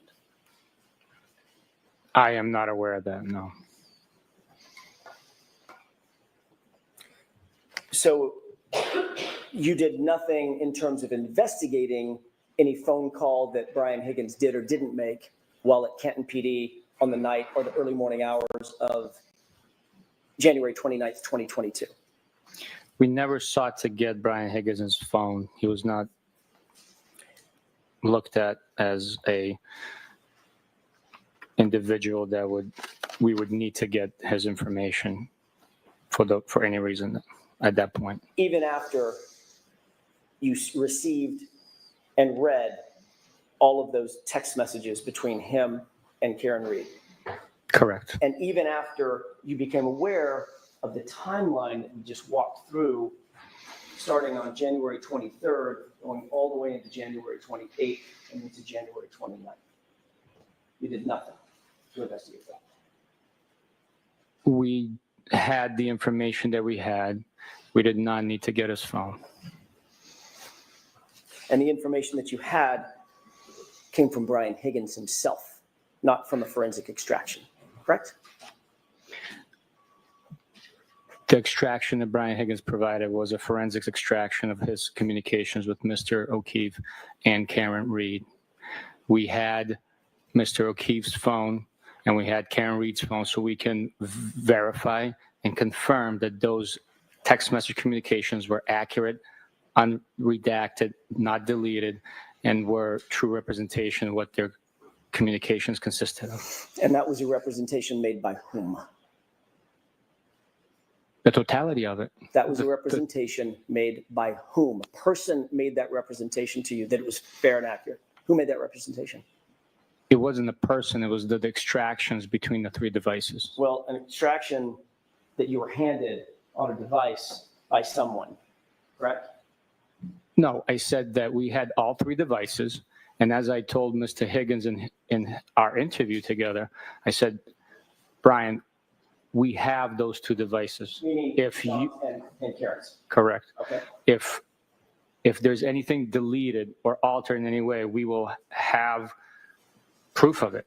So please make sure that you understand the magnitude of this situation. We're investigating a homicide.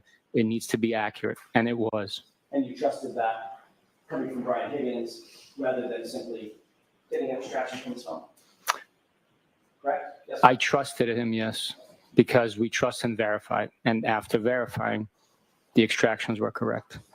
And following that verification of the text messages, did that raise any suspicion in your mind about any possible motives Brian Higgins may have relative to John O'Keefe?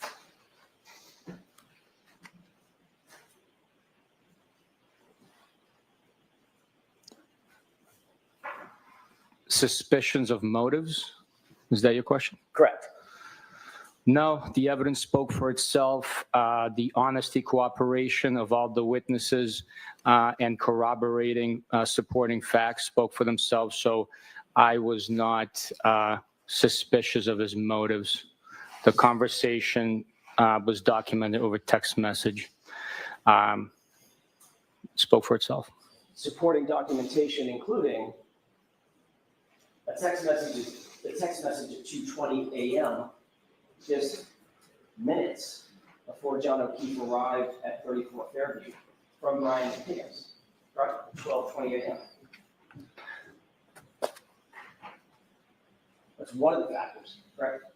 That's one of the factors that is part of the entire investigation, yes. One of the other factors is that John O'Keefe's body was found in the lawn at 34 Fairview, just feet from the front door, side door, and the garage door. Right?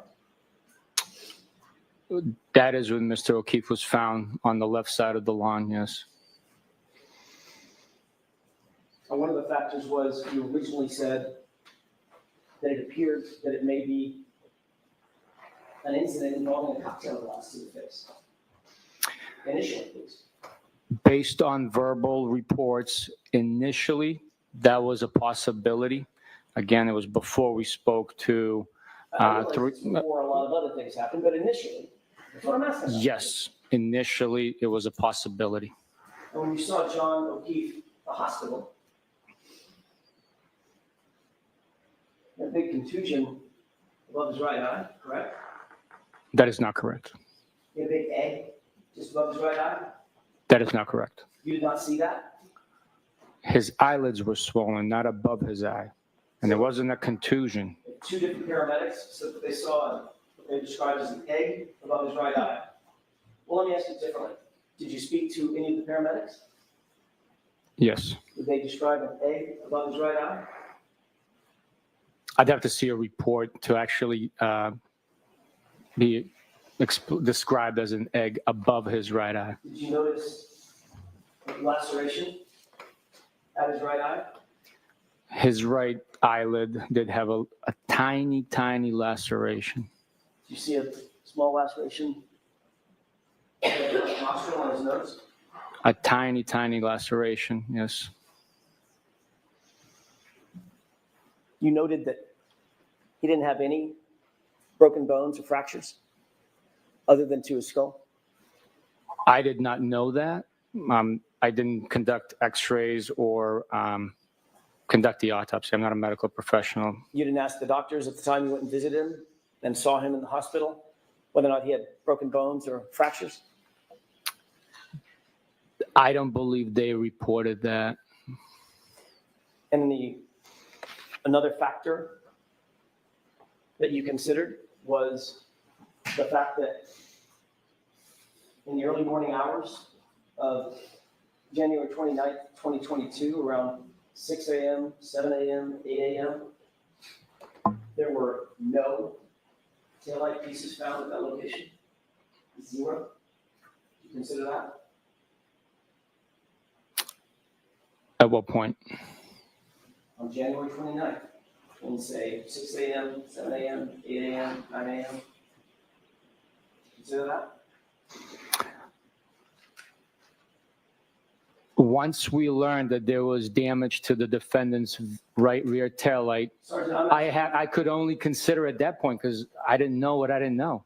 Right. We don't know, we don't know. We work with the evidence that's presented and we develop the investigation. And the evidence that was presented at that time, Sergeant, was a leaf blower was used to search the area, the exact area that you described to this jury as being the area around the fire hydrant, the flagpole, where John's body was, and no taillight material was found at all in the first searches.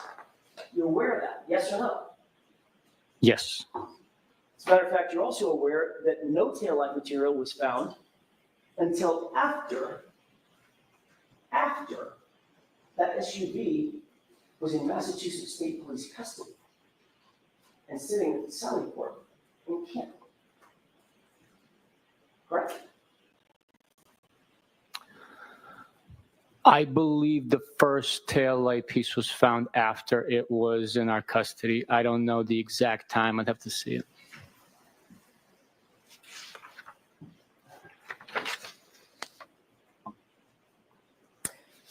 When you talked to Brian Higgins, did you ask Brian Higgins about potentially seeing John's body when he left 34 Fairview and headed over to Canton PD? Yes, I did. You knew that at that time, say 1 o'clock, 1:30 in the morning, there was about 0.2 of an inch of dusting of snow, correct? Very light. At that point in time, there was a coating. I cannot speak to the amount of snow that was on the ground. But Brian Higgins told you in that interview that he didn't see the body because it was hidden by a snowbank. Objection. Did he say that to you? I don't have a memory of that, Your Honor.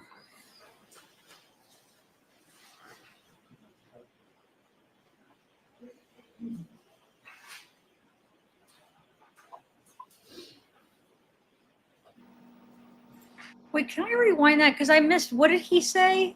What did they ask him? Brian Higgins said what? Hold on, I'm going to rewind that. I want to hear that again. That he didn't see the body because it was hidden by a snowbank. Objection. Wait, who said that Brian Higgins? Let me rewind it one more time. I cannot speak to the amount of snow that was on the ground. But Brian Higgins told you in that interview that he didn't see the body because it was hidden by a snowbank. Objection. Did he say that to you? I don't have a memory of that, Your Honor.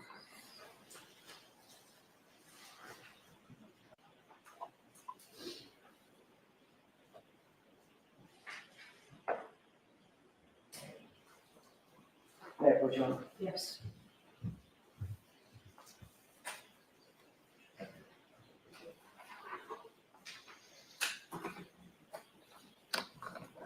take a look at page 3, the highlighted portion, if you wouldn't mind.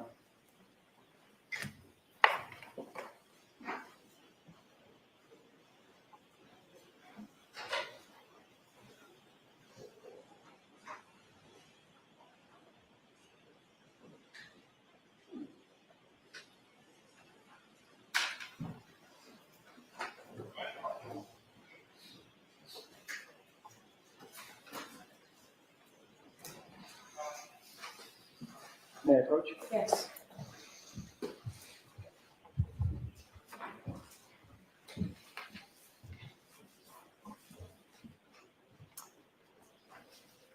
Does that refresh your recollection that Brian Higgins said something about a snowbank at the time when he left 34 Fairview? He stated the reason he did not pay attention to the grass is he was concerned with his snowplow on his vehicle and was not paying attention to anything over the snowbank, just with the plow in front of him as he operated the vehicle. And of course, you knew at the time, as a detective and an investigator, you knew at the time that with a dusting of snow, there is no snowbank.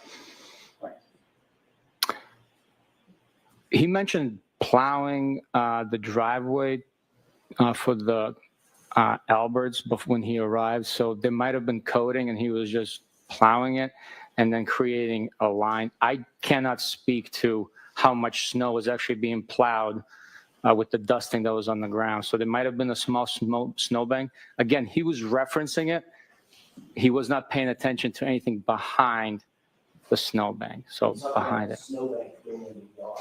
Actually, he said the lawn. Yeah, he's, Sorry. He talked about the snowbank being in the lawn, not the driveway, correct? That's how he described it. he said he was not paying attention anything past the snowbank being the lawn. And did not pay too much attention to the lawn area behind the snowbank, correct? Right, off to that area, right. Did that raise any suspicions in your mind that Brian Higgins may have been being less than truthful with you? No.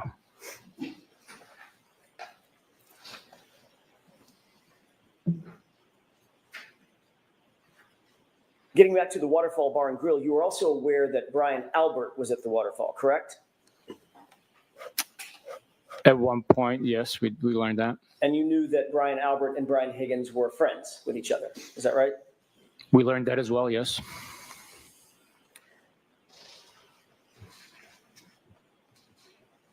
You've already indicated that you did not seek Brian Higgins' phone records. I may have asked you this, and if I did, I apologize. Did you seek Brian Albert's phone records or an extraction from his phone? No, we did not.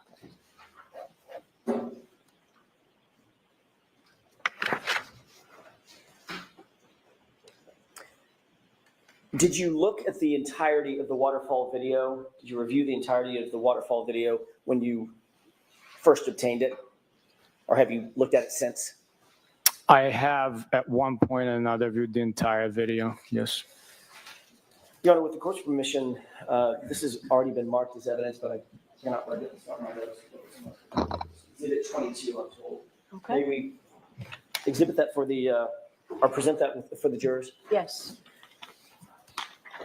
And I'm asked to advance this to runtime 8:30 to about 11:08, so a couple of minutes with the court's permission. Yes. Let's go ahead and play that.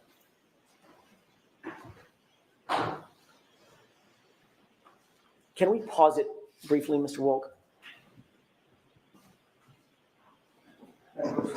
Yes.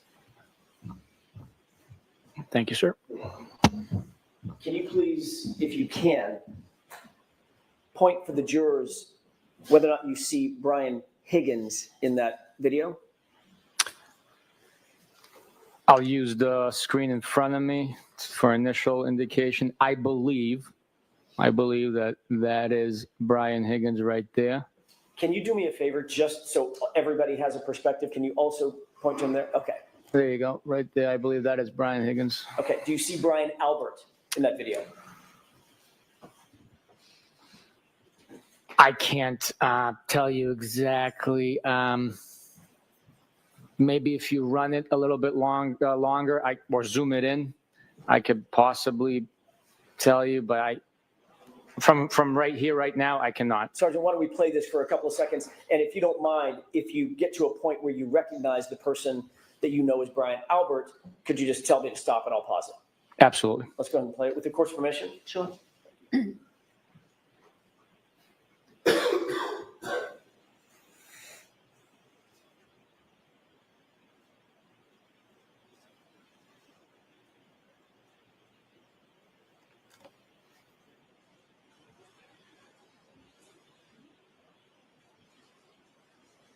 Can you pause it? Stop it. Go ahead, Sergeant. Brian Albert is the individual right there.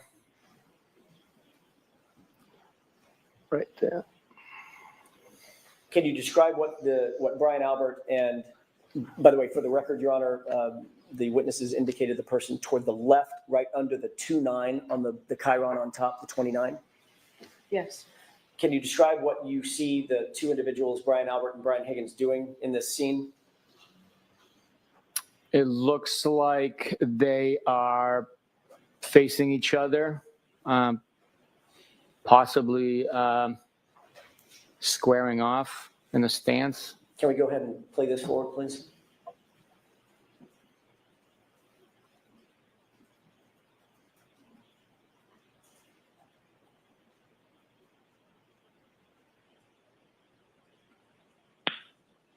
Can we pause it? Sergeant, did you see either of the two men or both of them squaring off in what you would consider to be a fighting stance? I guess it could be considered that. I would look more like ref housing. It's a couple of buddies messing around. Not suggesting they were actually fighting, but a fighting stance. Yeah, no, they were not. They were not fighting. No. Go ahead and play it.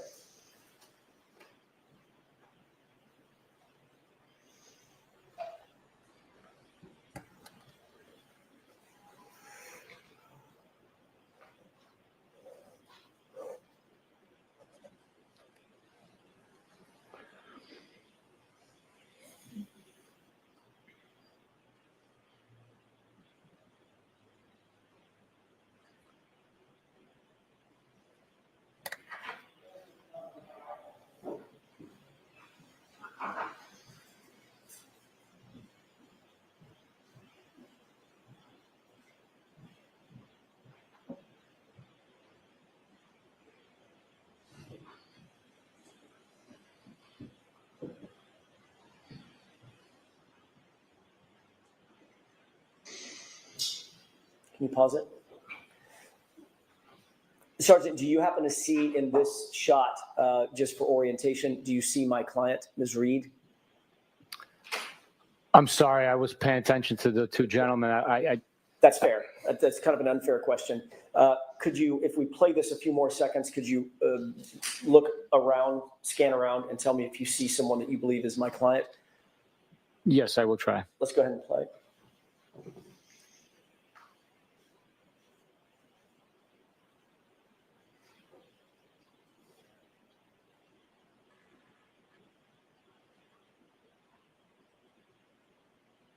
Go ahead and pause it. Do you see anybody that looks like Ms. Reed? Yes, I believe she's in top top right corner of the frame talking to Mr. O'Keefe and I believe two other gentlemen. Long hair? On your client? Correct. Yes. Okay. Let's go ahead and play this up to 11:08, please.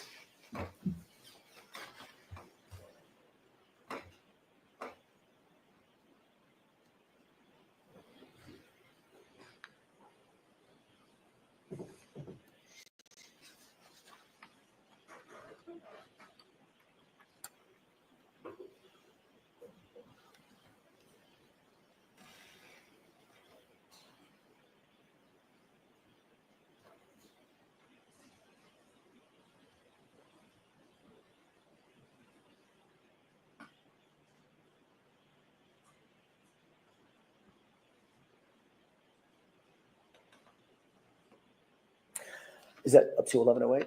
Okay, thank you. We can take that one down briefly. This is, if we have the lights, thank you. Sergeant, this is at the Waterfall just before midnight on January 29th, 2022, correct? What you just saw. That footage is from the Waterfall just before midnight on 28th. I'm sorry, my mistake. On the January 28th, 2022. Correct. Going into midnight, January 29th, 2022. Yes, sir. All right. This would be just minutes before everyone headed out of the Waterfall and went back towards Fairview, correct? Not everyone. The band didn't go to the Fairview. Well, obviously, I'm not talking about the band or the bartenders. I'm talking about Brian Albert, Brian Higgins, Jen McCabe, Matt McCabe, John O'Keefe, Karen Reed, those folks. Correct? It's before some of those individuals left the bar and headed to 34 Fairview. If we could push to runtime 16:35, 17:22, while you're queuing that up, did you see, after I asked you the initial time about the stance that the two men were taking, Brian Albert and Brian Higgins, did you see them continue to take what could be reasonably described as a fighting stance toward each other, even in jest? They were squaring off and roughhousing, yeah. Okay, what does squaring off mean? Facing an opponent in like wrestling or a martial art, I guess. Hands up? Yes, squaring off, yeah.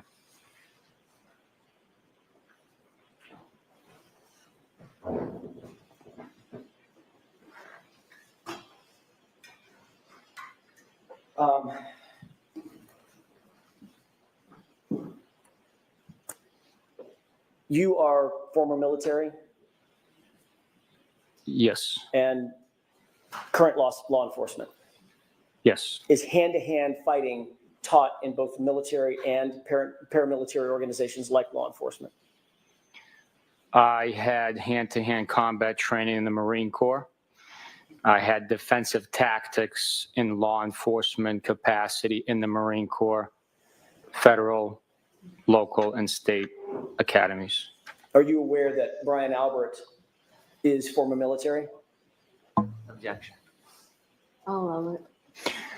I am aware that Brian Albert is former military. And Brian Albert was also a Boston police officer.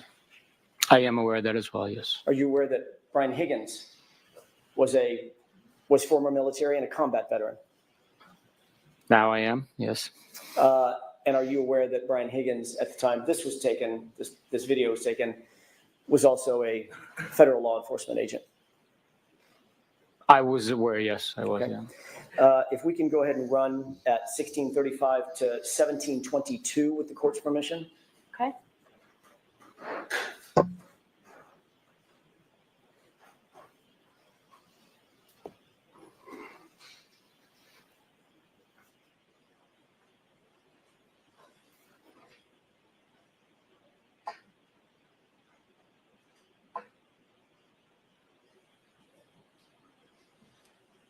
If you can pause it.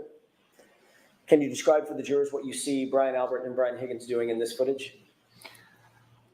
Based on my understanding, it looks like he's giving him the Heimlich maneuver or abdominal thrust, I guess. I don't know what he's doing. Brian Albert's got his hands around Brian Higgins, correct? That's what it looks like from here. I have no idea what he's doing. Could it be described as wrestling or grappling? I guess, yeah. Okay, let's go ahead and play it.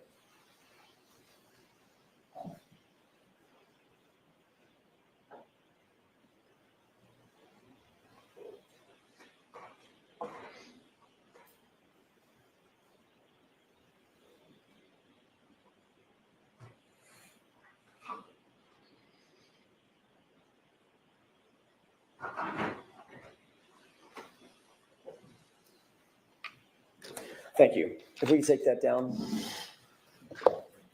During the course of reviewing this video, or the entirety of the video, not just the clips that you just reviewed, did you see where John O'Keefe was, generally speaking, relative to Brian Higgins and Brian Albert? Throughout the entire time? He wasn't standing still, I understand that, but generally, was he standing with them or was he closer to the bar in the back of the video? I believe after Mr. O'Keefe arrived and embraced a few people with hugs, I guess if I had to estimate, most of the time he was on the other side of the table, which would be closest to the bar area. And after you saw Mr. O'Keefe walk in and greet everybody with salutations, did you ever see him interacting with Brian Higgins and Brian Albert throughout the evening again on this video? On this video, I did not know.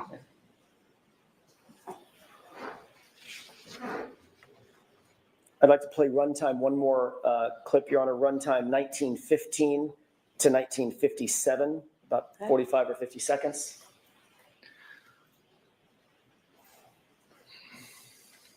Can you pause it? Just to orient the jurors, can you see any individuals that you earlier described, Brian Higgins, Brian Albert, John O'Keefe, Karen Reed, any of those individuals in this clip as yet? Or do we need to play it a little further? I would need you to play it a little bit further, please. Is it possible, with the court's permission, to zoom in on the upper portion of the video? Okay.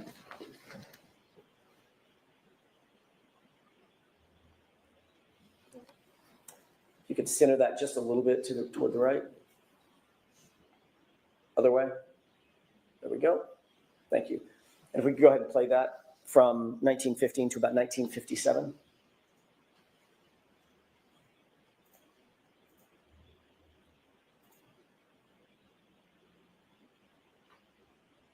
Pause it. Do you recognize the three people center screen now?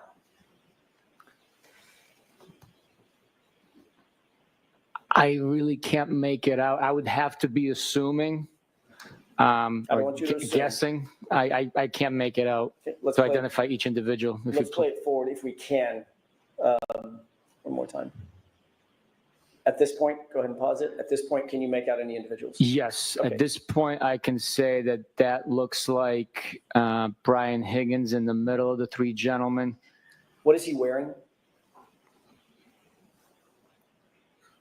It looks like a hooded sweatshirt. Okay. And the person to his, sorry, let's do it from your perspective or the juror's perspective. The person to the left of Brian Higgins. I believe that's Brian Albert. And the person to the right of Brian Higgins. To the right from my perspective? Yes, sir. Yeah.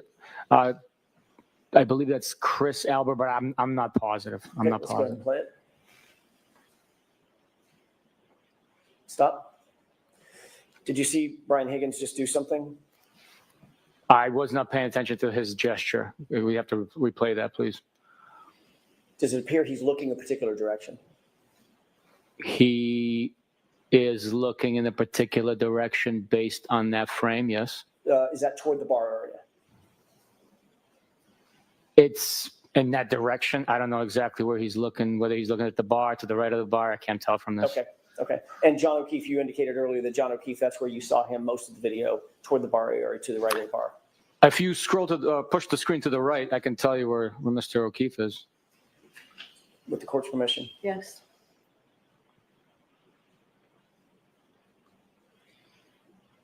Do you see Mr. O'Keefe in that group of people? I cannot make him out. Could you play the video? Maybe he is behind an individual. Let's go back to, if with the court's permission, I'd like to go back to the full video. Okay. And let's play it from here.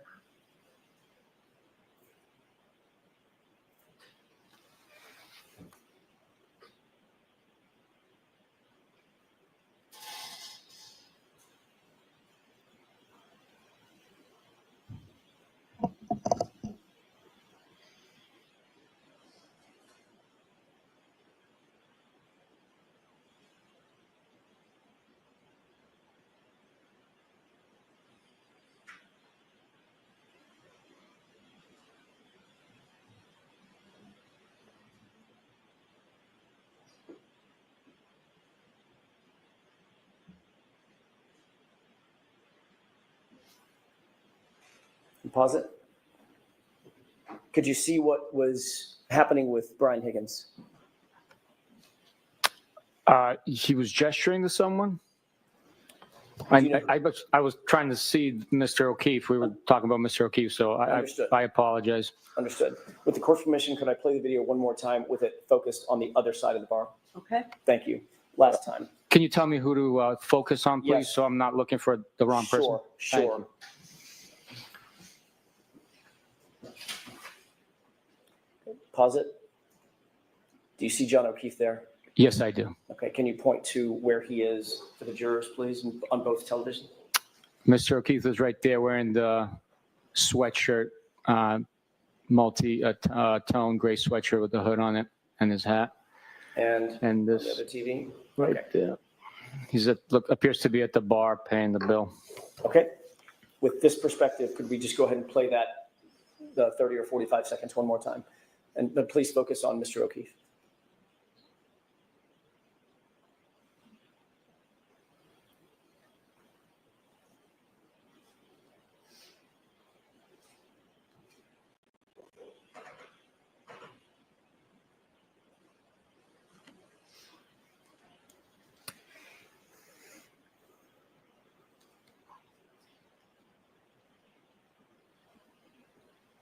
Pause it.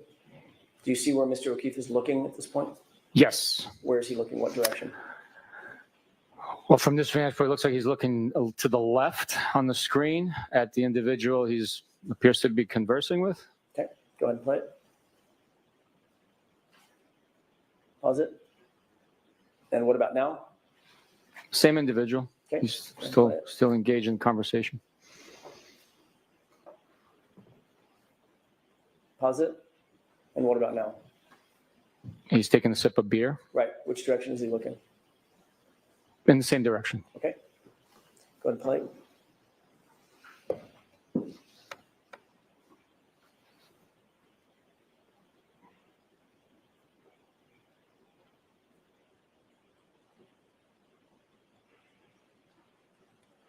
And go ahead and pause it. If we could go back out to the full screen. At this point, does it appear in the video that Brian Higgins, Brian Albert, Chris Albert have all left the bar? There's someone standing across the table from Mr. O'Keefe to his rear. I don't know who that is, so I can't testify to that. The others have left. Given this perspective, now that we've seen both of them zoomed, do you have an opinion as to whether or not it appeared that Mr. Higgins was gesturing toward John O'Keefe just before he left the bar? Given this perspective, he might have been. I don't know who he was gesturing at. Okay. We can have the lights up. We'll take that down.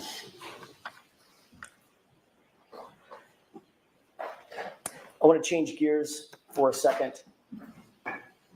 Let me ask one more series of questions, if I could, Sergeant. What we've just seen was literally Brian Albert, Brian Higgins leaving Waterfall to go to a different location. What was the location they were heading to, based on your investigation?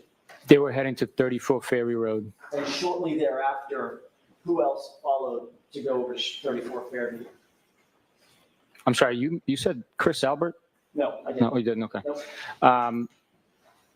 Brian Albert, Brian Higgins, they went to 34 Fairview, and then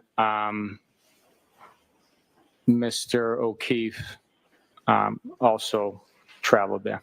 Thank you. I want to shift gears, if I could, to another video. Did you review certain ring videos, specifically relative to One Meadows, the outdoor ring video servicing the carport area? Yes, I have reviewed those videos. If we could, Your Honor, just a moment. This has previously been marked as 12A. Okay.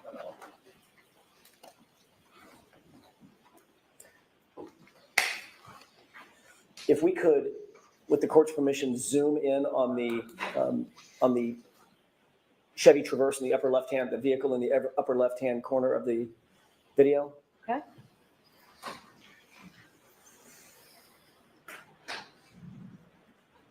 Pause it. Let's go ahead and zoom in on the upper left-hand corner. Okay, go ahead and play.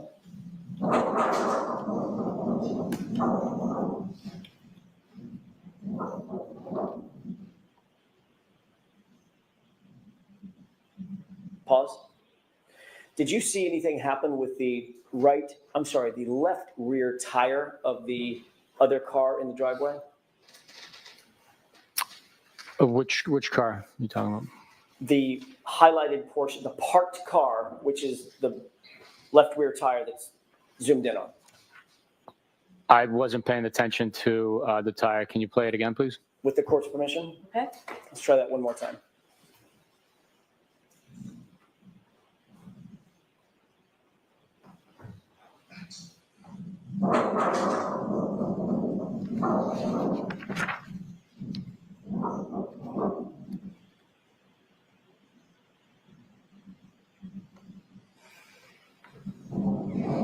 Pause it. Okay, you can take that down. Did you see anything happen with that left rear tire of the Chevy Traverse? Based on that video, it appears there might have been movement there. Last year, and you've seen this video several times, correct? I have. You saw it during the course of your investigation, not just in the course of proceedings, correct? Right. Last year, you indicated that you observed the vehicle, Miss Reed's vehicle, come near Mr. O'Keefe's car. Which one in that video was Mr. O'Keefe's car? The Chevy Traverse. And that would be the car that was parked and static, not moving, correct? Correct. Having seen this, do you still believe that the SUV came near the Chevy Traverse, or do you believe it struck the Chevy Traverse? With the clarity of that video, there is a lot of movement in the shot. Not with great certainty. It appeared that there was movement of the tire, but I cannot say with 100% certainty that there was movement. You can't say with 100% certainty that that tire literally shifted and wiggled upon some sort of an impact.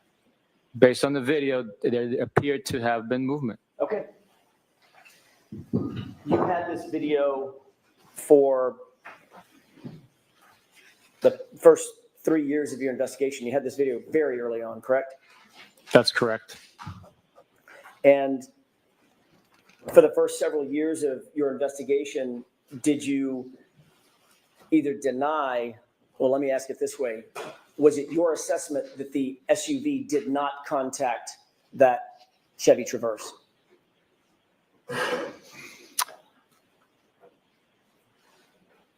My assessment with the totality of it all was that based on the video, there was no damage that occurred to either vehicle at that point in time. That wasn't my question, Sergeant. My question was your assessment that there was no contact between the two vehicles?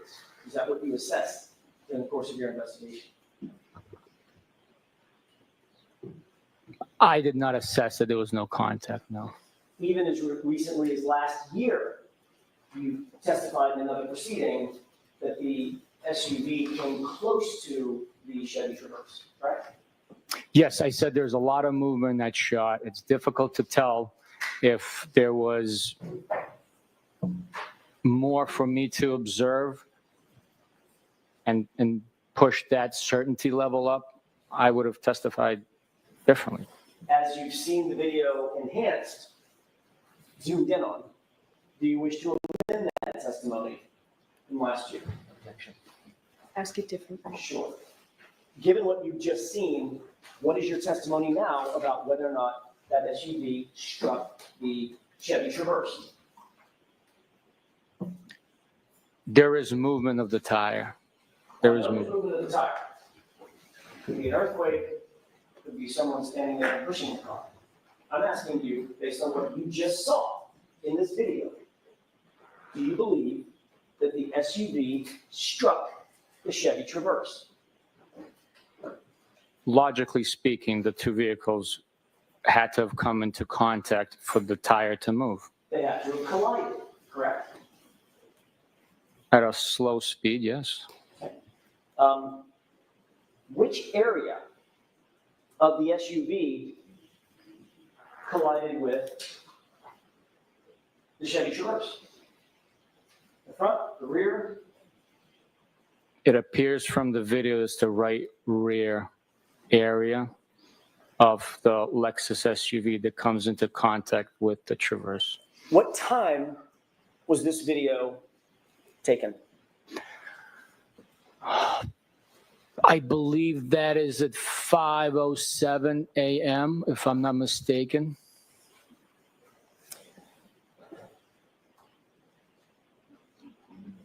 Thank you, Sergeant. I want to change gears again, if I could, and ask you about a dog. You're aware that the Alberts, Nicole Albert, Brian Albert, had a dog that they named Chloe on on January 28th, 29th of 2022, correct? Objection. I'll allow the question. Were you aware of that? At what point in time, sir? January 28th, 29th, that area. Was I aware that they owned a dog on January 28th or 29th? No. Are you aware now that on January 28th or 29th, they owned a dog? There was a dog in the house. Now I am aware, yes. Okay. During the course of your investigation, you learned that, correct? Yes. During the course of your investigation, did you also become aware that the Alberts got rid of their family dog? Objection. I'm going to see you at sidebar on this, please. Sure.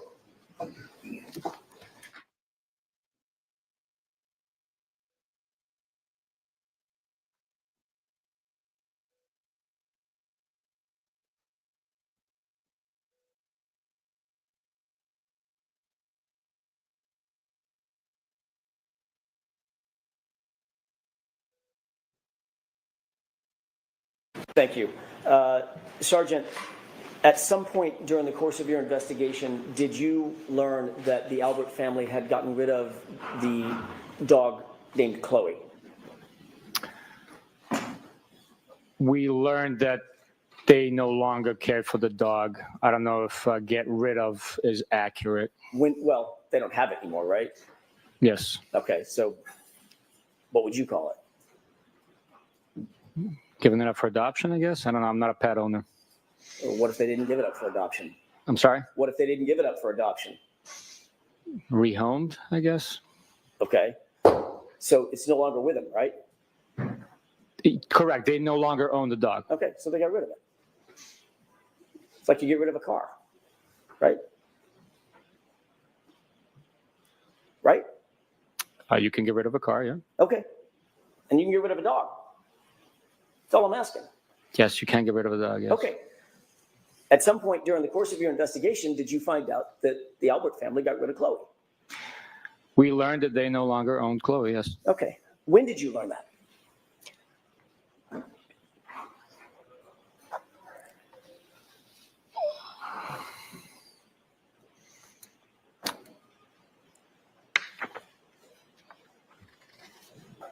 I cannot tell you exactly. I can tell you when we looked into it officially.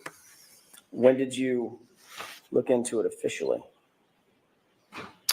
I traveled to the dog's home and assisted with identifying the dog and investigating that animal. Okay.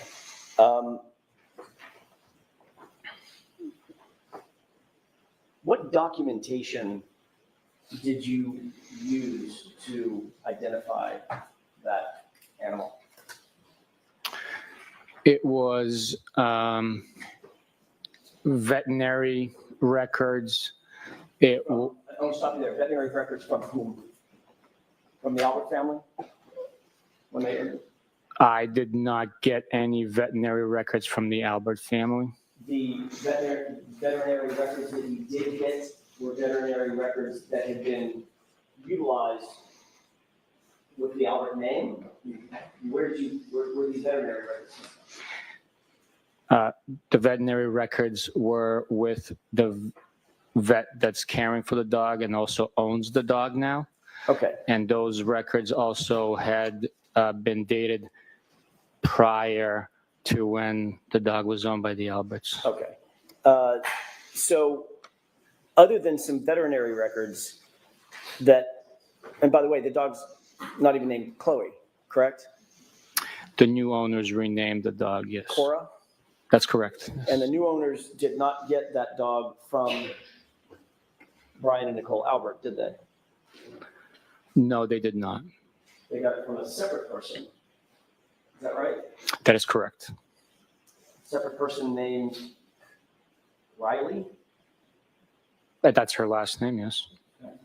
And did this person Riley have any records showing purchase of Chloe or adoption of Chloe from the Alberts? No.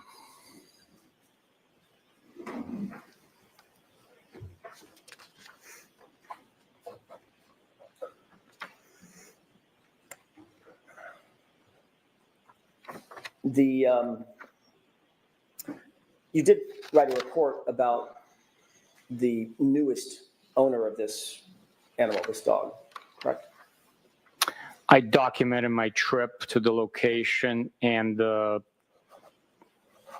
steps I took and services I provided in the investigation. And in that report, you omitted the name of the new owner?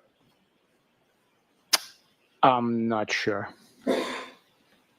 Did you omit the location of where you actually came in contact with this animal? You're going to have to show me my report. I don't remember.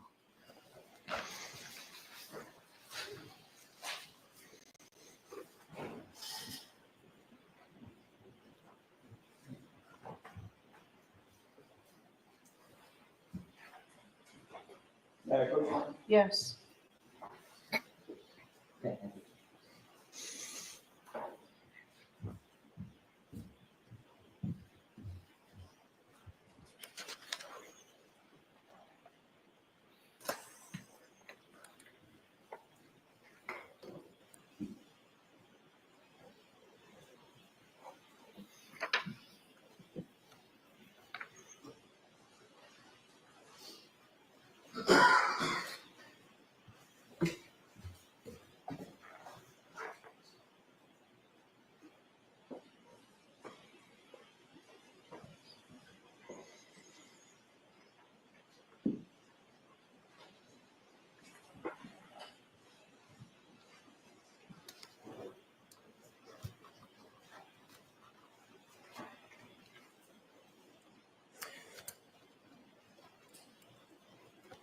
Okay, I apologize about that. No problem. I'm the one slowing us down just a little bit.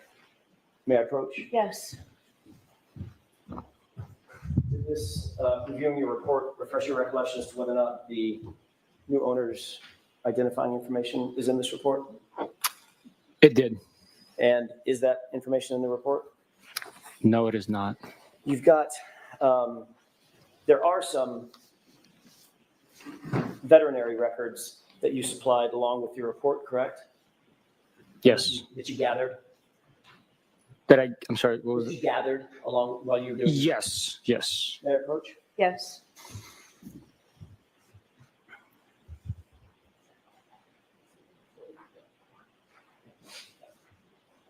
Thank you. If you'll take a look at those 4 documents.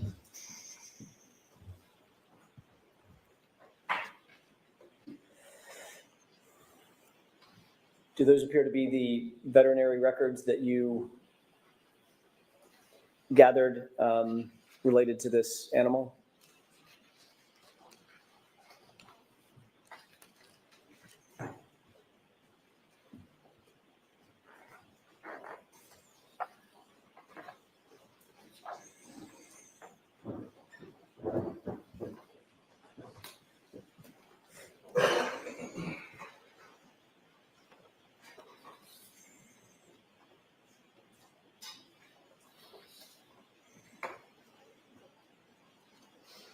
Yes, it does. Do any of those records, any of the veterinary records, the 4 pages that you're holding, even include the name Cora or the name of the new owner?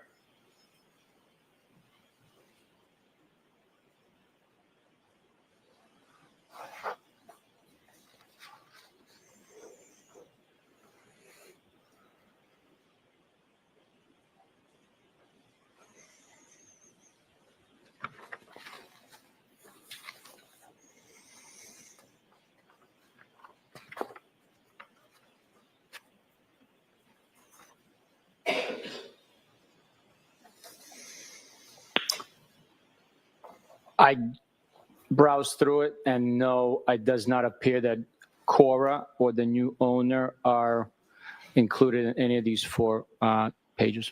May I approach? Yes.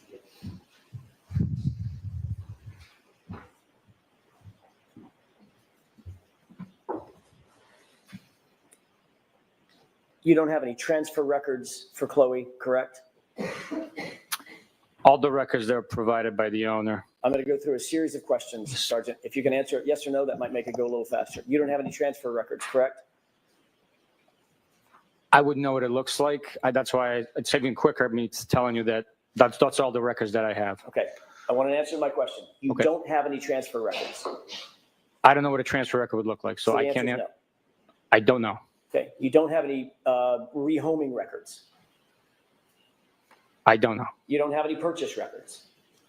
I don't know. The only records you do have are those 4 pages of veterinary records that don't have the name Cora and don't have the new owner's name. Correct? That's correct. You would agree, shifting gears for a second, that timely report writing obviously is an important aspect of any investigation, correct? It is important, but we can only write reports as feasibly and possibly we're capable of doing. Sometimes investigations are rapid, so you can't write a report. You take notes, and some time goes by before you actually document the information on an official report. The information's there, it's gathered, it's maintained by the investigator, it's shared, it's acted on at times, but the official reports might take some time to write. So obviously, if you're, like you said, things are fast moving in an investigation. It might be that you interview a witness on a Tuesday, you're super busy on Tuesday, Wednesday, Thursday. It might be Friday before you can even sit down and draft a report about that interview that you did on Tuesday, correct? Different circumstances dictate differently. That would be completely normal. Yes, it is. But most of the time, it's best practices, and you're taught, and you teach your subordinates that it's best practices to reduce to writing and memorialize a report as close in time to the event in question that's being memorialized as you can, right? Perfect world. In a perfect world, we'd write it as it's happening.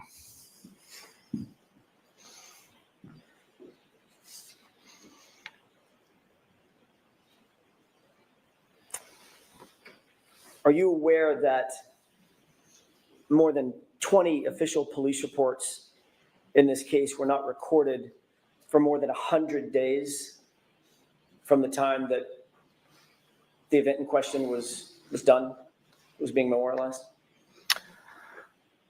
I did not know the exact date and delay. Are you aware that there are 11 reports that are more than 300 days from the time of the event that was being memorialized? I was not aware, no. Are you aware that there are 3 reports that are more than 400 days from the time of the event that was being memorialized? I am not aware, no. Are you aware that there are 4 reports that are more than 500 days from the time of the event that's being memorialized? I am not aware, no. Are you aware that the longest delay of any report in this investigation was 581 days? I am not aware of that, no.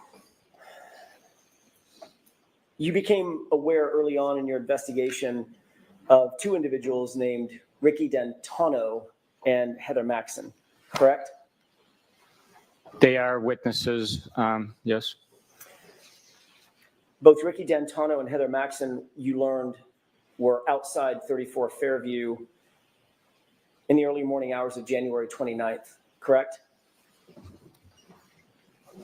We did learn within our investigation at some point, yes. And you learned, Sergeant, very early on in that investigation because you interviewed Ryan Nagel in February of 2022, just days after the event, correct? I'm not sure of the exact date. Obviously, as you just said, you became aware that Ricky D'Antano and Heather Maxson were witnesses in your homicide investigation, important witnesses, you'd agree, correct? They were witnesses. You learned that they arrived at the house at 34 Fairview sometime after Karen Reed and John O'Keefe arrived and pulled up behind their parked SUV, correct? Objection. I'm going to allow that. Can you repeat that, please? Sure. You learned that where they fit into the investigative puzzle is that they pulled up behind Karen Reed's SUV when Karen Reed and John O'Keefe arrived at 34 Fairview. They pulled up sometime after that and pulled up right behind them, correct? That's not correct. What is not correct about that? They arrived simultaneously. Karen Reed took a right onto Fairview. They yielded to them and followed towards 34 Fairview, stopping at the driveway as Karen Reed proceeded further up. Did you listen to the testimony in this case up to this point? No. There's a sequestration order, correct? Correct? Yes, yes. Means you can't listen to the testimony of witnesses, eyewitnesses who are testifying in front of these jurors. Correct, yes. You don't know how witnesses have testified from that witness box in front of these jurors, correct? I have no idea. Okay. So your information is that they pulled up simultaneously, correct? Objection. Is that what you just testified? That's my memory from what the interview produced.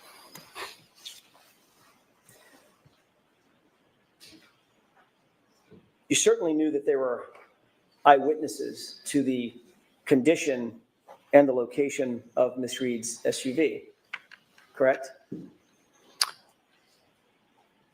Yes, yes, from their interviews, yes. And you also are aware that they would have been in a position to see the occupants of Miss Reed's SUV as they were behind it and then pulled around it, correct? Objection. Sustained.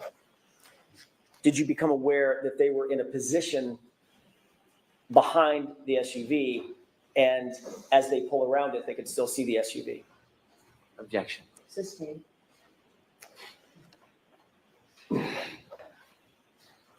You knew what potential role they played in your investigation as eyewitnesses, correct? Generally? When we interviewed them, when we learned of their existence, when we interviewed them, we collected information based on their recollection. Okay. My question was, you're aware that they had a certain perspective as it relates to the SUV that night, early morning hours, right? Based on their interviews, they had a perspective with the brake light being on constantly. I'm not asking you what they said. I'm asking you if during the course of your investigation you learned that Ricky D'Antano and Heather Maxson had a perspective. They were eyewitnesses to certain things. As Yes. relative to the SUV, correct? Yes.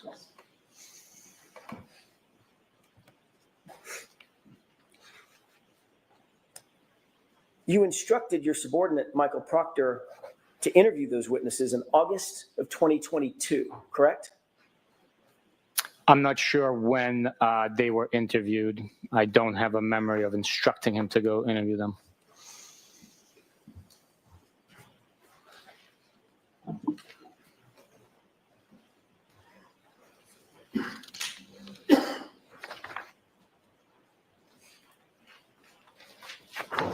May I approach, Your Honor? Yes.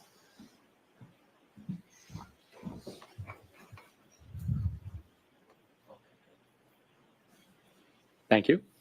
Can you take a look at that document and tell me if you, why don't you just tell me if that, whether or not that refreshes your recollection as to communications you had with Michael Proctor specifically?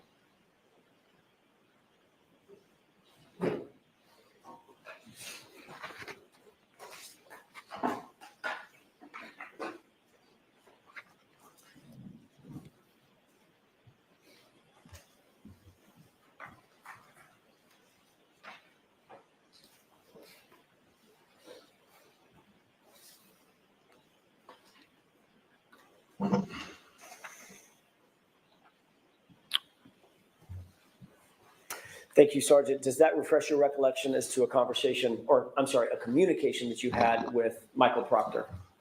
Unfortunately, it does not. I will take the document at face value. I do not have a memory of having these communications, but I will take the document if it's authentic and it is true and accurate that it took place. But I do not have a memory of sending these text messages. May I approach now? Yes. Also, my name's misspelled in there. Is that from the extraction, or where is that from? Couldn't tell you. Wasn't me. Appreciate it. Thank you. I can't take credit for that. Thank you. Thanks. If your memory is not refreshed about that particular communication, do you remember in general communicating with Michael Proctor about interviewing Ricky D'Antonio and Heather Maxson? I do not know. I'm sorry. Would that have been something that you would have found important relatively early on in the investigation? Yeah, these are eyewitnesses. Let's get them interviewed. Yes, it is important to interview anyone that's an eyewitness. Sometimes it takes longer because are you listening? I'm sorry. Thanks. You asked the question. I just wanted to answer. I know the answers to my own questions. Go ahead. Okay. So while we want to interview every eyewitness, sometimes an important fact is already detailed and witnessed by another witness. So in this situation, we had already interviewed one of the occupants, the one that was driving, the one that had the observed the events taking place. And we asked him if we were going to talk to the other two, would they have the same recollection, observations? Did they leave the vehicle to go in the house at all? Anything like that? Anything different? So that's... Okay, so it would be important, obviously, to interview witnesses in a timely manner. In some instances, yes. Okay. Yes. Do you remember when Trooper Proctor actually interviewed Ricky D'Antonio and I'm sorry, when Michael Proctor interviewed Ricky D'Antonio and Heather Maxson? I do not have a memory of that. No, I'm sure a report would indicate when.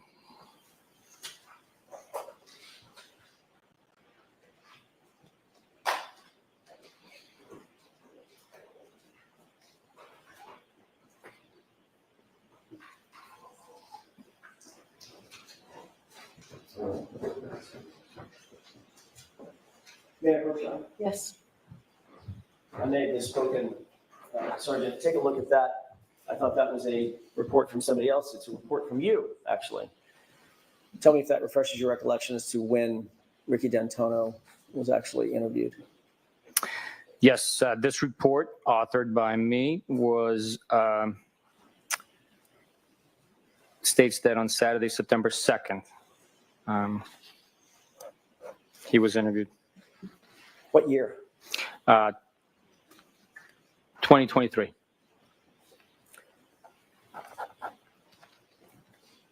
So that would have been a year and a half later, correct? Yes. Do you believe that's a timely report, or rather a timely interview for an eyewitness, the gravity of which is described in your report? We again, perfect ideal world scenario, it would be quicker. So that would be, no excuses, I'm not throwing bars, but that would be untimely, correct? Year and a half later? We do the best we can.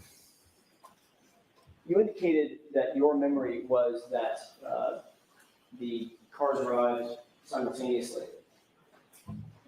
That's a interview with Ricky D'Antonio. You see the highlighted portion?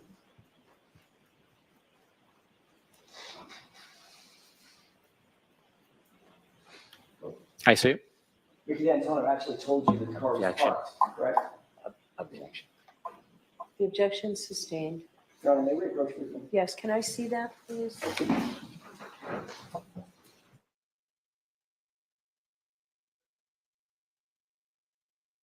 All right, guys, I'm just going through those texts I screenshotted and making sure I got them all. I don't know when I'll read them, but I'm trying to make sure. Get them all in order. I got to send them to my email. So if you want me to read them, I'm tired. May I, Your Honor? Yes. Thank you. Isn't it true that when you interviewed Ricky D'Antonio, he indicated that upon their arrival at the home, 34 Fairview, quote, a dark-colored SUV was parked in front of the home facing up towards Chapman Street. That's what he said, correct? That's what the report indicates for Ricky's interview, yes. And in fact, you wrote this report based on Ricky's interview. I wrote that report, yes. Thank you.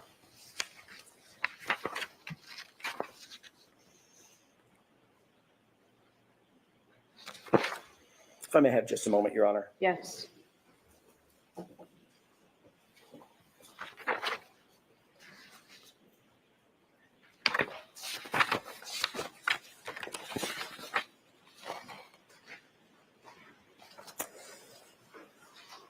Your Honor, I'm just about to start. Why don't we come to sidebar now from the floor?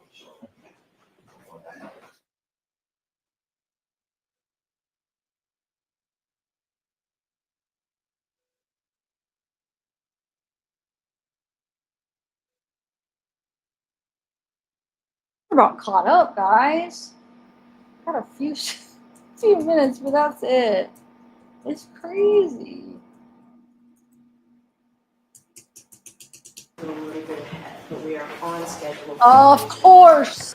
Monday, I'm going to ask you all to come in at 10. 4 o'clock. Okay. 10 o'clock on Monday, 10? and we will go a full day Monday. We'll leave every day next week. We'll use a full day. So we will see you next week. She Those said same 10, questions. right? Please do Wait, not hold on. delay, and we will you all to come in at 10. So we'll start at 10 o'clock on Monday, and we will go a full day Monday. We'll leave every Bev, when you start late, that's not a full day. She's literally saying, come in late. How is that equal a full day if you're having them come in late? So wait, she started about 4 then. She ended a couple minutes before 4. Well, she knows she's got the rest of the weekend to. Oh my God, this is crazy. every day next week. We'll use a full day. So we will see you next week. Those same cautions. Please do not discuss this case with anyone. Don't do any independent research or investigation into this case. If you happen to see, hear, or read anything about this case, please disregard it and let us know. Be very careful with your social media use, and we'll have a great weekend. See you Monday at 10. Sergeant, will you come back?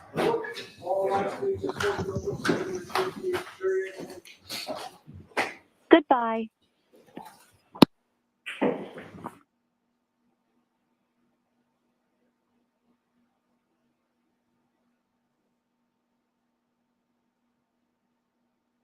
Sorry, I'm still trying to get these all in order and right, because there's some that have like doubles, and it's not like I'm on my phone text or anything. I'm going through those. There's so many. I mean, they read them for like, well, how long? I hope people will really watch it, because I know they already read them, so I'm hoping this wasn't a waste of time. Oh. All right, so Monday we'll start with the jury at 10. If you need me before 10, please let people know so that we can deal with anything we can beforehand. I'll be here before 10. So, all right, we'll see you on Thank you, Monday. Ron. Thank you.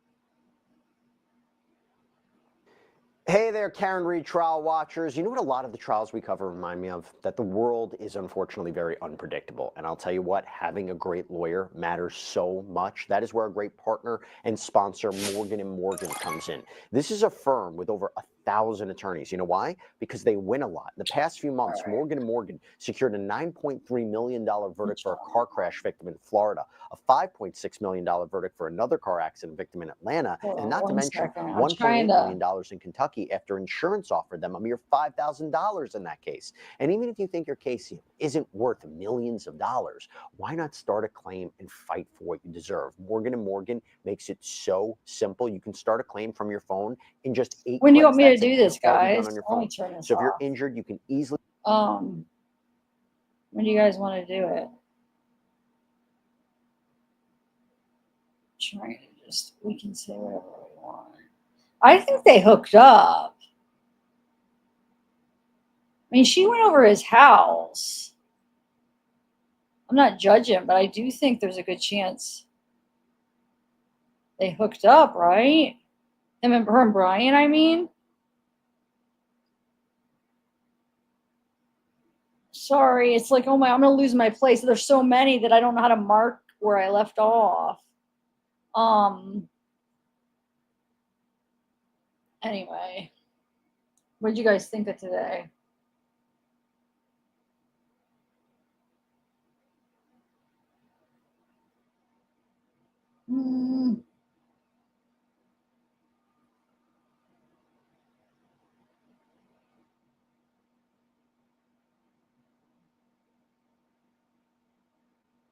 Okay. Yeah, I'm able to delete some of these that overlap. So at least I don't need to send like a ton to me. I don't know. I mean, the guy's a jerk. Wait, were they done with him? Hold on a second. Were they done with the Higgins? Why, I missed that. I was like, I mean, I was listening, but I was doing that. Are they done with them? They are, right? Or no? I don't know. That guy started to become. At first, it was kind of entertaining where I wanted to scream because it was annoying. But then it's the same crap. I mean, the guy won't admit anything. He wouldn't even admit they were fighting. He said the Heimlich or abdominal thrust. That's what you want to say that they're doing rather than fighting or play fighting. I mean, that's what they're doing, abdominal thrusts. What, two grown men in a bar are doing abdominal thrusts on each other? What does that even mean? Is he choking? Obviously, he's not choking. Oh my God, this guy. He's horrible. You can't hear me? I have my. Why can't you hear me? What do you mean?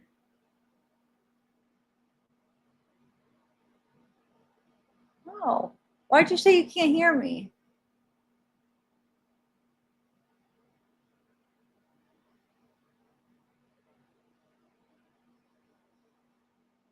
Where did I see that? Oh yeah, Ella, you said it. Can you hear me, Ella? Anyway, I have my mic kind of over here, but you should. I have my air on too. Sometimes it distorts it a little bit. But yeah, I don't even know what to think. It's ridiculous. I'm out of coffee. Yeah, no, I could read. I mean, I screenshot them all, so I'll read them. But I hope people come and watch it because I got them all. I'm going through them because I know I put it on. I had it on like 3.5 speed, and I was going through them, and I caught up because I was just trying to screenshot them real quick. But I actually caught up with it. And,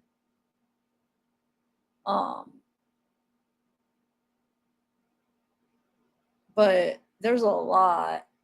But maybe, I mean, he just made it really hard to even understand. Yeah, I'm just trying to go through them. Somebody asked me what I'm doing. Because I'm trying to get them ready because there's some that overlap, and I'm just making sure I have them. I marked a few by hearts to show just to make sure if there's like something in between. Now I don't know where to mark where I left off at. Anyway, so yeah, I'll do that. But I also was gonna try to find. Oh, I was gonna go through the video. That's what I was gonna do. I'm going to go through the video, guys. Those videos. I want to go through them that we just watched. Because, poke.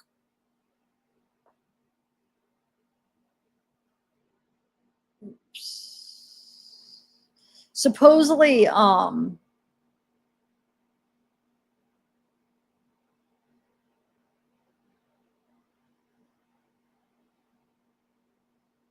don't know. Supposedly, like, he's trying to get. Hold on. Give me 1 second. Let me. Poke. Guess that would. What's a poke? What's a poke?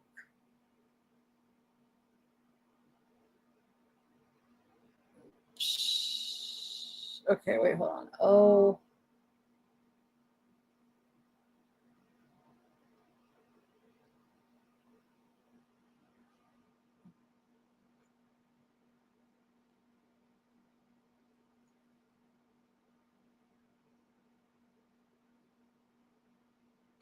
Anyway, all right, guys, I'm gonna end it so I could finish this, but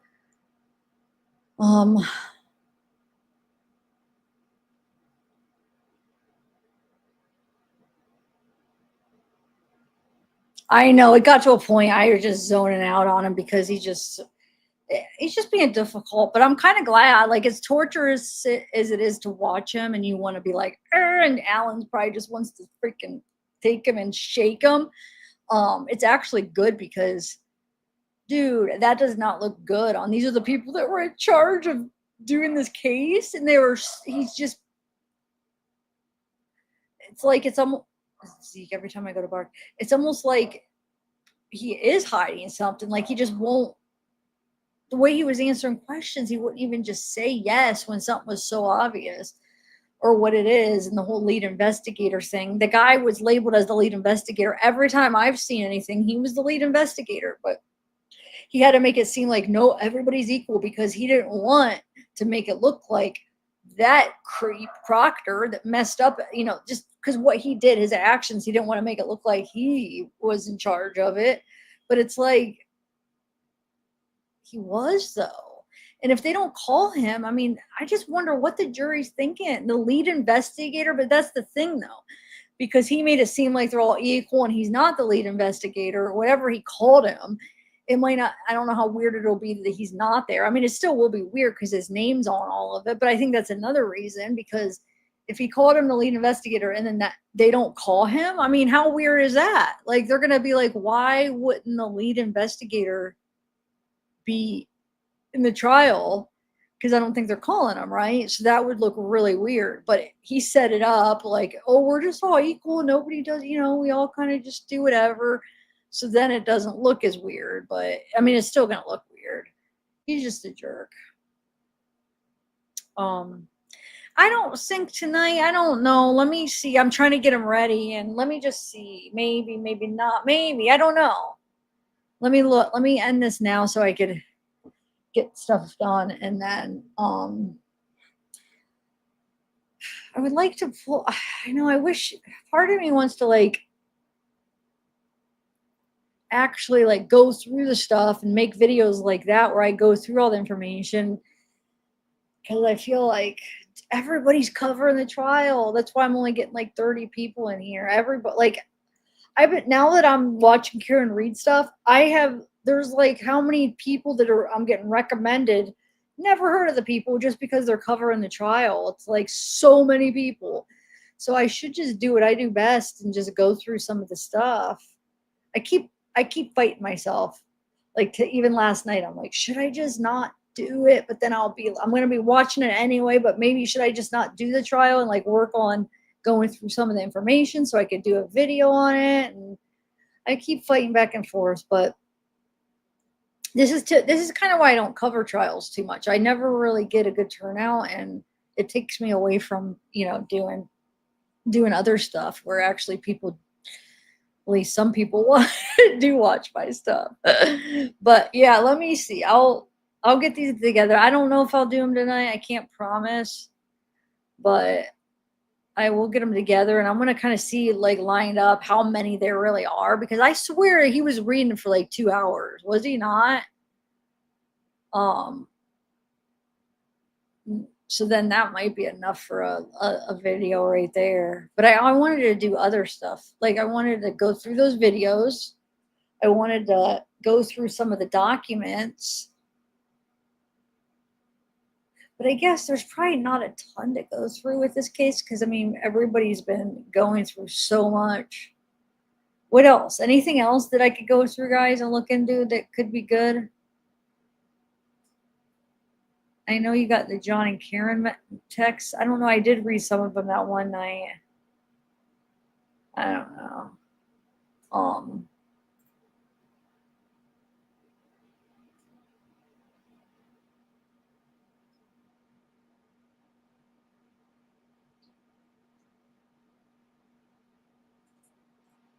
All right. Bye, guys. I know. I'm trying to think.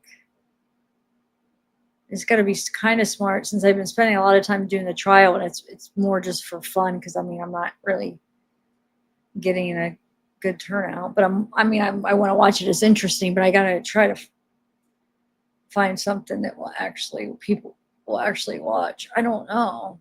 I mean, do some brainstorming, but I will read these for sure, because I got them all.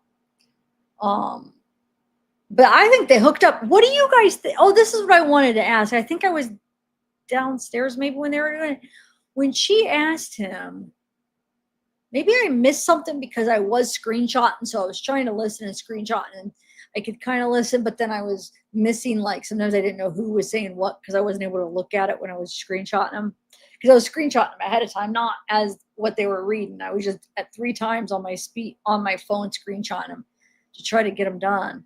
But when after she went over his house, right, she says here, and then the next message was something like, what do you think? No, any thoughts? And she said, maybe. And he says, you're not answering the question or something. And she says, well, what are your thoughts or something? What are they talking about? Do you think they're talking about like whatever happened that night between them? And he hadn't heard from her. So he's asking like, what did you think? I don't know. Unless if I missed something, it went over my head and it is about something else. I was thinking it was about like the sex and whatever they did that night. Like, hey, what's your thoughts on it? Like, it could not be. But it was the next one after she says, I'm home. She went over his house. He probably said in person, hey, message me when you're home so I know you're home safe. She says, I'm home. And then the next one is thoughts. But I think it was a different day, right? I got to look at the time. So it's like maybe he hadn't heard for a day. I don't know. I'll have to see the timing. No matter if it was the same day or not. I mean, what was that about? Like thoughts? She says maybe. He says maybe. I don't forget what he says. Then he says you didn't answer the question, and she says something like, "No, you. What about you?" or something. Do you think that could be? It's kind of a weird way to think, but you see what I'm saying? Like, hey, what'd you think? What did you like? What happened? Like, because there's no other text. So what else could there be? There was nothing in between there. She just got the last one was her being home. Less if they were on the phone or something, but you think they would have showed if there was phone calls, right? Or I mean, maybe there was. Was there phone calls? I have to go through. I'm sure they have her phone information. I think they hooked up. I really do.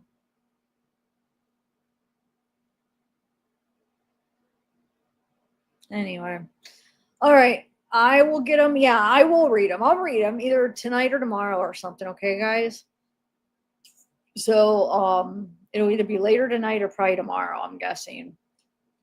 I just want to get them all ready. There was a few times I did it and then I had to go rewind and do it again. So there's a few I got to go through them and delete some of them because I need them to be all in order. And then I'm going to put them in my Adobe and put them as like a thing where I could just scroll down. All right, guys, bye.